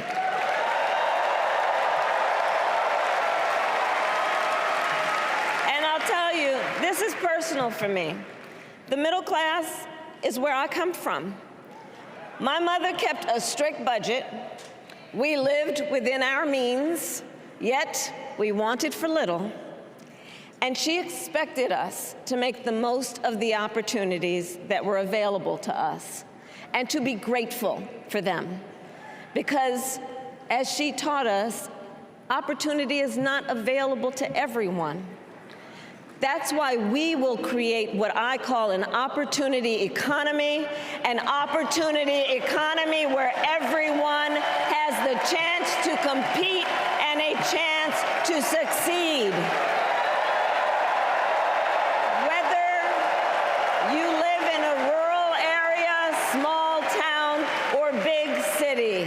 And as president, I will bring together labor and workers and small business owners and entrepreneurs and American companies to create jobs, to grow our economy, and to lower the cost of everyday needs like health care and housing and groceries.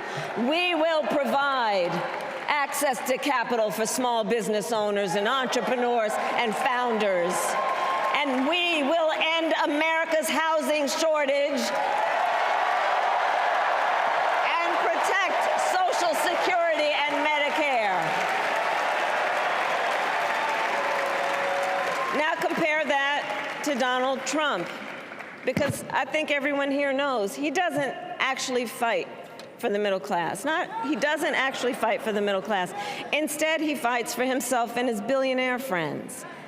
And he will give them another round of tax breaks that will add up to $5 trillion to the national debt.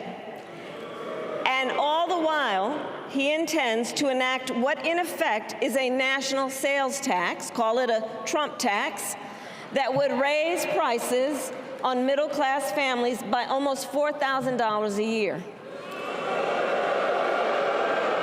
Well, instead of a Trump tax hike, we will pass a middle-class tax cut that will benefit more than 100 million Americans.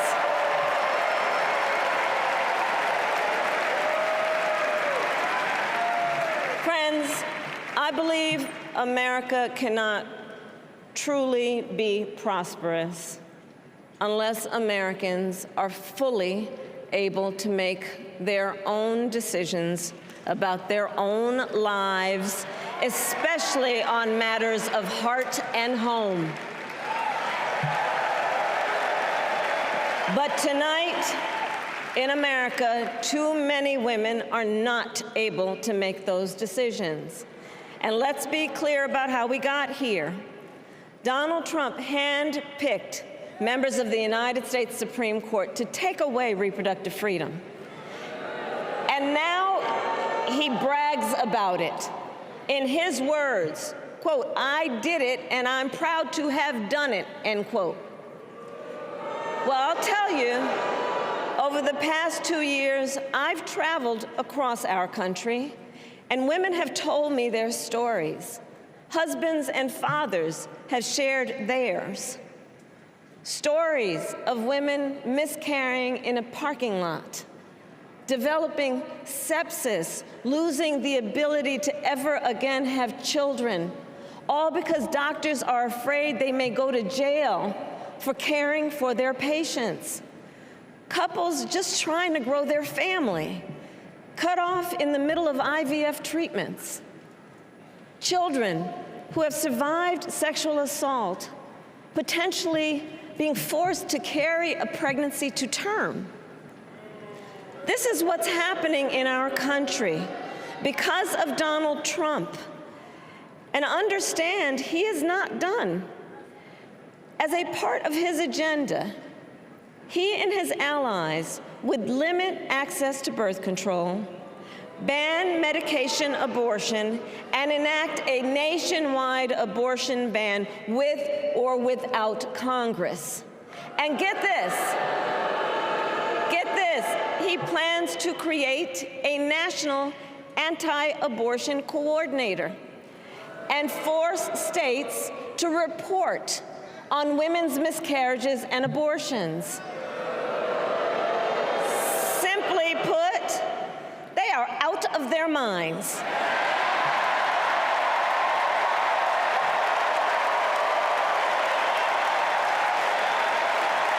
And one must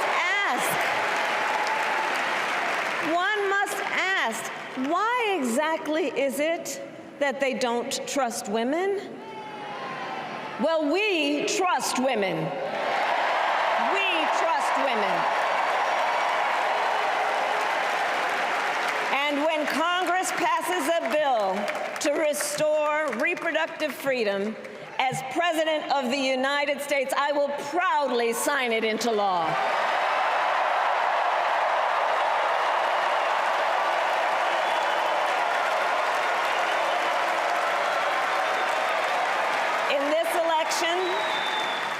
Many other fundamental freedoms are at stake. The freedom to live safe from gun violence in our schools, communities, and places of worship. The freedom to love who you love openly and with pride. The freedom to breathe clean air and drink clean water and live free from the pollution that fuels the climate crisis, and the freedom that unlocks all the others the freedom to vote. With this election, we finally have the opportunity to pass the John Lewis Voting Rights Act and the Freedom to Vote Act.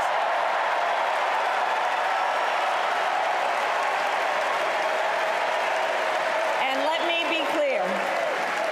me be clear, after decades in law enforcement, I know the importance of safety and security, especially at our border. Last year, Joe and I brought together Democrats and conservative Republicans to write the strongest border bill in decades. The Border Patrol endorsed it. But Donald Trump believes a border deal would hurt his campaign. So he ordered his allies in Congress to kill the deal. Well, I refuse to play politics with our security, and here is my pledge to you. As president, I will bring back the bipartisan border security bill that he killed, and I will sign it into law. I know we can live up to our proud heritage as a nation of immigrants and reform our broken immigration system. We can create an earned pathway to citizenship and secure our border.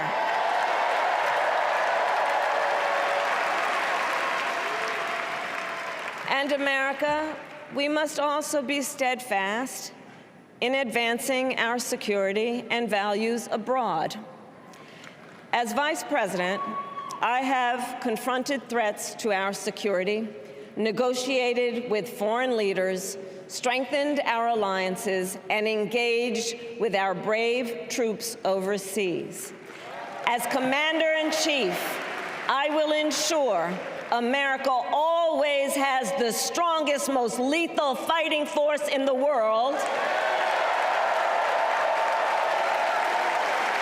and I will fulfill our sacred obligation to care for our troops and their families, and I will always honor and never disparage their service and their sacrifice.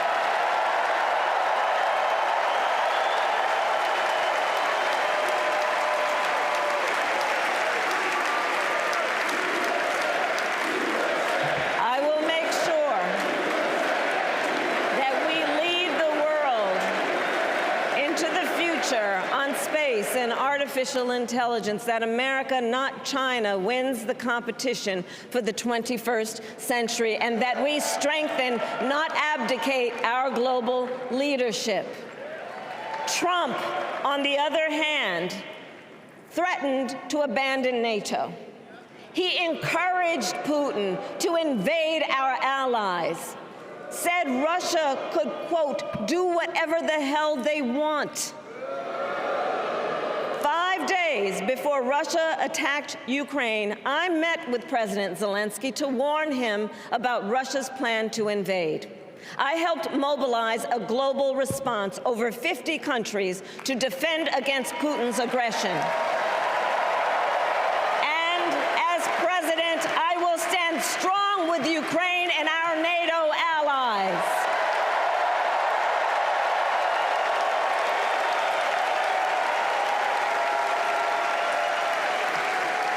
With respect to the war in Gaza, President Biden and I are working around the clock, because now is the time to get a hostage deal and a ceasefire deal done.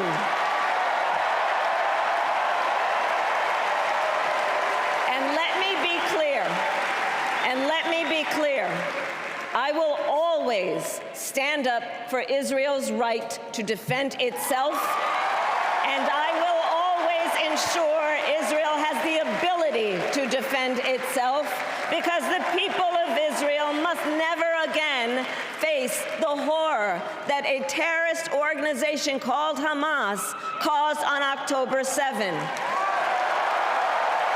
including unspeakable sexual violence and the massacre of young people at a music festival. At the same time, what has happened in Gaza over the past 10 months is devastating.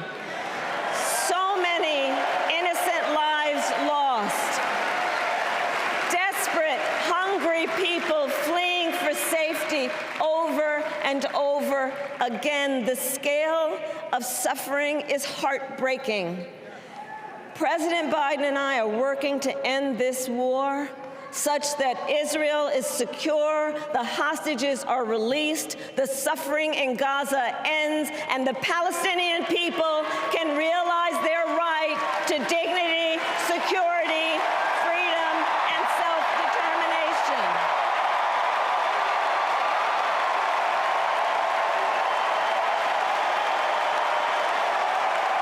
And know this, I will never hesitate to take whatever action is necessary to defend our forces and our interests against Iran and Iran-backed terrorists. I will not cozy up to tyrants and dictators like Kim Jong-un who are rooting for Trump,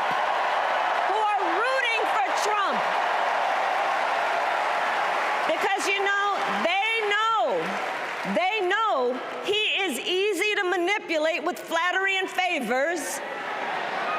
They know Trump won't hold autocrats accountable because he wants to be an autocrat himself. And as president, I will never waver in defense of America's security and ideals, because in the enduring struggle between democracy and tyranny, I know where I stand and I know where the United States belongs.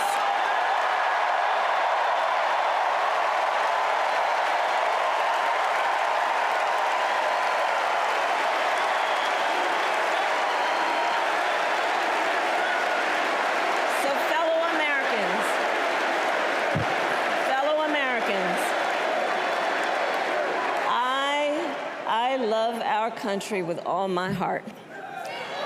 Everywhere I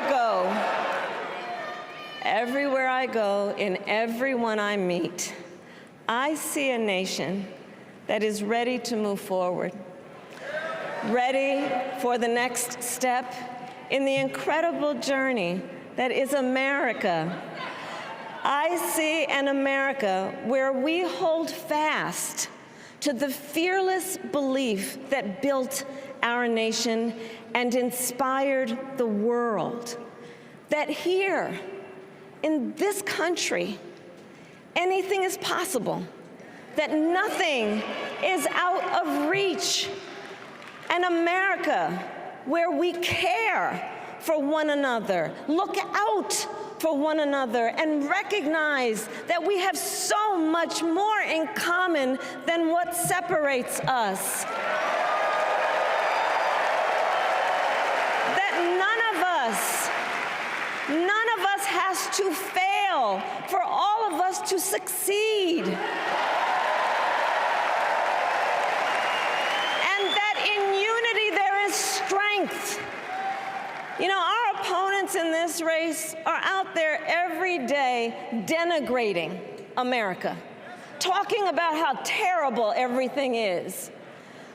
Well, my mother had another lesson she used to teach. Never let anyone tell you who you are. You show them who you are. America, let us show each other and the world who we are and what we stand for. Freedom, opportunity, compassion, dignity, fairness, and endless possibilities.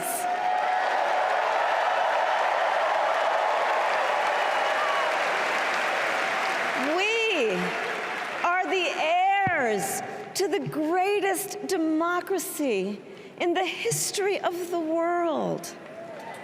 And on behalf of our children and our grandchildren and all those who sacrificed so dearly for our freedom and liberty, we must be worthy of this moment.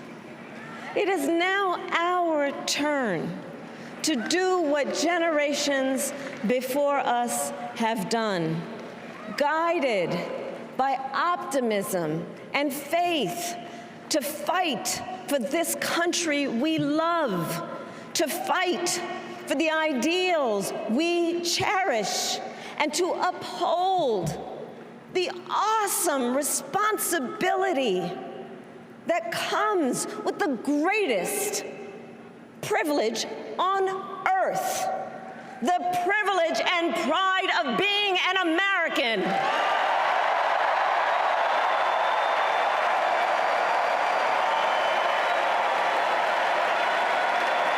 So let's get out there, let's fight for it, let's get out there, let's vote for it, and together let us write the next great chapter in the most extraordinary story ever told. Thank you. God bless you, and may God bless the United States of America. Thank you all.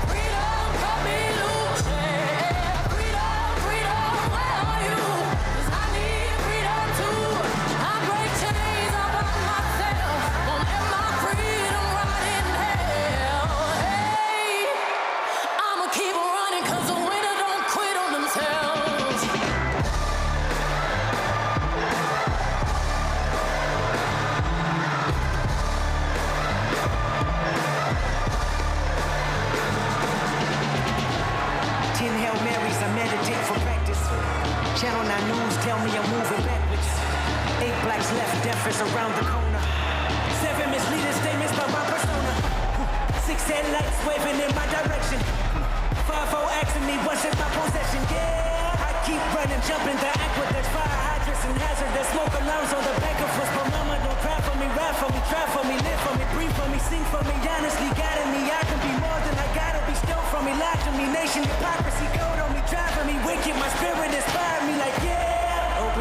Emotional gates in high desert. Open our mind as we cast away oppression. Open the streets and watch our beliefs. And when they carve my name inside the concrete, I pray it forever reads.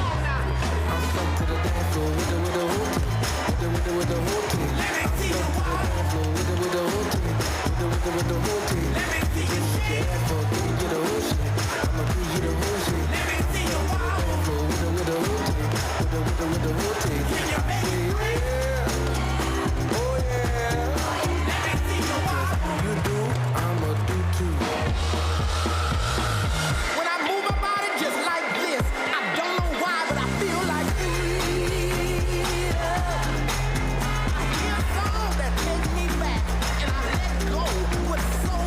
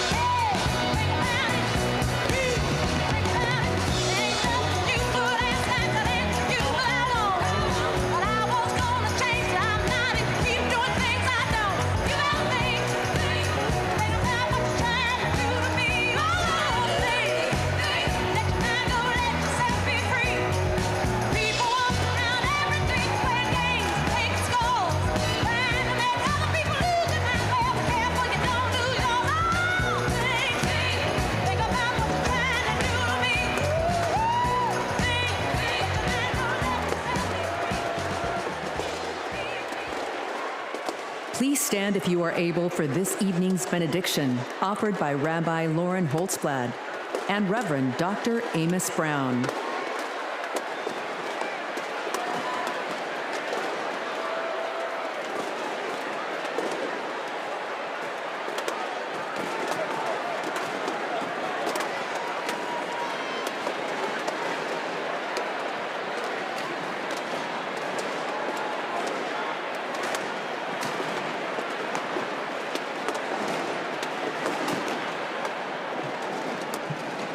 America, let us pray. God brought us out of the narrow place of oppression to freedom. Let's remember the treacherous road our ancestors traveled to freedom, their sacrifice and resolve to bring a better, more inclusive world. We stand on their shoulders to declare, we are not going back. God, who notices the downtrodden, give us the courage to imagine the world as you do, where everyone has the opportunity to thrive, where diversity brings strength, not weakness, and where all have the right to make the choices for their own bodies. God of strength, guard Vice President Harris and Governor Walz with your sheltering presence as they carry on with courage and conviction to build a better future for all Americans. Shine a light on them so that they may continue to pursue justice, equity, and reproductive freedom.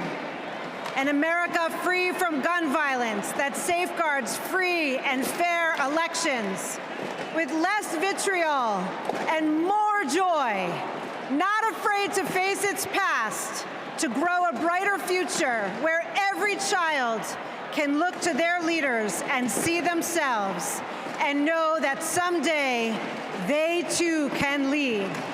May we all be blessed with the ability to see the humanity in each other. America, let's make history. Amen.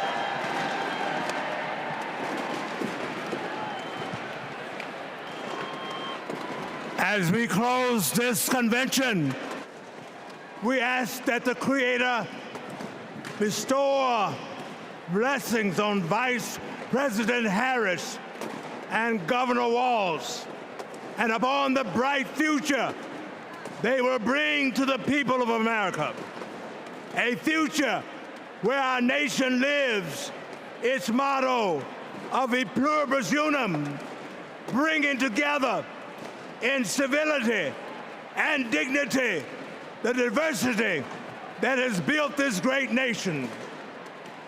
E pluribus unum, one nation that embraces us all, every race, creed, or color, regardless of sexual orientation, gender or gender expression, rich and poor, old and young, urban and rural. A future, oh God, for every American, where the humanity of all persons will be affirmed and celebrated, where every American has the opportunity and freedom to pursue those inalienable rights of life, liberty, and the pursuit of happiness. A future, oh God, where we live in peace and joy, where we set aside our rancor and division, where we heal our differences and celebrate our common purposes as one nation, one American community, that great city on a hill that serves as a beacon for all the people and all the nations. This is a journey we begin today, and we pray that the Almighty God will guide us on this path today, tomorrow, and for all the generations to come. Amen and amen.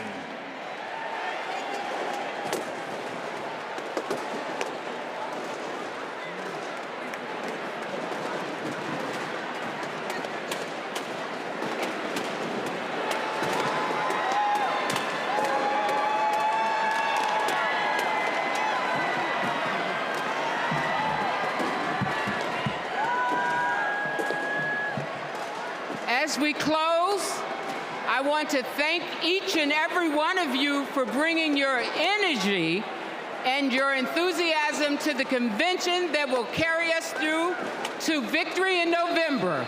Look around. You're surrounded by people from every corner of the country who traveled here because they believe in our mission.